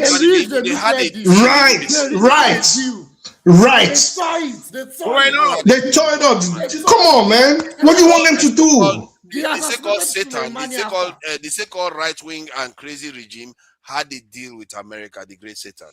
They had a deal, then Trump came, tore it up because Netanyahu told him to do that, and now look at where we are. The JCPOA. Yeah. Hey, forefathers, let me just throw some context into this thing. Forefathers, 1 minute. ECC, just 1 minute. 1 minute. 1 minute, please. 1 minute, please. Let me throw some context. I wanted to say something before you got on. Sorry, just 1 minute. Okay, let me throw some. I'm not going to take a minute. I just want 1 minute to say something. Hold on. Let's just leave them. Let them carry on telling each other. Hold on. You know, dude, listen. They were negotiating. They had a negotiation that was going to yield a result the next day, and Israel went in and bombed them. Yes, we know all that. We know that all these are facts. You are stating facts. We know all that. No, I'm trying to disprove what, because KJ is. No, KJ didn't say that. That's not true. KJ has not disputed what you are saying. That's true. His analogy was that, hey, look, if they acted like a little puppy, this would have been over. No. So let's leave all that. What I'm trying to say here is this: what you guys are saying, hypothetically, everything is correct. You are saying what you're saying is correct. My point is this: I just want to throw it. I want to paint a scenario for you guys. Okay, I want to. That's condescending. Don't do that. Come on, man. So I want to paint a scenario for you guys. Okay, see the scenario here. Okay, let's not go too far, forefathers. In Nigeria, I think it's Katsina or Yobe State, there's a famous Islamic terrorist there that has been carrying out carnage in the community, and he actually did kill one of the commissioner of police there. After doing all that carnage, he now said that he wants to negotiate with the Nigerian police force. It's on the news. He said he wants to negotiate with the Nigerian police force, and that nobody should wear a police uniform to come for that negotiation. The Nigerian state is there. Now this guy is negotiating from his position of strength. And guess what? When he came for the negotiation, he came in the uniform of the commissioner that he killed. Either is it the DP also that he killed? He wore the guy's uniform. Now my point is that this is a state. Nigeria is a state that Nigeria has the monopoly of violence. But yet, a terrorist in the country, because that guy is literally a terrorist in the country, decided the conditions on which he will negotiate. Why? Because how do you tie that with the right Iranian? So this is my point. When you are treating the art of let us just treat this thing as it's the art of war. Nobody will negotiate. Nobody that is coming to the table comes as if he's coming to play as a playing ground. If we want to think about it, we just want to be idealistic about it. And yes, it's a play. If you play the game of chess, any of you play for your advantage. You don't play to make your opponent no, you play to your advantage, and it's like dude, you don't even play chess. Like I can hear it from you. Like stop it. I can even hear it. Stop it. Okay, let me do some due diligence. When you don't know anything. Hold on, Dexter. Let me. I can invite you. We can play. I'm ranked. No, no problem. Let's play it here now. Let's play it here. Go to channel.com. What's your handle? Why men like this? You always like to challenge each other for everything. What is your handle on chess.com? What is your handle on Leechess?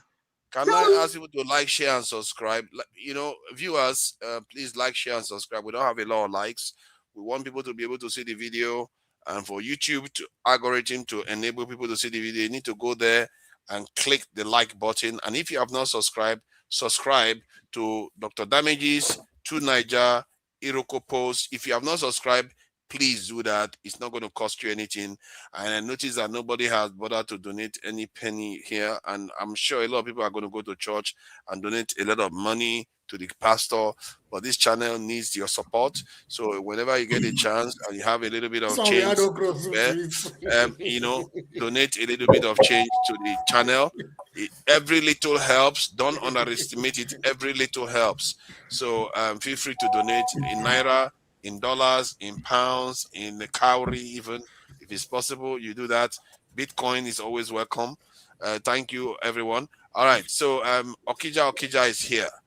You know, let's leave all these rough people around. You know, after Okija, then we'll go to back to the group there. So, what do you make of these events going on in the world? Iran is being attacked. Cuba may be hit. What is going on with Trump? Trump is betraying everything that he stood for. You know, a peace president has become the most warlike president in American history for quite a long time now. Welcome. Good evening, everyone. I mean, if you guys have listened to the man for a very long time, you will see that even in before he became president, he was rooting for. Even before Libya was invaded, Gaddafi was removed. He was rooting for Gaddafi. He said, that he should leave Gaddafi alone, that he should leave Saddam alone. You know, he always liked the dictators. So I was surprised that he's trying to remove a dictator. But I mean, like usually, what I have seen, the slant in this conversation. Some people, you will see some even in the U.S. military, they are telling people that that Trump started this war, that it is the Armageddon is coming, that they should fight this war, that Armageddon, that war is coming. But I always tell people to dissociate themselves from political Israel and all this political Christianity, because each time a bomb drops, biblical, somebody is making money. Each time a bomb drops, somebody is making money. And they don't care about people who are involved. You see that during Bush, Dick Cheney, and Rumsfeld, they concocted this plan that Iraq has a weapon of mass destruction. They knew it was lie, but because their friends, defense industry, people where they have investment, they will make money. They don't care how many people died, and they went to war. They killed thousands of people were killed. They didn't care. So that's what happened. You see a man in Israel. He's facing corruption allegation. He's trying to garner public support in his favor. Oh, I'm the one who destroyed Ayatollah for you. That's basically what he's trying to do. You see the one in the U.S. who is quagmire with Epstein file. The one they were showed they withheld from releasing. They released some of them. I think that was yesterday, and it was drowned by all this Iran war, and we don't have a lot of people haven't even heard the news. So you see what happened? Because I mean, I tell people, these people, they think Netanyahu, he has Israel at heart. No, some people don't be surprised. Some people, billionaires are making money while this war is going on, because let me tell you. In 1981, I was reading this CIA declassified document. Do you know in 1981 to 1983, Israel was supplying arms to Iran? Even when Ayatollah was saying the death to Israel, they were supplying arms to Israel. And Israel was turning around, shipping some of the arms to Hezbollah in Lebanon. And Hezbollah was using these arms to fight Israel. I mean, you can't just make this up. So like, oh, when this, people come up with all this, like, especially, Christian sentiment. I'm a Christian, but I don't believe, those nonsense. When they come up with this sentiment, I say, leave these people alone. These people are just, personal things, they are trying to accomplish. So like, it's gonna be, for people already said, oh, the war is over, or they've decimated, they've killed, the leadership. They told us also as well that they what they used about the nuclear armament, that they obliterated them. But now they're telling us that they are back. So, but what is going to happen? Iran is not like there is a lot of dimension to it. In Iraq, they have a Shiite. Iraq. So US eventually they will try to, because there's no way they can win this, by throwing all these all this firework from you have to go inside. Once you go inside, if you want to go inside, then go inside. You will see what will happen. It will be like Syria, because people, the Shias in Iran will join the war. Some other people will start coming. Also, like you see people from all over the world going to Syria. Then it will be the same thing. And then US will be there, quagmire. Russia, they like this. China, they like, even though they don't like it because of the strait where they're having oil problem, but they love it because what I'm seeing is that an empire needs to come down, and that's what is going to what's happening. When after US is done with this. US will be defeated and then nothing. You see Iran, they're talking about it. They've been ready for this. You think that somebody, I think, was it KJ, was talking about people who are strategic thinkers. You think the Iranians, they don't have strategic thinkers. They've been thinking about it for hundreds of years ago. Thinking about what will happen. They are there. You do know, like all these Gulf states, do you know where they get their water? From the sea. The Iran will just, like blow up everything. And people, like that's another disaster. All these countries will suffer. So it's not going to be easy. Anybody who's saying that, I say this: the Strait of Hormuz. If I was just Iran, I would like, I'm not even going to bother firing missiles that much. I would just stay, make sure no ship cross that Strait of Hormuz. You see what has oh, sorry. The fuel price has gone up in US. Gone up in Nigeria. Let me tell you where there's going to. Let me tell you where there's going to be. Let me tell you where there's going to be regime change. Regime change is not going to. Regime change that the United States wants to happen in Iran is definitely not going to happen in Iran. The places that are more susceptible to a regime change are those Gulf countries that the United States has been protecting forever. So the Saud family, Bahrain, the Emirates, especially in Qatar, Oman, especially Abu Dhabi.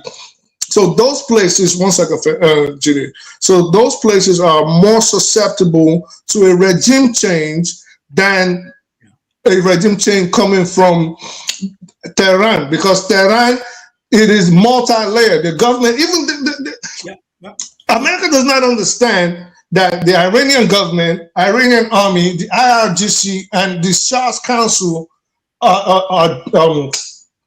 Ayatollah's Council are completely separate arms of government. Right now, it is not even Iran that is fighting back, not the Iranian army. It is the IRGC. These are all autonomous governing bodies. So it is very obvious that this country does not understand these people at all. And apart from that, we know all these things, and America doesn't know it. So because they have a decentralized army, it is very difficult for them to lose this war, because they have a mosaic structured military. So anywhere America targets, there will be a replacement automatically. So it's an extremely difficult war for America to win. Jide, I appreciate your intelligence. I appreciate all of us, our intellectual capacities here. And so what we are saying, Jide, is that while America was doing this whole thing, these things you guys are saying, they are oblivious of it. They are not aware of it. Who goes into battle? Believe it or not, there are some dunces. There are some dunces acting in the capacity of intelligence agents today in the United States. Trust me on that one 100%. I have a reason why they have to go now. Dexter, sorry for that. Dexter, let me tell you something. We live in the US. I believe Jide as well. See, Jide. Yes, I do. I mean, Dexter, you better believe it or not. Americans are not as smart as you think sometimes. As they used to be. Let me just bust the bubble here. Look, Americans. You can't say Americans is a last. Look, what you need for smartness in a nation, all you need is 1%. So let's not. So wait. Let me. Would you rather listen? I urge you to go and listen to the likes of John Meishama and Co. These are Americans that they know the assault. Some of them are ex-CIA intelligence officers. Listening to. Can I just add something quickly to this? I think the reason why they had to go now, because they know the window is closing. If they don't do it now, they will America has to pivot back to Asia, because China is even rising faster. And Netanyahu is the only leader that is willing to do this. Because if nothing, no. Well, that means now there's not a leader that will do it. Now you're putting the responsibility on America. No, this is not something America wanted. This is something America was bullied and backed into to do it. So meaning that if Netanyahu saw this as an opportunity. Okay, it is a once in a lifetime generational opportunity. The midterms are coming in November. If we do not strike Iran now, regardless of whatever explanation we bring up, it will never happen again, because the coming generations are against Israel. So it's never going to happen. So everything he's been trying for 40 years. Hold on. Why that is relevant to the previous argument that was happening here was about why did the Americans not know what the conditions are on the ground, or Israelis don't know? They know, even if they feel like it's a little bit disadvantageous towards them. They feel like they don't have a choice. Do you know how long Trump was pushing it off? Trump pushed it off for more than 2 months. He didn't want to go. He did not want to go, but each time he didn't want to go, they released an Epstein file. They unredacted a despicable page. So his back is to the wall. Like they're telling him, like, you're gonna go. You took $250 million from Miriam Adamson. You're gonna go. You're in the Epstein files. You're gonna go. He has no choice. Stop jumping the post. Sorry, I have a question. Shut up, Jefferson. Jide Femi and Christian for SPN and Okidia. Which of you are in a secret service agent? So first question. Number 2, which of you have classified files? I don't mean the declassified ones. So can I respond to that? Classified files. You don't think that's a stupid question? Like you think someone is going to tell you? I want to be very polite. Dexter is asking a question. Do you have it? If you don't have it, stop talking as if you have it. Wait, you answer, Jide. The reason why I'm asking this is this. You can't be telling us open source information to try to bamboozle us with conspiracy theories. Okay, answer, Jide. Thank you. You see, everything that Uncle Sam wants to do in the Middle East, it has been written down. The strategy, the objective, it's not conspiracy theory. On this show, I have said it time and time again. I've sent documents for everybody to read. Everything they are doing now, it has been planned over a decade ago with Israel. It's not a conspiracy theory. Jide, sorry, let me So you rather want Iran to continue in their callousness and be causing problem in terror, right? Is that what you want? When we're talking about, is that what you want? You want that to happen? You never have to do the night they stop this one. You know what the Iranians they face? Jefferson, what is the You know what the Iranians they face? How many Iranians do you know? What is the callousness of Iran? I want to answer that question now. Jefferson, when we're talking about some local government election, we're going to call you like. Iran? Answer that question. I didn't hear what you said. What is the callousness of Iran? You said they are callous. Tell Their me the callousness supreme of Iran. supreme leader have been oppressing the what they call it, the opposition to what opposition? and everything that has nothing to do with Islamic agenda. What's the opposition? Yeah, Who's the opposition? that's what they did, and they did it for 47 years. Who's the opposition? Who is the opposition? They did it for 47 years. So what are you saying? Yeah, but who's the opposition? You say who is opposition? You're asking who's opposition. Tell me now. The people who don't want Islamic Yeah, this agenda is the guys I want to know the where people who people want to work. live their lives. Yeah, he's talking about They are saying all these opposition. things because they are in a comfortable position. Yeah, he came up asking No, I people must to tell say, them you jobs. come and be talking, geopolitics, but you ignore the fact that We just the having people who are fun, man. cutting harm No, I'm not telling them to other fellow Iranians, you don't see all those things. Can I answer the question? Please answer the question. Anything you want to say will not say, but let it be on record that it is judgment that is that the Iranian government being toppled is judgment that is happening to them is divine. It's not even it's beyond all this world that we are seeing. Divine. Cool. Yes. Yes. Jefferson, when we're ready to smoke crack, It's not that if I'm ready. It's not that if I'm ready. No. I said Jefferson, mute yourself. If you think that you are a bigger oppressor, other oppressors they will pass you. Jefferson, mute yourself. When we're ready to smoke crack, we're gonna call you. Mute yourself. When we're ready to smoke crack, we're gonna call you. Don't tell me Mute that. yourself. Don't tell me that if I'm ready to smoke crack. You, Mr. Consistency.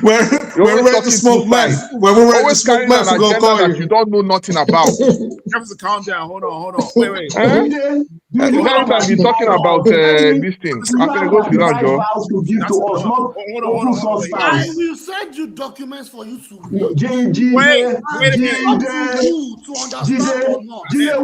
Don't tell me you send me open source documents. You guys just all this one way they talk. If they talk, if they shoot out. Make Iran conquer the whole world, make no ID. How can they have classified files? You don't even know what to ask. Just shut up, man. How can they have classified?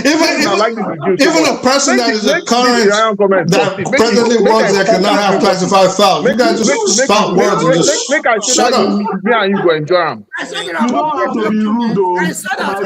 Not because you asking dumb questions, bro. I said that there are documents that clearly state their strategy and objective. All you need to do is read it. Everything you want to do is written. Wait, okay, sorry. So GJ, just look like wait. Dexter, hold on. Let's hear for a while. Dexter, when we talk ready to talk about Canada and Winnipeg, we're gonna call you. This seems to be beyond your pay grade, bro. Now you don't know what to talk about. You and your little you propagating your Islamic agenda. We know where you stand. You know where you stand. You have no idea what to talk about. Agenda you want to propagate. You want to propagate. You cannot force it on other people. You claim you are an American. You live in a country that is free. How many times have people oppressed you for what you stand for? You oppress me now. Have oppressed you. You oppressing me now. Because you are in a country that is free, you can talk. You oppressing me now. Country that is oppressed. I actually won. In a day, they talk waiting and don't know. The redacted versions of the SP files, do you have it? Yo, no one cares. So what are you look? I don't understand my point is let's get because somebody here came and said somebody came here and said that they pushed Trump into acting because they were releasing the because okay, so listen, there's something called reasoning by deduction. I don't expect you to be able to understand that because you've shown that you don't. So what happens in that situation? Well, because you don't. So what happens? The one that doesn't reason properly. So what happens? What happens in that situation is we take. You see people committing evil. You don't speak against it, and you are telling me you're objective. How dare you use that word and say you're objective? You're not objective. I didn't say I was objective. Goddamn, are you slow? I said reasoning by deduction. You don't reason properly. You yourself, you don't reason properly. It's okay. Listen. You stand for doesn't make any sense. Jefferson, are you on your period? No, I will say it. I will say it in your face. I understand. I don't hate you, but I will tell you the truth. Jefferson, are you on your period? Dude, don't do that, man. Don't do that. Come on, we on live. What do you mean by that statement? You need to chill. No. What do you mean by I'm that making statement? I'm making a disrespectful statement. That's what I'm making. Evil, and you are telling me that you stand for justice. I'm not going to disrespect. How should I take you serious? Yeah, let's because now, like, no, tell me, how will I take you serious? The reason why I came here because I know who you are, and that's why we continue to confront you until you have a change of heart. Listen, Jefferson, please, can you listen? Why you call opposition is not opposition? Hold on, we gotta hear it. We gotta hear Jefferson. Wait, hold on. Jefferson, no, go ahead. Essentially just want comedic relief, huh? No, Jefferson, go ahead and you just want to laugh. we gotta hear it. We gotta hear it. You just try to laugh. That's what he's trying to do. But all right, go ahead, son. Let's see. Jefferson, go ahead, Jefferson. Come on, man. Go ahead. You got 2 minutes. Go ahead. Hit us. I stopped taking Jefferson serious the day he told me the pharaohs, like 3,000 years ago, 30,000 years ago, had the Air Force. He said they had an Air Force. I'm like, 30,000 years ago, they had the Air Force. And he was adamant. You know, all you know is Islamic history. When you know Islamic history, what else do you know? So I started taking Jefferson never know anything. So please, I don't want to argue with you. Whether you take me serious, I'm not looking for people to take me serious. I'm only here to state facts, and that is it. And to be objective, no matter where you want to stand on your political divide, sometimes okay. So your facts, Jefferson, is that Iran, Armageddon. This was in the Revelation. This is biblical. Those are your position, and that there was an opposition that the Ayatollah was oppressing for 40 years. Yes, he was oppressive. All right. So give us. Even his own brother warned him. He was oppressive. Hold on. So give us names of this opposition. I'm not going to do that. Because they don't exist. It doesn't. Who told you it doesn't exist? So give us the names. Oh, no. What do you mean that I should give you name of oppressive regime? No. Tell me why should I do that? What are you talking? Yo, Jefferson, go mute yourself, man. You don't even know what you're talking about. No, you that know everything. Why do you want an oppressive regime to continue? When I talk, I said things that Can I people that know all the facts. Go ahead. Because I want to ask this question. I don't know anything. Okay, there's noise coming through. Where is it coming from? That's yeah. Now the noise is coming from Boom Boom Ray. Definitely not me. I don't live in a cave like you, bro. So you said the regime is even my neighbors are far. What do you call them? Even you call them dictatorship, and So, but what particularly about the regime is the one that you really don't like, Jefferson? Name I can explain it. All right, I will tell you the thing I don't like. Ever since they took over office, they took over since the 17th till date, they stylishly removed. Look, the country was not fully an Islamic nation. Okay. Right? They had a royal system. They had different religions. They have Zoroastrian religion and some other religion, right? Zoroastrian existing properly. They were doing things accordingly. But when they came in, just like we are having similar nonsense happening in Nigeria in terms of Sharia, of course, they succeeded. They were dismantling what they call. They were dismantling what they call government structures, like in terms of ministries, institutions, and all of that. They were doing that. Shut this guy up, bro. Hold on. They did that for years. Is he telling us now? Even most Christians, who want to serve God in truth and in spirit, they hide under bunkers to serve God. So you're telling us now that from 1979, if they were not doing it, hold on. You think it didn't happen? It happened. Can I explain it to you? Can I explain to Jefferson? I've not finished asking him a question. See, Jefferson, Do you know that Iran has the highest number of Jews in the Middle East? That's apart from Israel. Yes, they do. They do. But how are they living their lives freely? That's the question you should ask yourself. Yes. How free are they living? Are they living their lives? Yeah, they are living They are living their lives under an oppressive regime, which the Iranian which the Islamic government is aware of. No, they're not. Before this war, they killed 40,000 citizens. Are people not aware of this? That's not true. They killed 40,000 citizens. Where's your proof? When there was an opera, when there was a protest, this on the guy to happen. He's going to try to be diplomatic, to be democratic enough. So reason with the people, he killed 40,000 of their citizens. But do you know?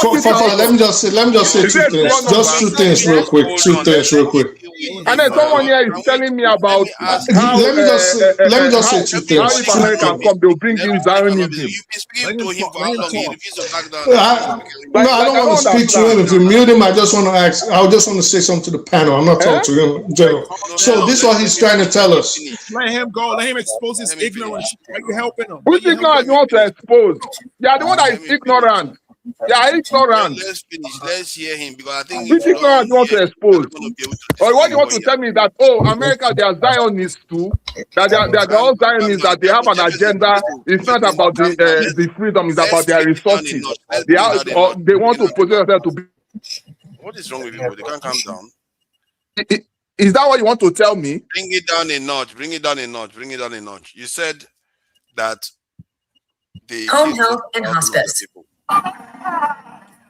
Do you have any evidence for 40,000 dying? You're asking me, do I have any evidence? Oh, Father, I'm not going to do this crap with you today. I'm not going to do it with you today. You're asking me if I have any evidence. This is public knowledge, for God's sake. But the public knowledge only comes from... no, yeah, is there evidence? Or to see it first, doubting Thomas. Yes, because sometimes we saw the... Hold on. One of the sometimes if you use some level of calm down. You're not being reasonable. Don't unmute yourself. Don't make Mr. Michael and Mrs. Bobby. We have to do to and fro. Who is that now? See, Israel's conflict in Gaza is one of the bloodiest in terms of as a response to the 10, the attack the Hamas did, and we saw the videos clearly, many of the tragic events that occurred, and it took them 2 years to accomplish 70,000. And you are telling me the Iranian regime managed to accomplish with bombs and guns in a few days, without aircrafts, without tanks, without anything. Within a few days, they did that in Iran, and you don't see videos of it everywhere. You believe that? I'm asking you. No. You want to ask me a question when you are shutting me down. You want me to ask? You want me to answer that question? I can't. No, It doesn't work that way. No, it doesn't work that way. So you want me to be asking you, and you are talking? No. I'm just telling you need to use some level of inference when you are following up all these things. Yes. I'm saying it to you. I'm telling you. I'm going to explain to you. There was protest for congress of this. People were killed, and you are telling me, I should bring the numbers and give to you. Jefferson, can I explain it to you what actually happened? Why you're thinking about that is dictatorship that are killing Iranians is not true. Let me explain it to you. So this is how color revolution works. They have been trying to implement color revolution in Iran, America, and Israel. So normally, the way in Nigeria, people will go and protest. Maybe there's an inflation, people will go and protest. Normal Iranians went to go and protest. Normal. Not like they hate their governments. They went to go and protest. Normal. It's normal, right? You know what America and Israel did? I'm not making this up. They said it themselves. And they've documented it. That's what they would do. Exactly. America and Israel gave them AK-47. They gave some riot. They call them rioters. They call them Mossad agents. I'm not making this up. They will give them gun. They will give them gun. They will now carry the gun to those protesters and start shooting them. So when they start shooting them, everybody will run away. Hey, everybody will run, right? First, they were killing police officers. Police officers, yeah. Police. That was the first thing they did. Then they stormed the radio stations. It will now expand. because the weapons are distributed. So everybody all around will be killing people. So it's even funny. It's even funny that they said it themselves and it's out there in the open as well. That's the funny Trump people said it. Netanyahu said it. Hegseth said it. Huckabee said it.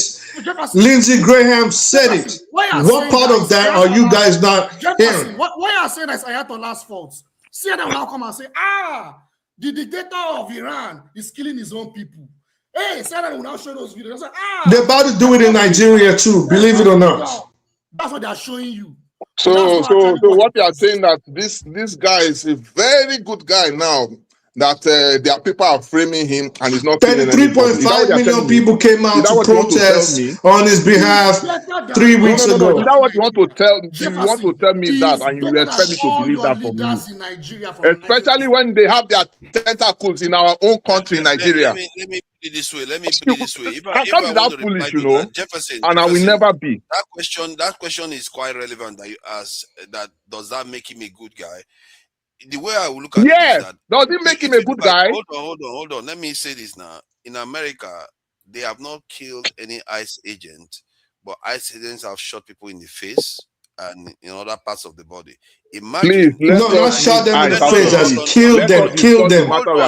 Killed. Stop down with you. Hold on. Don't down with me. Let's discuss this. Let me finish. In America, can you imagine? To correct you, they kill American citizens, not shot. Yes, them. they kill American. I'm just trying to be polite. So, but you want to be polite with the facts. In America, they kill ICE agents. They were killing police officers in America. What do you think American police is going to do if they were killing American police officers on the streets? And there was a riot going on, and not Americans killing the ICE agent. If it was foreign elements saying we sent in secret agents from Venezuela, from Ecuador, they are with your rioters in Oregon right now, and we've given them guns, and they're the ones responsible for burning down your government buildings and killing your law enforcement officers. What do you think the United States will do? They will not waste time now. They will shoot. There was something I wanted to debunk right away that when he started, and we've been hearing this all over forever. They start off by saying Iran was never an Islamic state. Are you trying to tell us that between 1979 and 2026, Iran became almost 96%? See, let me line, please. Let me line. So are you trying to let me line? That was not the original flag. I didn't talk about the flag. Okay? I'm not trying to argue. Can you please shut up? I'm not trying to argue with you. So are you trying to tell us that the population of the Muslims dramatically changed from a minority in 1979 to an overwhelming majority in 2026, or this has been changed? Stop being silly. The same thing that happened in Turkey is what literally happened in Iran. And this is not for you because you can't perceive it. Or can you be quiet? I don't want to get in a back and forth. Let me land, please. I don't have any time for idiotic arguments. So, please, 1 minute. No. I don't have time for idiotic conversation. So, are you trying? What do you mean by that? I think the information is readily available to find out whether Iran was Muslim. So let me land, please. So, are you telling us that in less than there's not why you fighting when the information? Do you want the information whether Iran was Muslim? Like I'm not asking. Is it okay for that if I talk? I don't care about him. I'm speaking to the audience. So mute him if you want to mute him. I'm not trying to get in a senseless conversation with him. You do this every time. You mute me. If you see someone that doesn't know what they're saying, you're making. You are just talking. Okay, so let me make my point. Okay, make your point. One minute is so loud, man. It's giving me headache. When you're an Islam, sorry. It's the echo, the ambience. It's crazy. Sorry. I apologize. Because he talks and I have to talk over him. So all I'm saying is we have to debunk when people come on here and make, or anywhere else, make fallacious statements. We have to debunk it because there are people listening and trying to learn. So if the Muslim population was not a minority in 1979, there's no way it became an overwhelming majority in 2026. They've been Muslims for over 1,000 years. It didn't just start in. So what do you be Muslims in Iran? Stop all this your nonsense talk. Stop this guy's insane, bro. You're the one insane. Jefferson, calm down. Boomerang, talk about the elected president leader that the United States deposed that brought in the Shia Muslim. Can you talk about that? Yeah. That's gonna help his Can we talk about that brought in what? The Melchizedek, the elected Mossadegh that went for nationalization and then they kicked him out because he would not kowtow to the United States. I mean, there's nothing else to discuss about. The United States deposed them, right? They and then brought in the Shah. The Shah was the most brutal. Right. Yeah. Exactly. Let me do this. That's very important.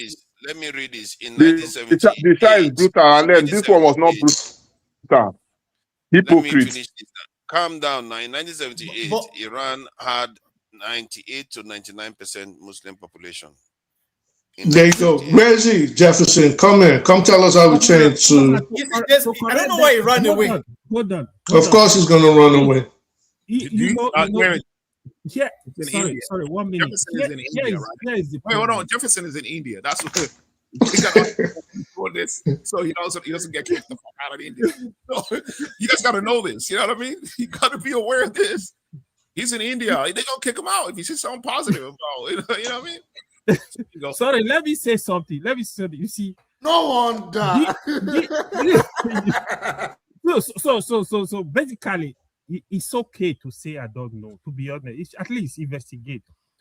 Iran, the problem in Iran, I'm repeating it now, it's not about religion. When it comes to Islam, Iran accepted Islam in the 7th century AD. It's not even, these are not issues. But I'm going to speak from, like, people, a lot, you see people speaking ignorant. From 1979, let me give you some. Iran is a democracy. Actually, you have a better democracy than United States of America. Yeah, let me say something. Be careful when you say something like that to me. I don't know that one. I need to explain something. It actually, probably you could argue that actually. Let's leave the backstory now. The Ayatollah regime, the Islamic regime in Iran, when they took power, actually there was a referendum. 98% of Iranians supported the government after they removed the Shah, after the revolution. From that point, if you want to help yourself, go and read the story of Ayatollah. Ayatollah does not fly around with private jets. He does not live in luxury mansions. Go and confirm all this information. Isn't that the problem? Let me say, hold on. Let me say something. No, I'm going somewhere. From 1979, when he took over power, the female literacy rate in Iran was 28%. Today, it's over 80%. Fact check me. The power generation, electricity in Iran, when he took over, was 7,000. They were producing 7,000 megawatts of electricity. Today, Iran are producing over 100,000 of megawatts of electricity. They can even dash Africa electricity. They will be fine. So, in terms of technology, even Iran have over 2,000 sack shores. It's not today. What people is I don't know. We are not interested in the fact. I heard Femi was saying, go and listen to this place. Go. They are not interested in fact. Even if you put it here, they are not interested. Even Trump is saying this stuff. They talk about the fact that they have other. They are not interested. So you can't discuss with this type of talk about other religious groups in Iran, like the Jewish, Zoroastrian, Christians, Jews. Just to add to what you said about the Jews in Iran do not even want to go to Israel. They don't. No. Yeah. Because of how they are treated. You have a lot of Jews in Iran. Let me add this, and I think a lot of Christians the fact that he's a spiritual leader compounded the problem for Iran in the sense that, like, if you look at Arab states, like the Gulf state, they compromised with Israel to an extent. They were willing to sell the Palestinians out. But he refused to change because as a religious leader, he cannot change position and say, oh, those people are oppressing my people, so I can oppressing those people. But because Israel is now playing nice with me and we are going to sell oil and everything, I'm going to play nice. Maybe that's why his own position is so intransigent. He doesn't want to compromise anything, and Israel knows he will never change because he's religious. His position is religious position, and that is the problem. It's hard to corrupt somebody. Even if he changed, the Zionist aim is to kill them, wipe them out. So it doesn't matter. It 100%. So it's either what do you mean? Are you sure? They are currently killing. They are currently killing unarmed Palestinians with the aim of ethnically cleansing them right now. Yes. So it doesn't matter. Those are unarmed people. So it doesn't matter whether you agreed with them. No, but if Iran allows them to do that, my point is that if Iran allows them to do that, then they don't have much of a reason to come after Iran, is it? That's my point. What do you mean? I don't get what you say. If Iran supports them in what they are doing, let's say, you know how the Arab countries were still trading with Israel, some of them, while Israel was doing what they are doing. If Iran was like that, exactly. Even if Iran was like that, maybe they would not have any need to come after Iran. No, you guys, listen. As Saudi, one of the good things that came out, good in quotes, that came out of the October 7 attack was the fact that it prevented Israel and Saudi Arabia from normalizing relations, because they were going to normalize relations a few days before the attack, either the 10th or the 11th. Those are one of the good things that came out, good again in quotes. I bring that up to say Saudi Arabia was not belligerent to Israel for all intents and purposes. Saudi Arabia was already normalizing relations. There were flights coming in. Of course, they had to transit in, I think, Kuwait, going to Jeddah. They were already allowing Israeli citizens come in, and they were allowing Saudi citizens go to Jerusalem. So bit by bit, things were getting good between both countries. But that did not stop Israel from still pursuing an edict or a government policy of destroying Saudi Arabia and annexing its lands. They still want to do it. So whether they were nice to them or they weren't nice to them, or you lay down or you fight, the bottom line is they want all of that for themselves. They want a greater Jerusalem. They want a Judea Pacifica, and they want everybody gone. All the Arabs gone, pushed into Africa, and whoever stays gets wiped out. That is their policy. Okay, so now that push into Africa part is something Africans need to pay attention to. But because they want to take Egypt too. Yeah, they want to take Egypt all the way to Sudan. Like, I don't know what people are missing. Some part of Egypt. So now let me finish the point. I wanted to ask, do you think Cuba will fall? Yes. Femi, do you think Cuba will fall? Yes, the way they're going with this thing, and it's not just Cuba. You see, recently, I think it's today, Trump is supposed to be meeting with the Latin American countries. See, there's a pattern, there's a craziness to the madness. And again, like, a lot of people think that some of us are siding with a particular aspect of this thing. I've often said it. This democracy thing, first of all, I think is even a scam. Number one. Number two. It's not even about Trump, because as far as I know, as much as I detest this guy, I genuinely know that he didn't want to be a part of this. What he actually meant is when he was talking about that forever wars. The problem is he's such a bad, detestable person, and he was already compromised, especially with all the monies he has collected from the Israeli lobby led by Miriam Edelstein and co. And on top of that, you also have at the back, because it's the face, the people in front that we see. but the people behind the veil matter as much. There's some, I've often said it, there's some principalities and powers. In the case, especially nowadays, we look at all these technology guys, the Ellisons and co. They are controlling a lot of things that are even beyond whoever is elected. And of course, you cannot take away the fact that Israel is always a constant, especially in Netanyahu. As a matter of fact, amongst the things he has said, especially for those that are able to follow Aretz, even though it's written in is a subscription, what's it called? Hebrew. If you follow them very well, there's times whenever he speaks in Hebrew, the things he says, he and what's the name of that other guy? That Ben, is it Ben whatever? Ben Gurion. No, Simon Gever. No, there's Ben Gavir. Simon Gever. The kind of things Ben Gurion been dead. Yeah, he's been dead a long time ago. It's because you don't pay attention.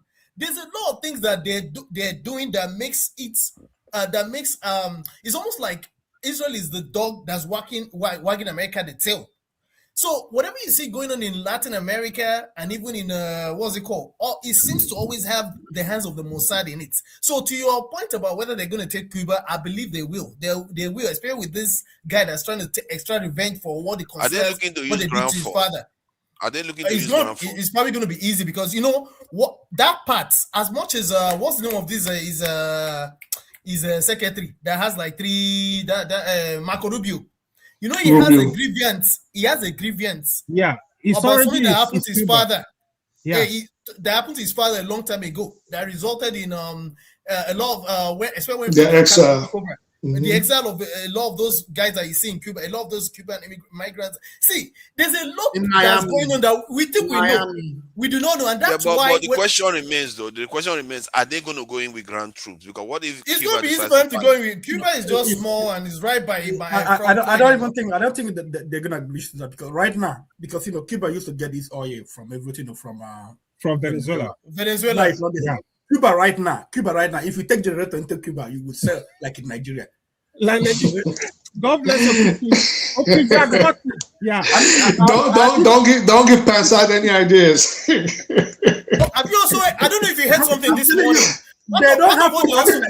They don't have power to collapse.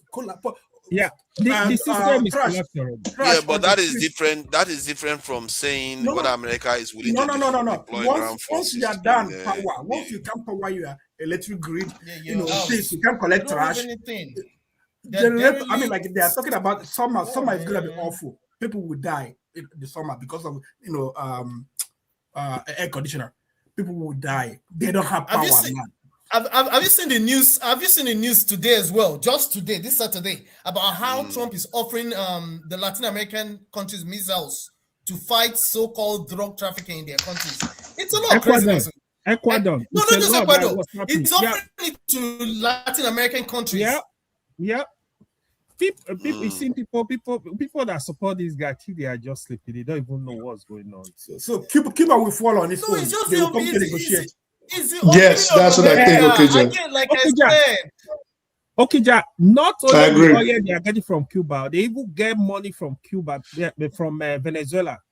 We are supplying Venezuela security, even military. Hold on, though. Protect government. Is Trump playing a game here whereby a regime will be in place and they will be telling Trump, come, let's talk, let's have a meeting, let's have a conversation. Trump will be like, yeah, you're gonna go, I'm gonna drop you, you have to drop that, and then I will remove one leader, and then they will still talk to the regime and they will say, oh yeah, we've just changed the regime. And because the same thing happened with Maduro. And what if the same thing happened with Cuba again? They remove the top guy and then they just go and talk to. I don't think that's what's going to happen. No, they're not going to make arrangements. I think. I think I was going to say that on all those, communism, whatever. Because they were looking to do that with Iran too. I don't see why. That's what I think the only way they can fall is if Russia does not come in the aid of Cuba at this point. Russia is not coming to the aid of anybody. Russia is not coming to help anybody. Because nobody wants this whole conflict. None of the powers want this thing to get out of control, because the moment it gets out of control, the only other option, after everybody had depleted their surface air missiles and their drones and their soldiers, is to start throwing nuclear bombs. So there's a very, very high possibility of a mutually assured destruction. So all they can do right now is everybody keep arming their proxies and let the proxies handle the beef. But the only dummy country that fell for a major party getting directly involved in a conflict was the United States. And we know why. America is not supposed to be fighting right now in Iran. It makes no economic sense. Instead of saying that they will use nuclear weapons, what I'm thinking may happen, I may be wrong. This is me contemplating. Could it be that this could end like the Cuban Missile Crisis of the 1960s, where, for instance, Russia may send submarine nuclear weapons, or they could threaten Israel or something like that? Then Israel also want to try to use nuclear weapons. If they do not escalate, the moment this gets, listen, right now we have close to 20 countries fighting. That's what I'm thinking may happen. Yeah, that's possible, and that would be the best scenario. That would be the best thing for this planet. But if this escalates, whereby we wake up tomorrow and the desalination plant in Bahrain or Saudi has been blown up, and like the professor was trying to explain, there's no water and there's uprisings in the Middle East, and we see pictures of them dragging their royal country members all over the street. This is going to go crazy real quick. Very, very easy. I don't think it's going to get to that point where they start. We hope not. We hope not. Because the Iranian president. You can't predict. You do not. We hope not. Let me finish the reason why I said it. The Iranian president apologized to the Gulf countries for attacking them today. That as long as there is no attack coming from their country, they are not going to be. As long as, but guess what? Russia. Tell me one second. Are going to take that. But you said something very pertinent, which is so long as America is not using your country as a base to attack us, we are in good books. But guess what? America is still doing it. They've just destroyed Iran's desalination plant. And there was a fighter pilot yesterday flying an F-35, left his transponder on, coming from Kuwait. So we don't know. There's no way that was a rookie mistake. That could be someone making his own little protest against the war, but he left his transponder on the way to bomb, obviously it's Saudi, to Iran. And he left his transponder on, and you could literally track it, and everybody was looking at it, and social media was going crazy that, look, F-35 just left one of these countries that say America is not going to use their base. So what happens if the people of Iran don't have water to drink, or they don't have electricity, or they don't have medication? You think they're not still going to try to destabilize the GCC countries? Forget all that. They're going to do it. So let's just hope it does not get out of range. And the next 2 weeks, America is going to be depleted. Iran's weapons are also going to be depleted. And maybe both sides are going to say, let's sit down and let's talk. Except if crazy Israel, of course, decides to use a nuclear weapon. So anything can happen at any time. Anything. When the other one does nonsense, you don't call him crazy. Well, I call them crazy because they've been attacking their neighbors and killing their neighbors. And Iran never did that. No, they never did. They never did. Okay. They never did. Not in 200 years, by the way. Are you just arguing for argue's sake? I don't understand. Yeah, he's just arguing for argue's sake. Stop being dramatic here. I'm not arguing for arguing's sake. Okay. No, not saying country just attack. Who has attacked more countries before? Which country has attacked more countries? There's a little bit of a rift showing up at the top of the Iranian state whereby from what I'm reading here, it says the Iranian PM condemns President humiliating apology speech.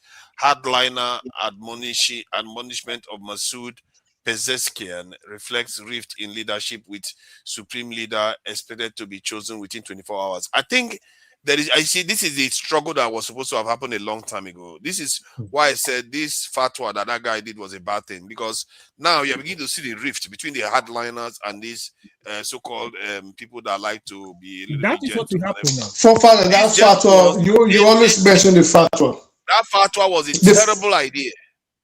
Was a terrible idea. No, I'll say. Let me explain something. The fatwa, while it might have had political implications, it wasn't binding on the states. Whenever a fatwa is issued, AY would know this. It is archived and entered into a report. Okay, that never happened. Go check. It may not be Khamenei did issue. It may not be binding, but it's a guidance. Hold on. About the spirit of the yes. Right. Bubre. Sorry. It was Biden. Ayatollah is. No, it wasn't. Every time a fatwa is issued, okay, it goes into the records, then they archive it. But they didn't do it with this one. It was just his words. Supposedly his words. Supposedly what he said. So it wasn't like Iranian state policy that he issued this fatwa. It didn't. So Ayatollah is the supreme leader. The ball land in his court. So he kind of have some what we call absolute power. So if he order a fatwa, the states are gonna follow. He's the head of the state. Yeah. So, they said in the context of Iran that it's treated as binding. No.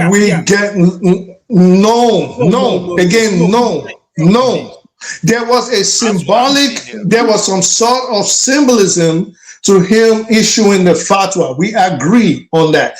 There were political implications of him making that statement. We agree, especially when he made it in public. But the steps taken to make it law were not taken. To make that fatwa law, those steps were never taken. It is not in Iranian law. Okay, got your point. Where if you know what I mean? So it wasn't passed as law. I understand what you mean, but you are looking at it from that point of view. But from the point of view of religious leaders, their word is a kind of law, really. Not if you are no. It's not like politics where you just let me ask Femi this question. Hold on, guys. I mean, probably all of us will learn from this. Femi, from your understandings of the issue, where do you think we start as Africa, as Nigeria? What do you think is going on? You know, it's good that you mentioned this. We are safe as people, as black people. We are going to be rounding up, so well over time. It's good that you mentioned. Let me talk, please. Please, Jefferson. It's good that you mentioned this thing because out of all of what we're discussing, that's my biggest fear. Our sister here, dear sister Ifi, is only interested in how you affect Nigeria.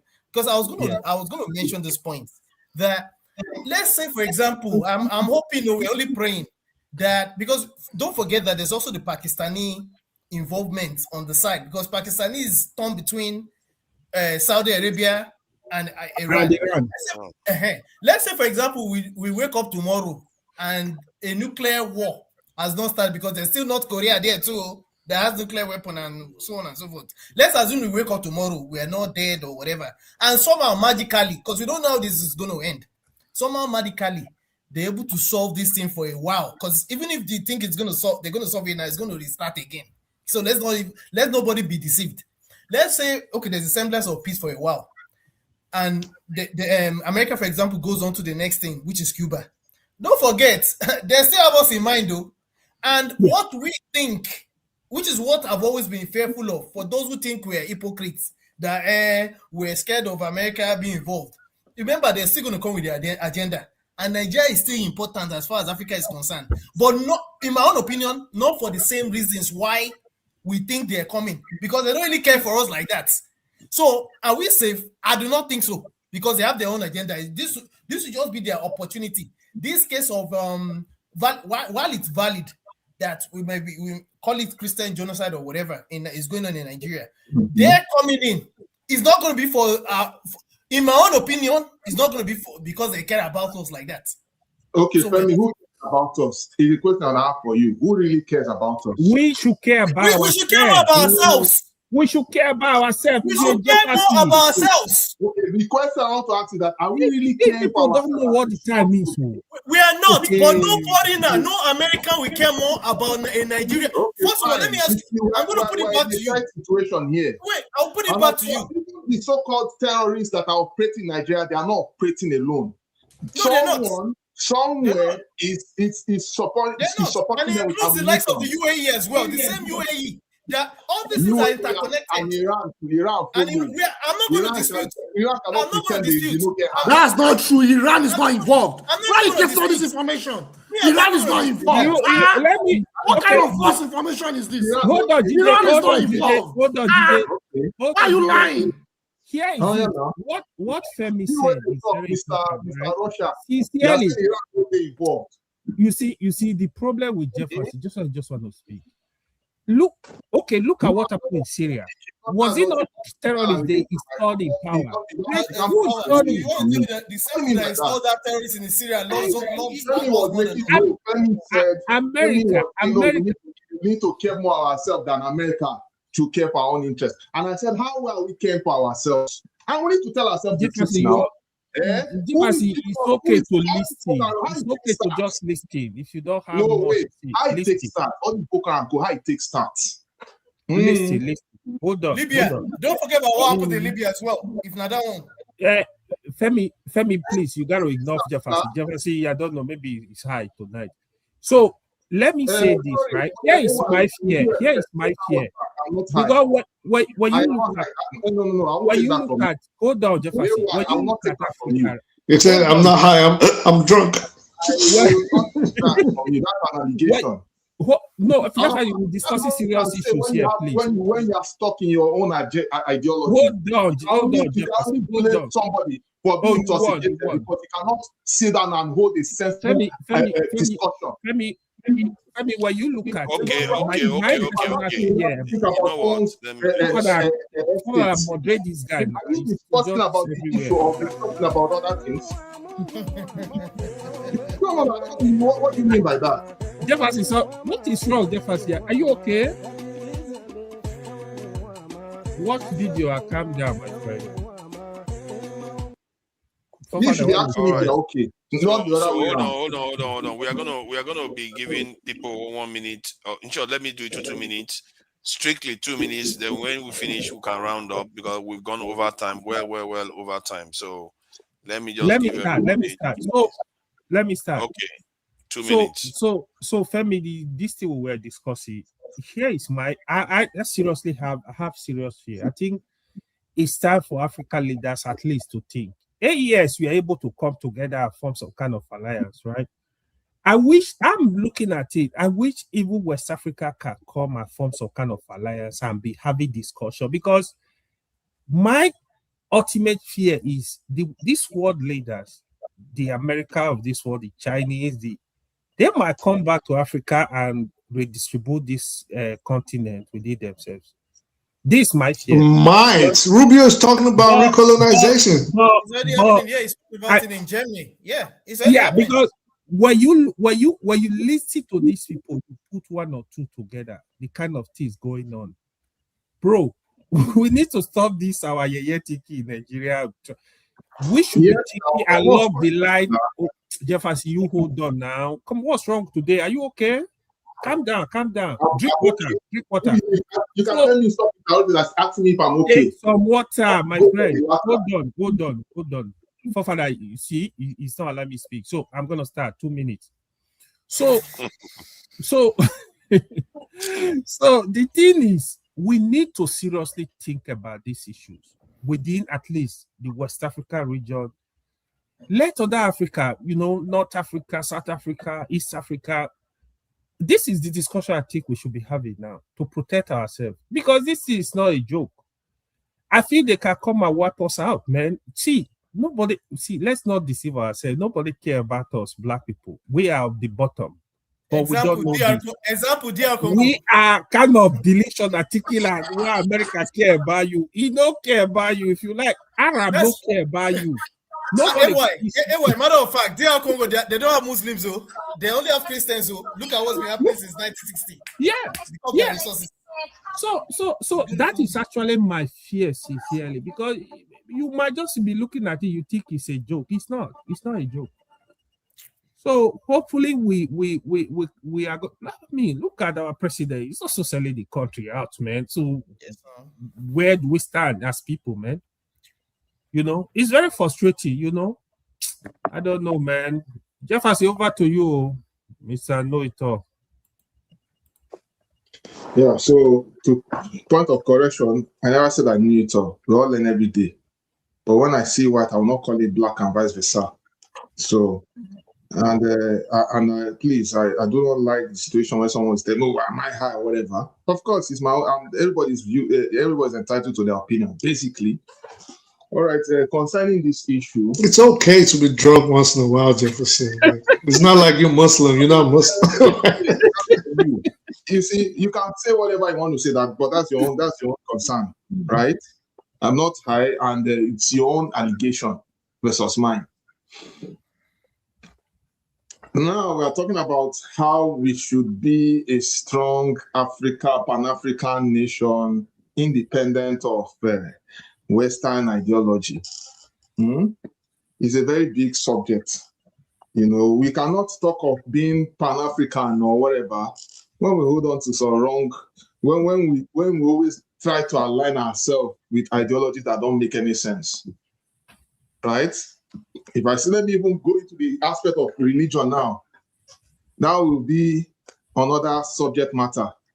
Because, well, whether one likes it or not, it's either you are the child of light or child of darkness. That's the subject for another day, right? But again, we as a people, what are we doing differently?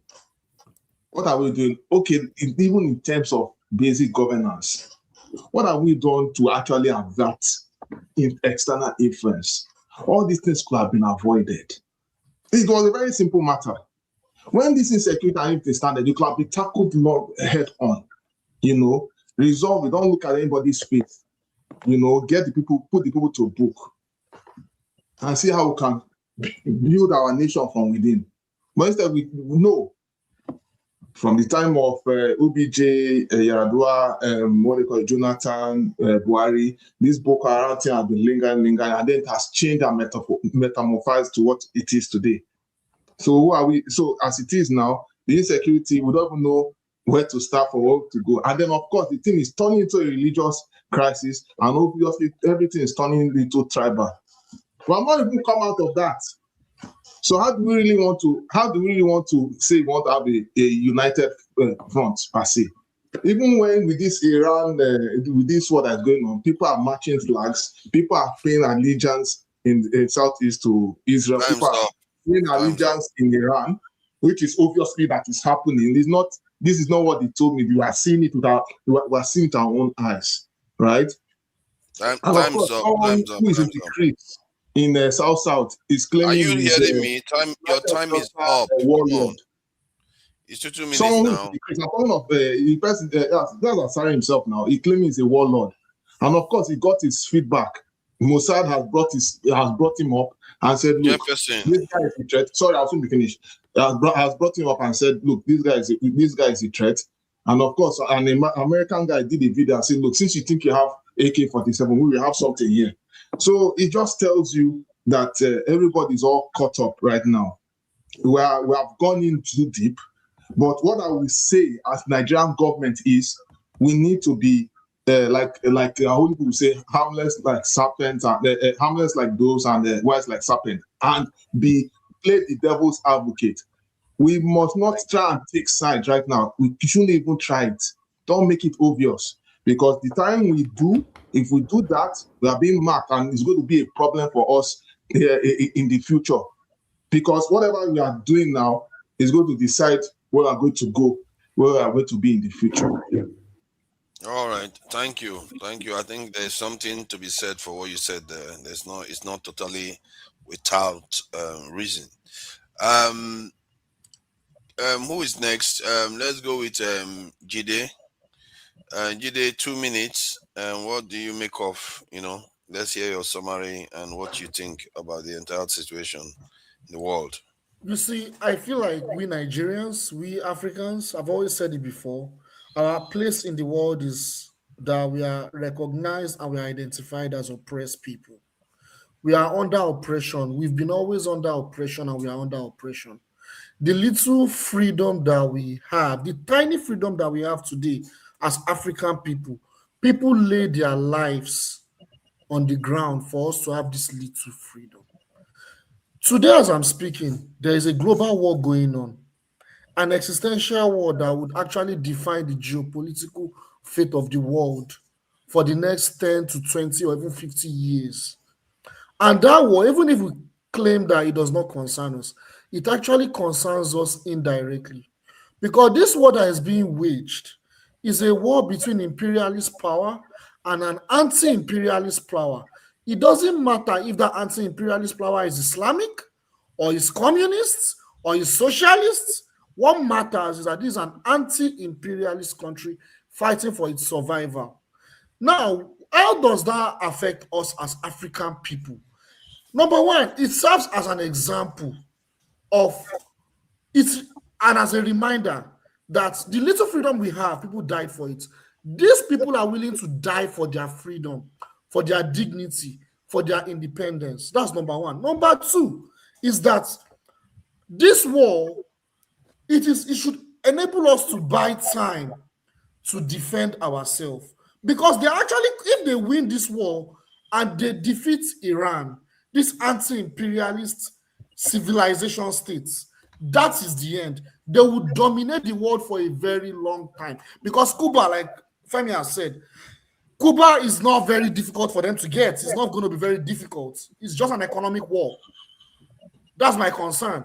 So if they can get Iran, when they come for, it's going to be easy for them to come for Nigeria, destabilize Nigeria. So the point is, at this point in time, I believe, instead of us saying that, oh, it does not concern us, I believe the Nigerian government and the Nigerian people need to now start realizing that we need to start preparing for the inevitable. If not, they'll come for us and it's actually to our destruction. I'll stop there. Thank you. Thank you. Yeah, I think that's quite an interesting point. Russia, for some reason, can't seem to end this Ukrainian thing. I think that has led to this gap that America is feeling all over the world. Don't forget, Oga Tarif was threatening once he become president. One day, the next day, Russia war is gonna stop. Let's hope that one end, because that war has taken Russia off the table internationally. That war, and maybe that's the whole point of that war, to keep Russia out of the international war arena. is never easy now. The truth of the matter is that you see all this superpower, this so-called superpower. For example, Russia, Ukraine exposed how weak Russians are. Nobody knew that this war is going to be dragged up to, I think this is the 4th year. All of us are surprised that Ukraine, just Russia, cannot defeat Ukraine. So what made you think that US is going to defeat Iraq? I don't think they're going to defeat. I think at some point they're going to come to an agreement and sit down and start this conversation all over. And then you're going to ask yourself, what is the essence of the war at first? After wasting human life. Because that's my only concern. It's not that they are fighting. It's just that people are losing their lives. And these people, they don't care because they are fighting for supremacy. Yeah. So we have to understand that. And I don't think America is going to engage themselves with Cuba. I don't think so, honestly, because they never knew that these people are going to fight back. They thought that once they, throw one bomb or one missile, Iraq will call them to have started discussion all over. They're surprised. Now Trump cannot pull out of that war. I think he's so arrogant now to say, hey, this is not what we bargained for. I think I agree with Ify. And if care is not taken, this war is going to drag and drag and drag. And what do you think is going to happen? American economy is in shambles. If you don't live in America, you will not understand what is going on. American economy is suffering so bad. People are frustrated. So there are a lot of things they have to put into consideration. And midterm election is coming. God knows what is going to happen. They're already losing some of their seats. I mean, the Republican. So starting a war is not a problem, but ending the war is where the problem is. That's what Russia is dealing with. I was thinking Trump is going to learn from what is happening in Russia, between Russia and Ukraine. But, he's adamant and he's, going to do whatever he want to do. But we are here. We are watching. You see, America and Russia is, for one, Russia has patience for war. I don't know why they do that. It's just evil. I don't know why they stretch wars on. Russia does that regularly. All their wars are like that. If you look at the way America is bombing Iran right now, Russia doesn't bomb Ukraine like that. It's like they are pulling their punches. It's like they just go slowly. I don't know why they do that. They have the resources, they have the manpower, but they don't want to do like American where you just bomb everything, kill everything. Throughout that war in Russia. You know how many the one thing you have to understand, the longer this war goes, they will get tired. Russia get tired. Russians get tired. No, forget that one. They will never get tired. This is their thing. This is what they do. See, do you know America? If you remember when they started the war, it's like, oh my God, they're gonna destroy Ukraine. I didn't even know that Ukraine will still be in existence up until now. I'm talking Russia. But sure, you know that Ukraine is being backed by NATO. It's a exactly. Russia's fighting the entire NATO. Even at that, we know that it's not the reason why Russia could have overwhelmed them if they wanted to, but Russia doesn't do that. History suggests that Russia doesn't do that. All their wars, I don't know why. I don't think so. They don't. I don't think so. I don't think so. Give me one war Russia has just won. They don't win anything. You know what it means to fight the war for 4 years? If you're fighting a conventional army, it's quite different from fighting an army that is resorting to guerrilla tactics, or in this case of Ukraine and as we see Iran, wars of attrition. So this is not a normal war. Under normal circumstances, dump all kinds of missiles on them, but you have people that hit you, run. They just want to stretch. The longer they stretch it, the worse it becomes for the more powerful country. And this is what America is going to learn real soon. I think maybe Russia has too much experience of fighting defensive wars. They are not an offensive country so far. They don't have a history of. I don't think it's about offensive. I think it's more about public opinion. And Russia being worried about triggering, was it Article 2 or is it Article 3 for NATO country to get involved? 5, thank you. So they don't, thank you. So they don't want to trigger. They're just supplying them with ammunition. The country will never get involved. If they get involved, then they go nuclear. NATO are not involved. They're just supplying them with ammunition. Right.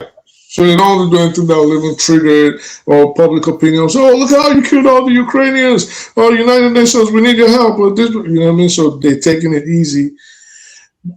But Ukraine, Ukraine is a war. Except they are playing another game we don't understand fully, because what is going on in Russia right now, Putin doesn't seem like he's in a hurry. He's not in a hurry. No, because he's winning. He wants Ukraine to surrender. He's grabbing land, and they're not ready to do that. He's grabbing land is like one step at a time. Every day they take one step. Okay, I've taken one step of land, maybe 1 meter. It's like it's too slow. What kind of war is this? No, it's not slow. The whole world is changing. The whole world is changing. Assad has followed. You also have to remember. Listen, with these wars, all the top adversaries are also watching each other. They're looking at how the other party is responding to certain types of attack, how they mobilize, how fast their production lines can make new weapons and send them to the front lines. They're all watching each other, how they send information, the communication. They are watching. So at the same time, everybody has to, you play, I don't want to say safe, but you got to play smart. Okay. So they're not going to go all out at Ukraine. I have to talk about Mehdi Hasan. I almost forgot. That Mehdi Hasan. Oh, before everybody goes. We need to go back to this. Forefathers, I sent you, Ify, Femi. I sent you something that I saw on the internet about Epstein being supposedly alive or whatever. Yeah. I think hold on now, Chide, come on, man. Let me go back to order. This guy hasn't spoken. Brownie skin hasn't spoken. Christian for Epstein, have you had your 2 minutes? Yeah, whatever. That's it. There's nothing else to say, really. That wasn't what I wanted to say, but I don't want to take everybody's time. Let me your 30 seconds. Let me 30 seconds for Christian. Strictly 30 seconds. Yes. Yeah. Take the 2 minutes. Thank you. So I want to talk about Mehdi Hasan. You see, everybody was some people were eulogizing Mehdi Hasan. Maybe some of us have forgotten that Mehdi Hasan is a product of mainstream media. He's a product of the liberals. I used to listen to Mehdi Hasan, and I used to like him. But when I got to understand his politics, I had a huge distaste for Mehdi Hasan.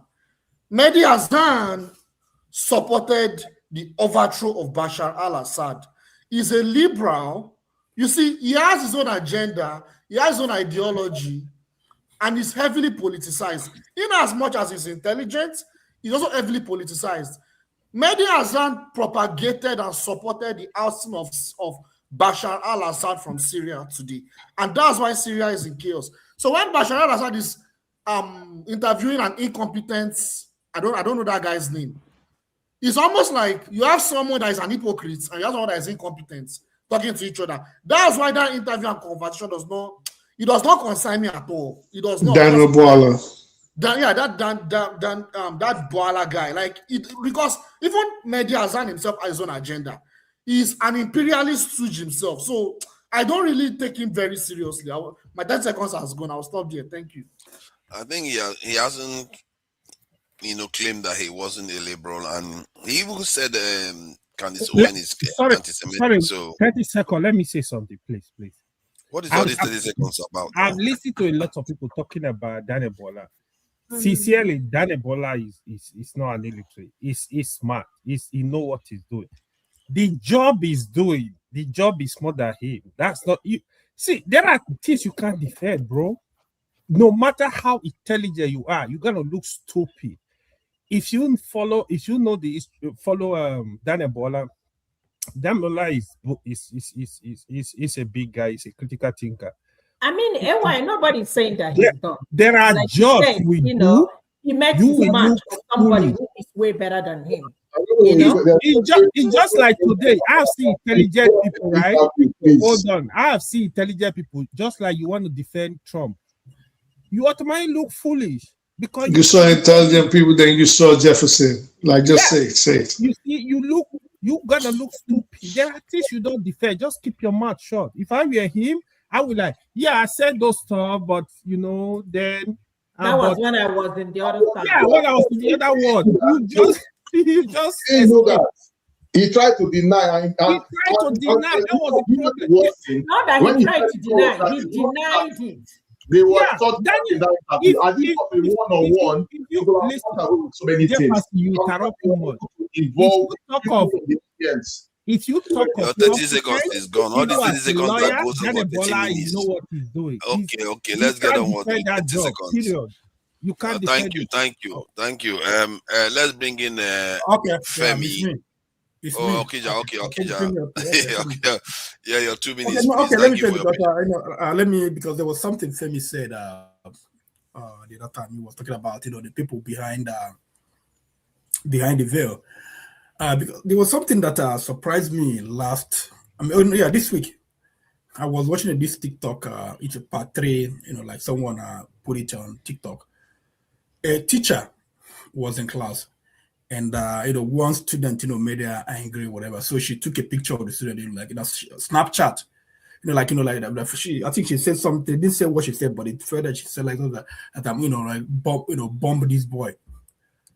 Within 5 minutes, police went at the school. Wow. Police were FBI called the police. Police came to the school and arrested that woman.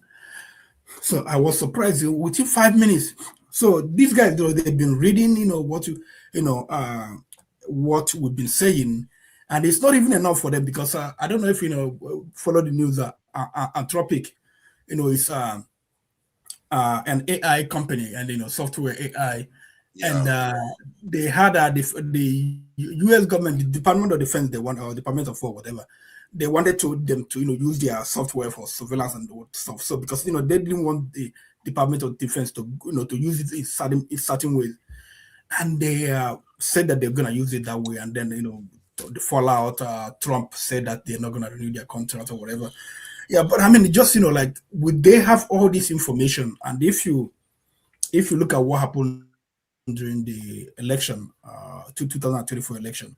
What people like what's his name, Elon Musk, they did, how they harvest even data, even 2020 election, the one that they brought Trump in for the first time. What they did with they targeted black voters, and they were giving them misinformation that they should not vote, whatever. So a lot of people didn't turn out some areas because of information they got that their vote will not count, that they voted, some things like that. So I mean, like when you have these people behind, and then you see all this, because I mean, sometimes you look at it, why are they fighting this war? I mean, like, why would you go to Iran, and then the potentials, the conflict, the how it could go, and then you still wanted to invade Iran and fight Iran? When some people that want to justify it, I tell them, what about North Korea always testing missiles? Saying that they wipe out Japan and South Korea, who are allies of the US. You don't attack them in the lobby missile. I mean, every day it's like rocket man is rocket man. You don't go to attack North Korea. Why are you afraid of North Korea and then you're not afraid of Iran? And then Iran, because I mean, nobody's trying to justify what is going on. Iran, I see them that they are. Axis of terror. They've been working with Hezbollah and some other Hutu in Yemen and some other terrorist organization. But the thing is, the world needs a balance, because when some people, you see what America is doing right now, you go to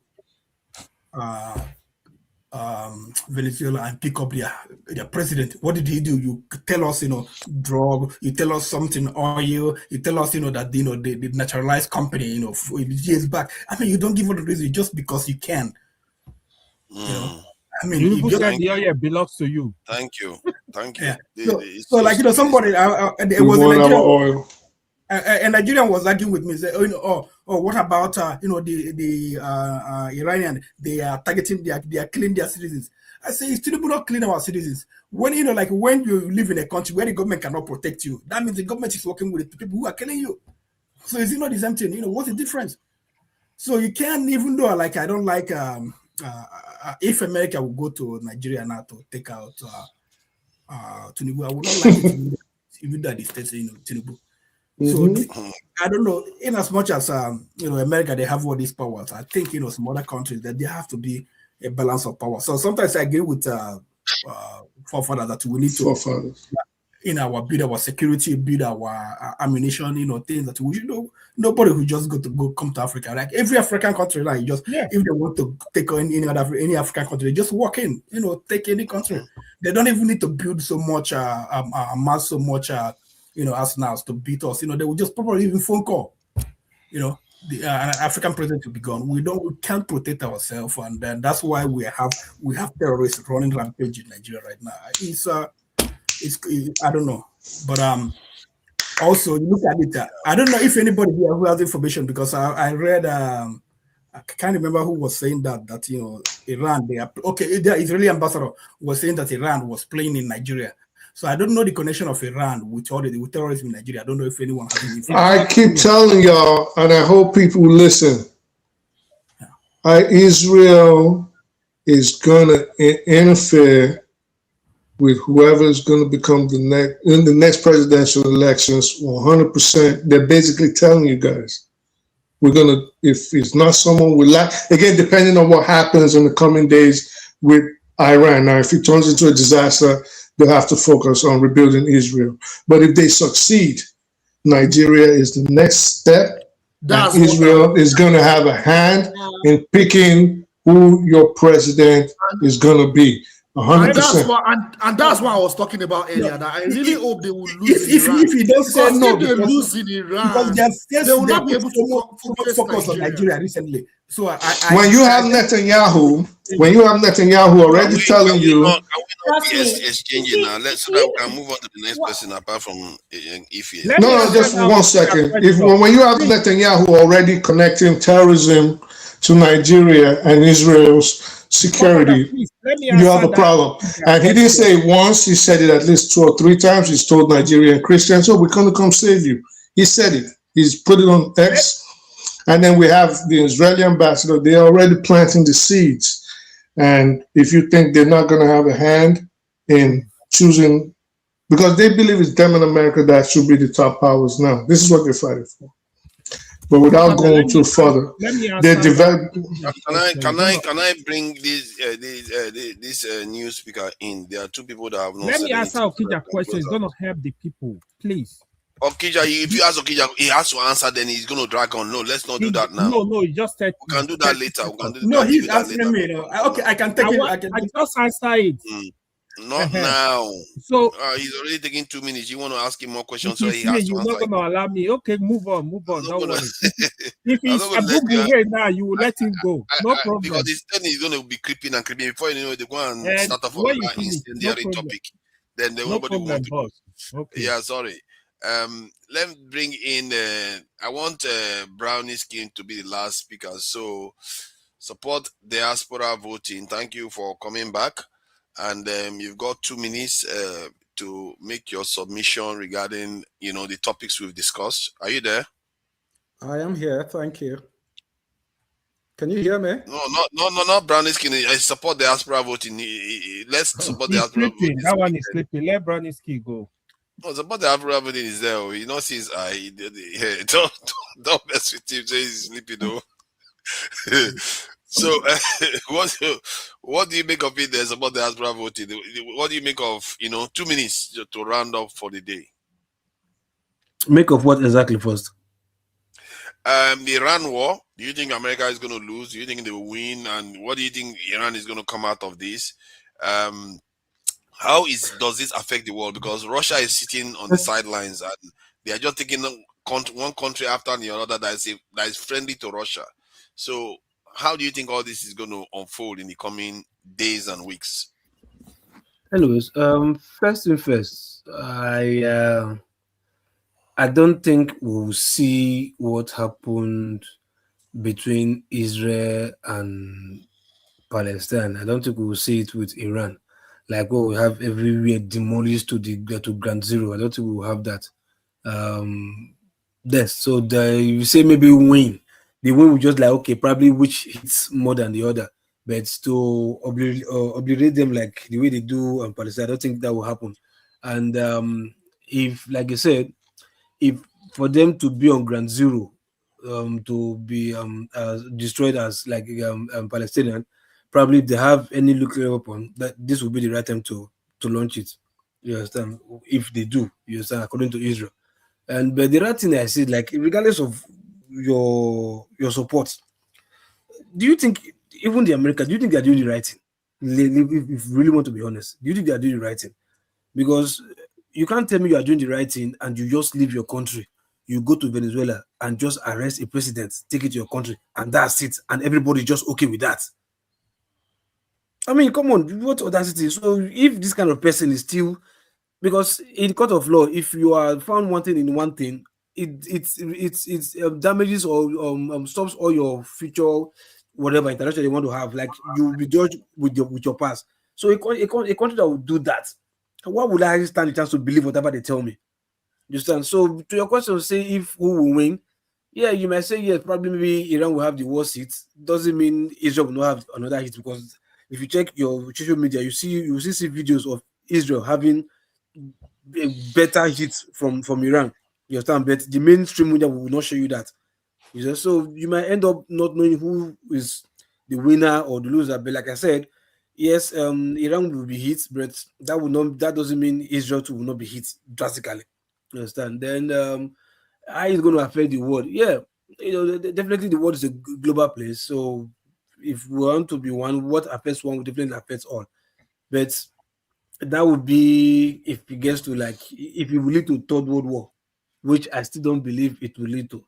So it will really affect the world in their own international politics, where they do buy and sell amongst themselves. You understand? Trying to, and I don't know what America will achieve if at the end of their motive, they conquer Saudi Arabia. Sorry, they conquer Russia, conquer Iran, conquer China, and conquer whatever. If they do all this, okay, then what next? What will happen? Then what will happen? You understand? Because it's becoming one too many. I mean, let's just let the world have peace for once, at least for once. Just let the peace in the world for once. Just every time trying to now, like I said the other time, I think the last session we had them. I was like, okay, we have some militias now, some army now from US. They're in Nigeria. What have they been doing? What have they achieved? What are they doing? They're not Bono. Before you know now, this thing will rob us.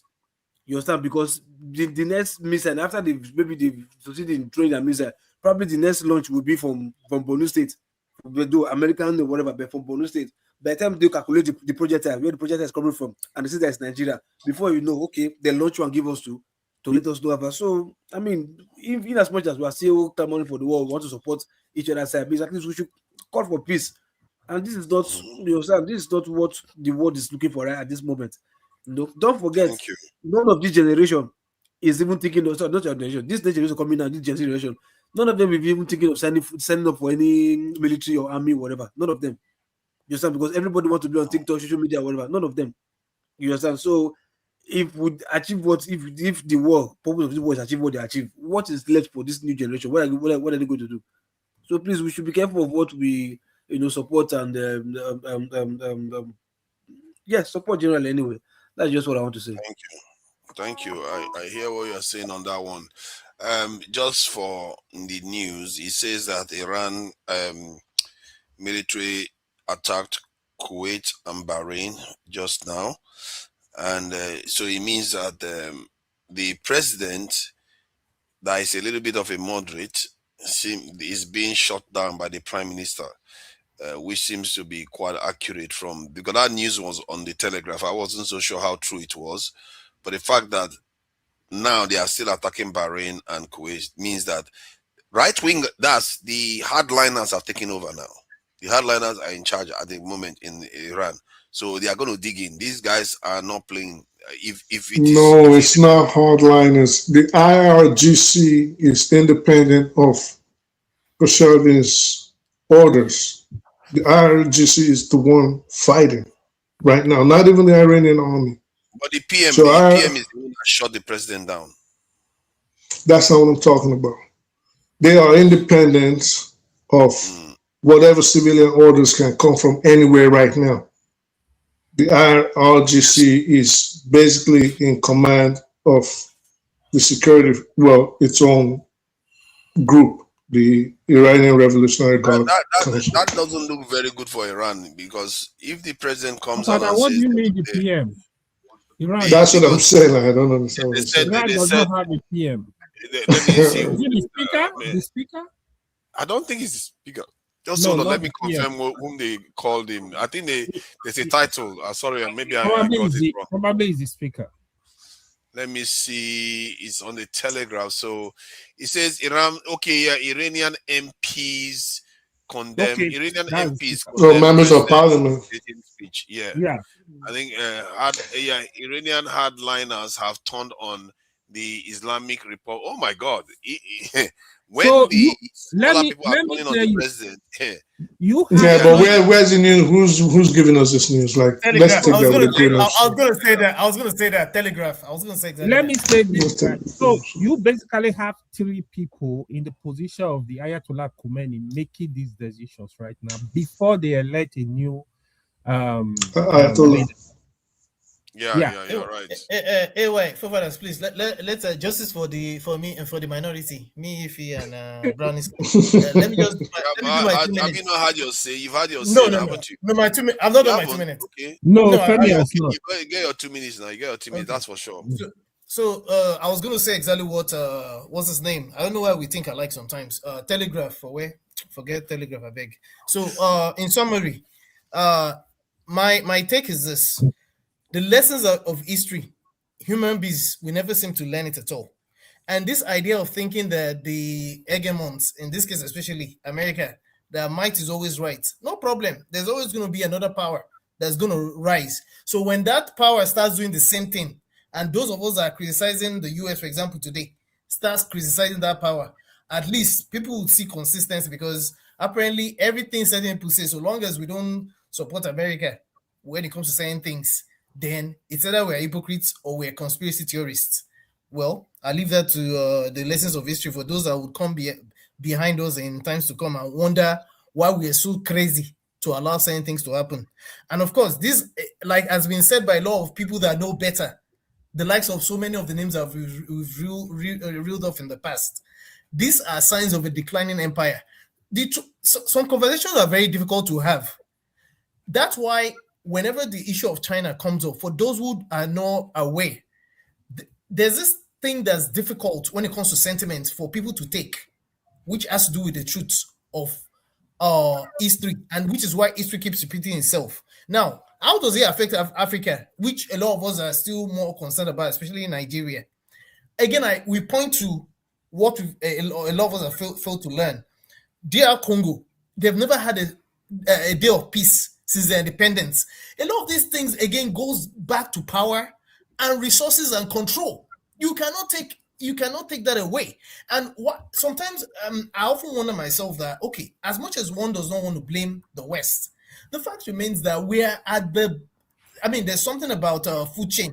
For those of us that read biology, Africa, for example, has always been at the bottom. I said it now. Yeah. When it comes to food Don't chain, be emotional. We are down. Whether we like it or not, it's something that is, and that's why. Just like this morning, for those that are still in the US, I was surprised. I've never read about this guy this lady that's supposed to be a precursor to the Williams sister. A lot of Black history, even in America, is suppressed in favor of a lot of things that are even attributed to the white people. Yes. Actually, even when it comes to inventions, are inventions of Black people. A lot of the inventions. Yes. I'm only beginning to even realize the ones I didn't know before. So I said this to say that at the end of the day, in as much as we have our differences, which again we cannot take away from the fact of history, whether before slavery or after slavery, and it's still ongoing today, which forms the crops of neocolonialism, we cannot take away the fact that it is still down to us. I agree, it's still down to us to decide whether we want to be like the Iranians and find a way to do it. Of course, it's going to come down to we can never be like the Iranians if we're not educated. It will never happen. But so long as we continue to pander to our masters, after all, let me end this way. I don't know which of the past presidents of Russia said this a long time ago. He said that the people are falling in love with the oppressors. We seem to like our oppressors, which includes not just the people who lead us, but also these Western countries. We seem to love our oppressors. I'll rest my case. You know, most Nigerians don't even know they're Black. Most Nigerians don't even know that the white man does not like them.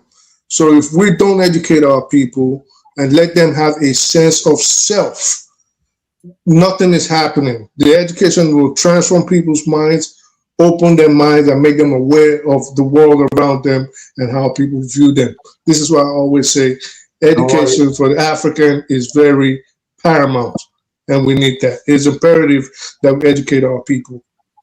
No, you're not pro-African. It's not now. Hear that one from you. You're not pro-African anything. Let me bring Brownie Skin on. Brownie Skin, thank you for joining us. I appreciate you making time to join us. But I'll give you 4 minutes, to give us your breakdown of what you've seen since you came late. So go ahead, 4 minutes. Thank you very much, Forefather. I thought you were going to say that I should pay a small fine of 4 kola nuts and a bottle of I wish I could. DJ's best. But I thank you wish for I that. could. All I want to say, I don't have too much to say though, but it's simply this. I will start by saying Africans are a deeply spiritual kind of people. They are not defined by what you see. They are influenced by many other factors. In light of that, the question I would have loved to ask is, as Africans, do we see any other spiritual angle to this conflict? Because in African mythology, the spiritual influences the physical. So in this Iran and US thing, do we have anything about what the ancestors are saying? Or have people read and tried to study whether there's any angle of that kind? Probably that's what Jefferson was trying to allude to, although, that's another story. No, I don't know Jefferson. if anybody has anything to add to that. So what do you think the ancestors are saying? You can't educate us. We are here to listen. No. It's for those who advocate on the ancestors' behalf. You understand? I have a different angle that I do pursue things by. You understand? I want to understand from the African spirituality side, how does this conflict play out? Because as you would see, many people have different theories of what is going on. We in Africa, we know spiritual matters. How do we conceive of this kind of thing? That's just all I'm trying to say. Jefferson says it's leading to Armageddon, and in Jewish belief, they also believe that before the third temple can be built, the world has to be destroyed, and they also believe this is leading there. This is why they attacked during Purim. This is why you see they are buying red heifers. You can Google the red heifer all over the world. So there are spiritual aspects. This whole thing is very convoluted. Like it would take forever if we all have to just pinpoint every angle. But in essence, there are also spiritual aspects that the Jews themselves are pursuing to make sure that this ends up in, believe it or not, in nuclear fallout. Okay. But it seems it seems Brownie has something to say. You speak in parable. No. It's good. Just give us the spiritual African spirituality aspect of Wait, it. AY, please. Since you are just gaslighting us, just go to the point. Let's understand it. It's simple as this. What Two Niger said is the answer. Not yet. So what I was trying to find is that, yes, what he has said, I know those things. In fact, there's a book written by this woman called The Great Controversy. It was written in, I think, 1911. But it's speaking to issues of this kind on the line that Two Niger has just said. So I wanted to find if any of our viewers, any of the participants who advocate or who are deep into our African traditional religion have any perspective of that kind. Because in the end, this conflict we are seeing is more than the intellectual. It's more than that. It's driven by different forces, which Two Niger has very intelligently decoded very quickly too. So he was talking from the Jewish angle. You are not saying anything. It's as far as I'm concerned. Brownie skin. Yes. Brownie skin. Sorry. While I don't know anything about the African part, I'll tell you something that my former manager at work told me once. He's a very strong evangelical. A lot of people that know people in the South, especially on the Republican leaning, the evangelicals, they will tell you this. We had this conversation because we used to talk a lot. Now, he was the first person I heard live tell me that there's this belief amongst the evangelicals, very strong belief that aligns with the Jewish angle that Christians for Epstein just mentioned to you. And then the way he explained the thing to me, I was not wondering if it is the same thing that I've read in the Bible.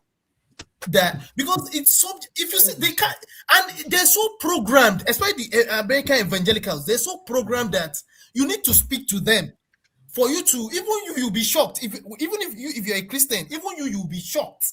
The kind of things they will tell you, the kind of plans they have. Meanwhile, that's why you have a lot of these evangelicals telling you that, some of them tell you they're evangelicals for Israel or so, I forget what they call that thing. But the irony is that when you go to Israel today, I don't know if a lot of people are aware. In fact, I know people in Nigeria that are not aware that Israel is not a Christian country. As a matter of fact, Muslims in Israel, Christians in Israel suffer as much as the same fate. I don't know. I'm sure. I guess you are aware. There are more Muslims in Israel than even in Christians. And it's even funny that Christians are treated badly. You can't build. You cannot.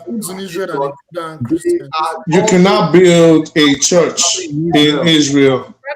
You cannot preach Christianity past the walls of Jerusalem. Once you pass the gates into Jerusalem, it is against the law. You can preach it in the Muslim areas like Jaffa and Haifa, but once you go into Jerusalem, that's it. You can't preach against, it's in the Sanhedrin. You can't preach Christianity. Jefferson, what you're saying is valid. Jefferson, what you're saying is valid. But what we're just letting people know is that a lot of people think it's only happening in the strictly Islamic countries. But I'm just saying that do not think everybody is an equal opportunity offender when it comes to saying things. Because I'm just letting you know, because I just don't seem to know. Yeah, so thank you. For instance, now even a Church of England that brought in Christian, the Anglican, they are not following their ways. In Nigeria, they are broke out of the Church of England. They have Church of Nigeria.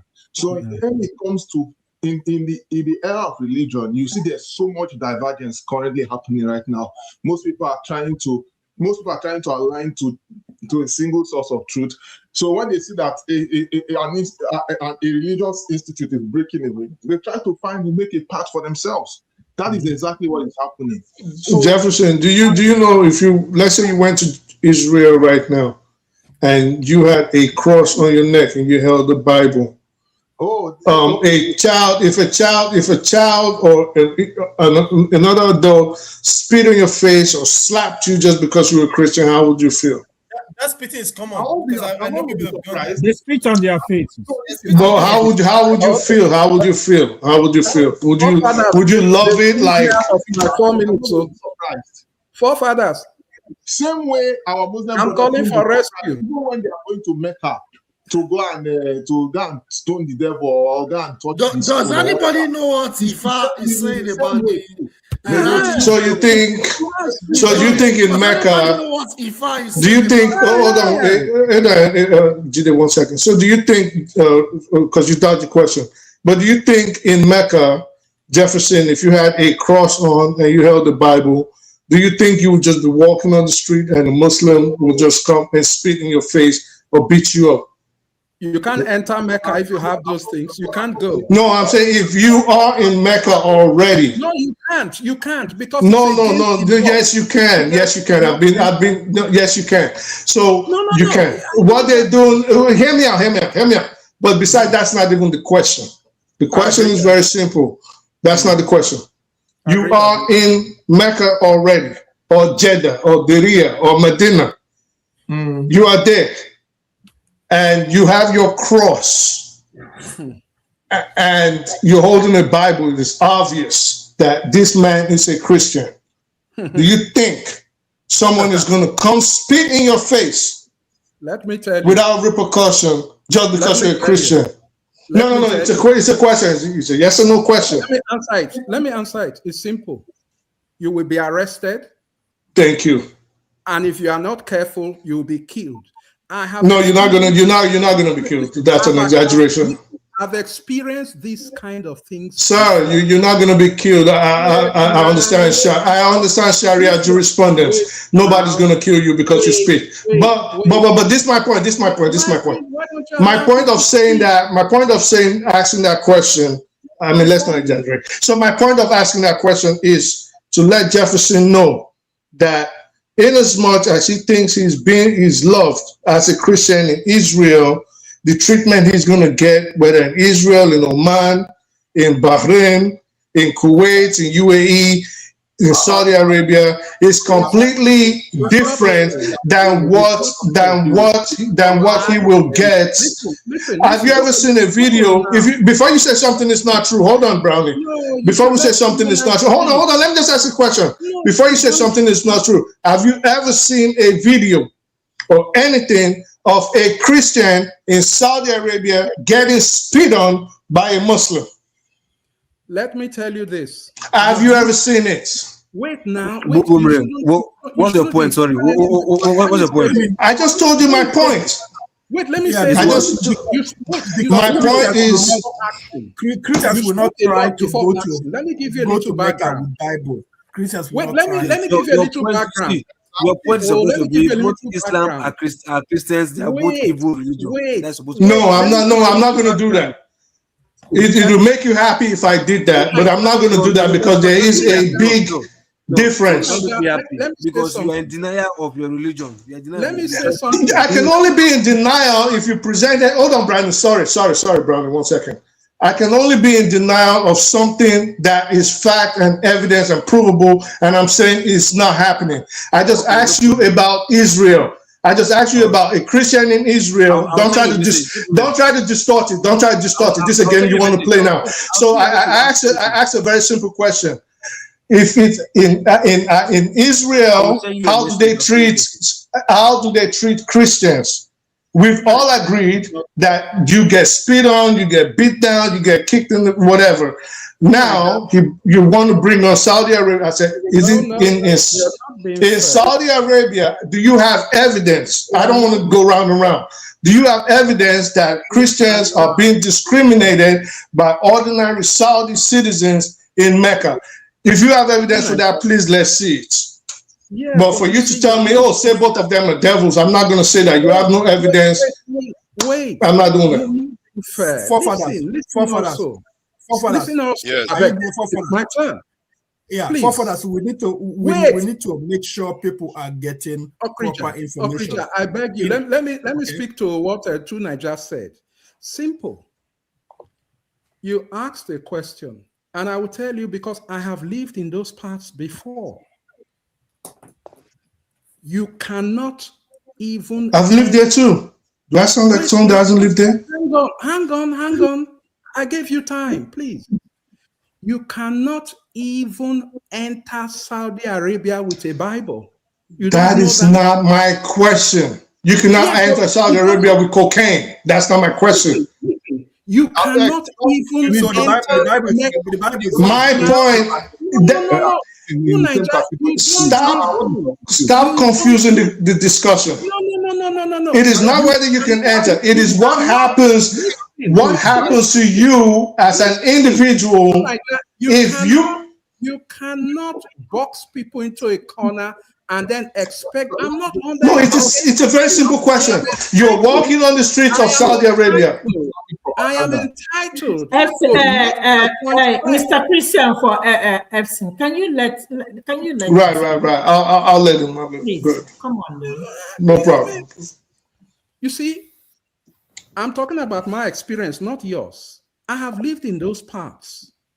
Where exactly? I have lived in Dubai. I have lived in Qatar. I asked you about Saudi Arabia. I asked you specifically. Can you let? Because if they can't be coming here to be lying, man. Come on. But you can't say that people are telling you. You don't even know me. If I ask about, it's like me asking about Ghana and you start telling me about Kenya. I don't care about that. I haven't finished. Him speak first. I haven't finished. You can defend yourself. I haven't finished. Come on now. My brother lives in Saudi Arabia, works for Saudi Aramco. You understand? In Saudi Arabia. Look at it. Look at it very well. Let's not deceive ourselves. Christian did what? Because we want to put a particular point of view. Come on. What was my question? Come on now. Can you just let him speak? He spoke. He just said it. Stop interrupting him. Stop Look, interrupting. let me land, please. When you finish, then you can say what you want to say. Come on. This is the law. This is the law in Saudi Arabia. You cannot go with a Bible there, and if you are not a Christian, you can't go into the holy cities. You can only go to Daman, where they have like non-believers, and those. That's where you can go. So okay, that's not true. You are asking. So the question you are asking really again, that's not. See why I have to interrupt you, Fee? Because you can't come. Because you can't even get to that spot with a Bible. And that wasn't my question. If you're walking again, please stop. Please, your question is misconceived. That's what I'm trying to say. Come on. That look, if you cannot get to the market, you are prevented from going to the market. How can someone ask you what is the price of goods in the market? That wasn't what I asked you. I did not ask you about. I'm saying your question. Look, I'm saying your question. The premises of your question is wrong. I don't know. Do people get spit on? Do Christians get spit on in Israel? No, hold on. Let's not play this game. Let's not play this game. Let's not play this game. No. Stop. You need to stop. You have to give him the opportunity to express himself. Stop it. He already did, and he already made false statements again. It doesn't matter what he is saying. It doesn't matter. It can be his opinion. If it's a lie, it's a lie. I'm going to call it out. But you don't know. When you were speaking, how would I know? Am I speaking like someone that doesn't know? Please stop. Do you know me? Stop. I don't know you. I know the man. But for you to say only Muslim, no, if you know, stop. Look at this one. How is he lying and you telling me to let him speak? No.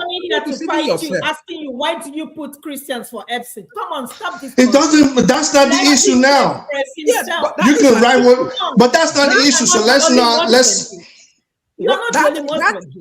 That is not a good thing to write. You may be an atheist. It doesn't matter. Don't skew it. I wrote it. Write whatever you want to write. What we're talking about. It doesn't. Stop skewing the conversation. doesn't have issue with what you put there. Come on now. What does that got to do with the topic? Sir, please be professional and let him express himself. He already did. On the issue of Israel, let me tell you.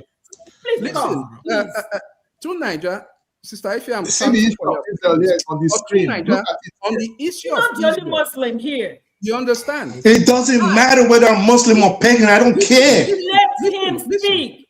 He did. When he finished, then you can. Let me finish now. Let him finish. On the issue of Israel.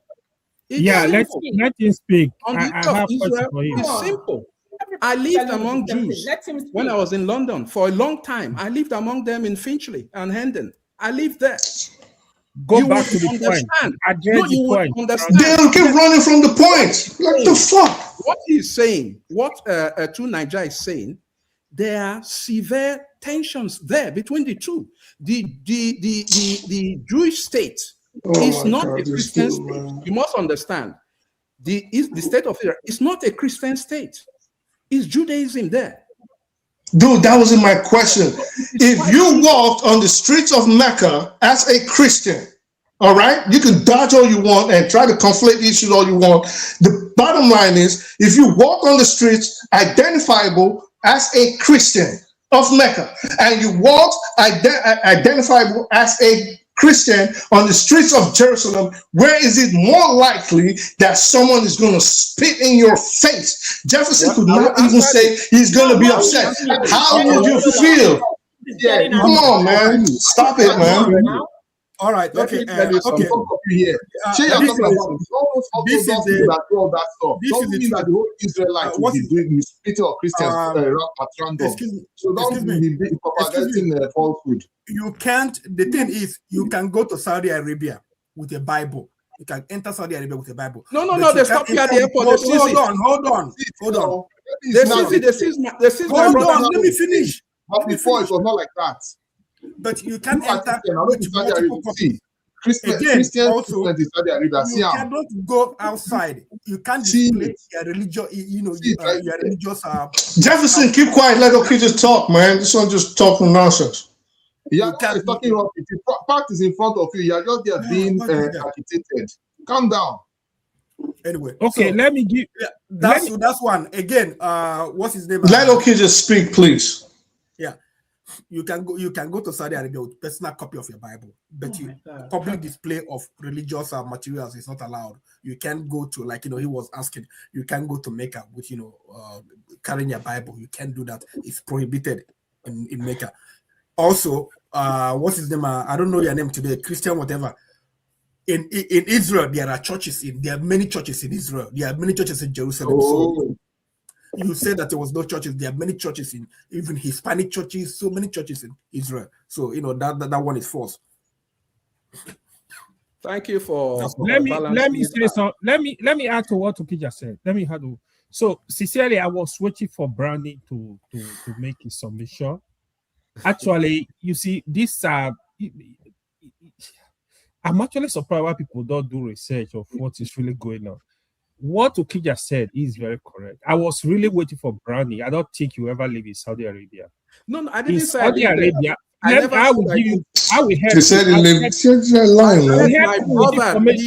Hold on, guys. I will help you with my brother live. No, be correct. You hold on. I said that. You hold on. I said my brother lived there, worked for Aramco. That was 4 years ago. Hold on. I need to give you guys fact. You can fact check, right? In Saudi Arabia, there is over 2 million Christians living in Saudi Arabia. As a matter of fact, that is one. Second, hold on, Jevasi. Come on. Sorry. So what you said, the non-Muslims, Christian or Jewish, they are not allowed because of religious extremism. You hold on. We are learning. Hold on. I'm listening. I'm listening. Hold on. So the Muslims are not allowed in the holy city in Mecca. It is holy. So the one who said I'm a liar, let me finish now. This is the problem. I did not go. Are you? What's wrong with these dudes? You said they're only allowed in Daman. Hold on, guys. Just keep quiet, man. You guys are annoying. Sorry, Let's learn from each other. They are not allowed in Mecca except with an approval. Either maybe you have a project there, you have something going on. In Medina, Christian, Jews, everybody is allowed except the mosque area. Christians live in Medina too. Jews live in Medina. Even during the time of the prophet, the Jews were a lot in Medina. So apart from that, they were originally Jews. They were. So hold on. I know. Yeah. Even Riyadh is like New York City. Don't be deceived. If you go to Riyadh, quote me anywhere. It's like New York City. Go there. So too. On the issue of Israel, on the issue of Israel, the population of Muslims in Israel is 1.8 million. The population of Christians is 150 to 160,000. You can fact check this number, right? So, is what you were trying to say is not correct, but that is the correct statement. So, Christians have freedom to do nobody is saying Christians do not have freedom even in Saudi Arabia or Iran or wherever. Nobody is saying that. My own, where I said they are both evil is red. Especially no, they are not evil. They are evil. They're both evil. Because if they're not evil, keep quiet. If they're not evil, I see no reason. It's not. Why you having hold on. Nobody still answered the question. Where are you more likely to get spit on because you're a Christian? You got dodgy. This one's even saying it's okay for if they spit on me, it's not. Look. Even if they spit on you in Israel because you are Christian, so what? Does it mean so a lot? That means they don't like you. So a lot. So a lot. And then this guy here is trying to tell us that if it happened in Saudi Arabia, you're going to get your head chopped off. This is why you guys are hypocrites. You guys are hypocrites. Look at you justifying. You are justifying getting spit on. You justifying. How can a man? How can a fellow man spit on you? Use your microphone and how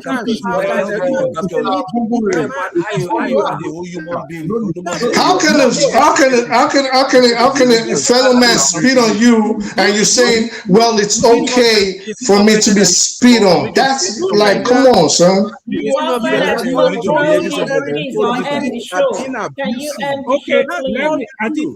That's not calling you a hypocrite is not abusive.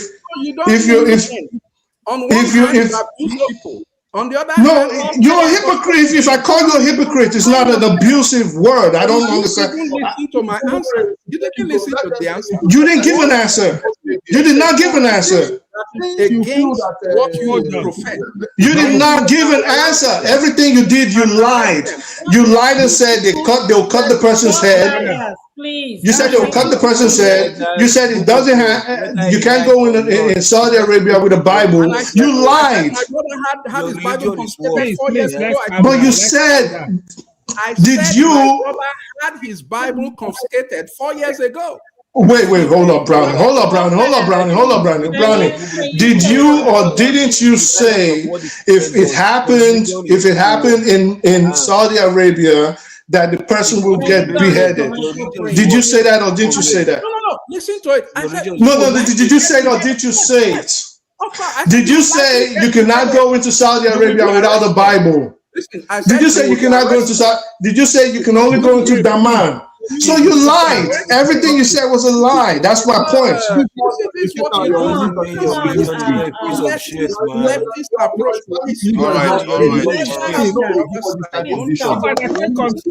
Everybody's talking at the same time. It's ridiculous, really. You guys can't even self-regulate. You are grown. You are grown ups now. You can self-regulate. Okay. You had your time now to get it off your chest. Let's round up. Let me close off for the day. Let me thank all the people in the chat. A Black Beauty is there. Chowdy is there. Tracy Jacopin is there. Obi No is there. Magadeli is there. So I hope you guys have rough each other like crazy. Oga, I see you there too. Thank you for coming in. Pansat. None of you contributed to Dr. Damages. I don't understand. I'm not saying you contribute to 290. You know all these people. But at least you can do it, contribute to Dr. Damages. The KO and OCFV3P and Mwachuku Kele. I see you there. Who else is there? Okay, I said Chowdy already. JJ Win. Oh, that name is interesting. Equity, Fairness, and Justice. I see there too. Who else? I not said. I think I said OB. Baba XX. I see there.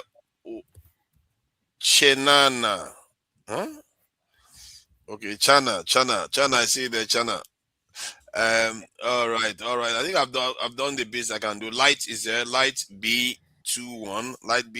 I see you there. Thank you for coming in. And who else have I not mentioned? I think Equity Justice, I've said that one already. All right. Boom Ray. I see Boom Ray there. For real. I see you there. And you're also on the chat. Very good. Brownie Skin. I see you there too. Oh my God. Then it means this is very long because Brownie Skin just came and I've gone very high. Melvin Shem. Thank you, Melvin Shem. That sounds like, sounds like a name I know. Melvin Shem, thank you for coming in. And I think I cannot say everybody's name. I think I have to stop there. All right. So I appreciate you all for coming in. And till tomorrow, thank you. Let me thank Support Diaspora Voting, Jefferson, Ify, thank you for helping and staying with us today. You helped moderate and time this rough people, but it helped a lot. Brownie Skin, I appreciate you. AY, as always, very good. And Christian for Epstein, I appreciate you all. And let me keep AY in America, but send this boo to Saudi Arabia. At least I can reason to go with AY. Now you want to send it to Saudi Arabia. Be very happy. Go get spit on by your Israeli masses. Go to Israel and get spit in the face. Jefferson, stop. Jefferson. Jefferson, Stop. Jefferson, The guy likes a fight. Jefferson. I lived there. I lived there before. I love it. I love it. Don't come America. Jefferson, come on.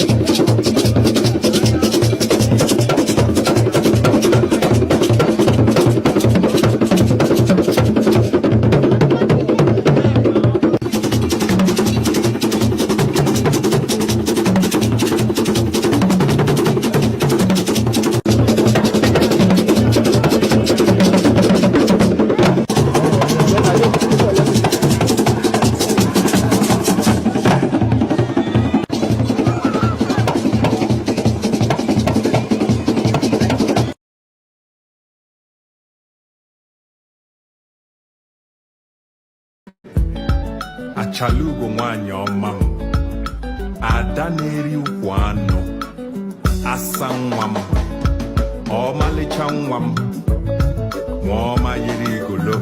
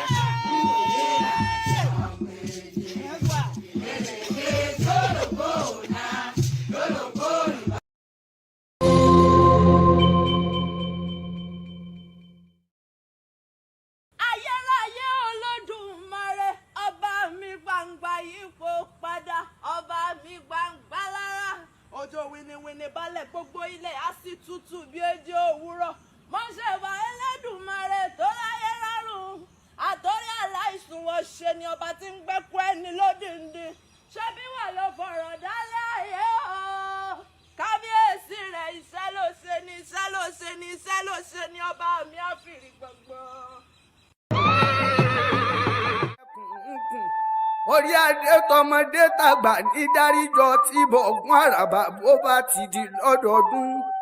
Ayé àmọ́ dáríjọ wá pínrẹ fún yín ní orí adé ó bàbá mi àgbógbógbó fèwú sókè kò sí ohun tí ó sọ bá ẹ̀ ní kú mọ́ wa lọ́wọ́. Àwa máa ń forí balẹ̀ fọ́ba wa ni o. Àwa máa ń forí balẹ̀ fọ́ba wa ni. Àwa máa forí balẹ̀ fọ́ba wa ni o. Àwa ń forí balẹ̀ fọ́ba wa ni ẹ̀yin lẹ́mọ̀ bọ́ba yín ò jọ yín lójú. Àwa ń forí balẹ̀ fọ́ba ni ẹ̀yin lẹ́mọ̀ bọ́ba yín ò jọ yín lójú. Àwa ń forí balẹ̀ fọ́ba ni ẹ̀yin lẹ́mọ̀ bọ́ba yín ò jọ yín lójú. Àwa ń forí balẹ̀ fọ́ba ni. Kábíyèsí o.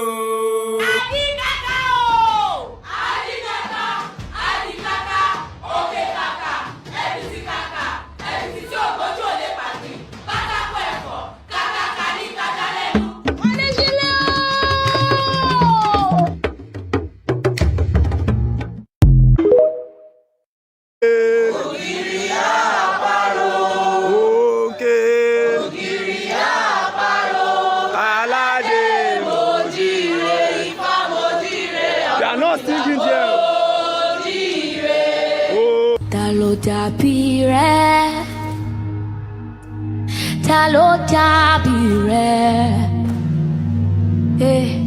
nínú gbogbo alágbára ta ló dàbí rẹ̀ Olúwa ta ló dàbí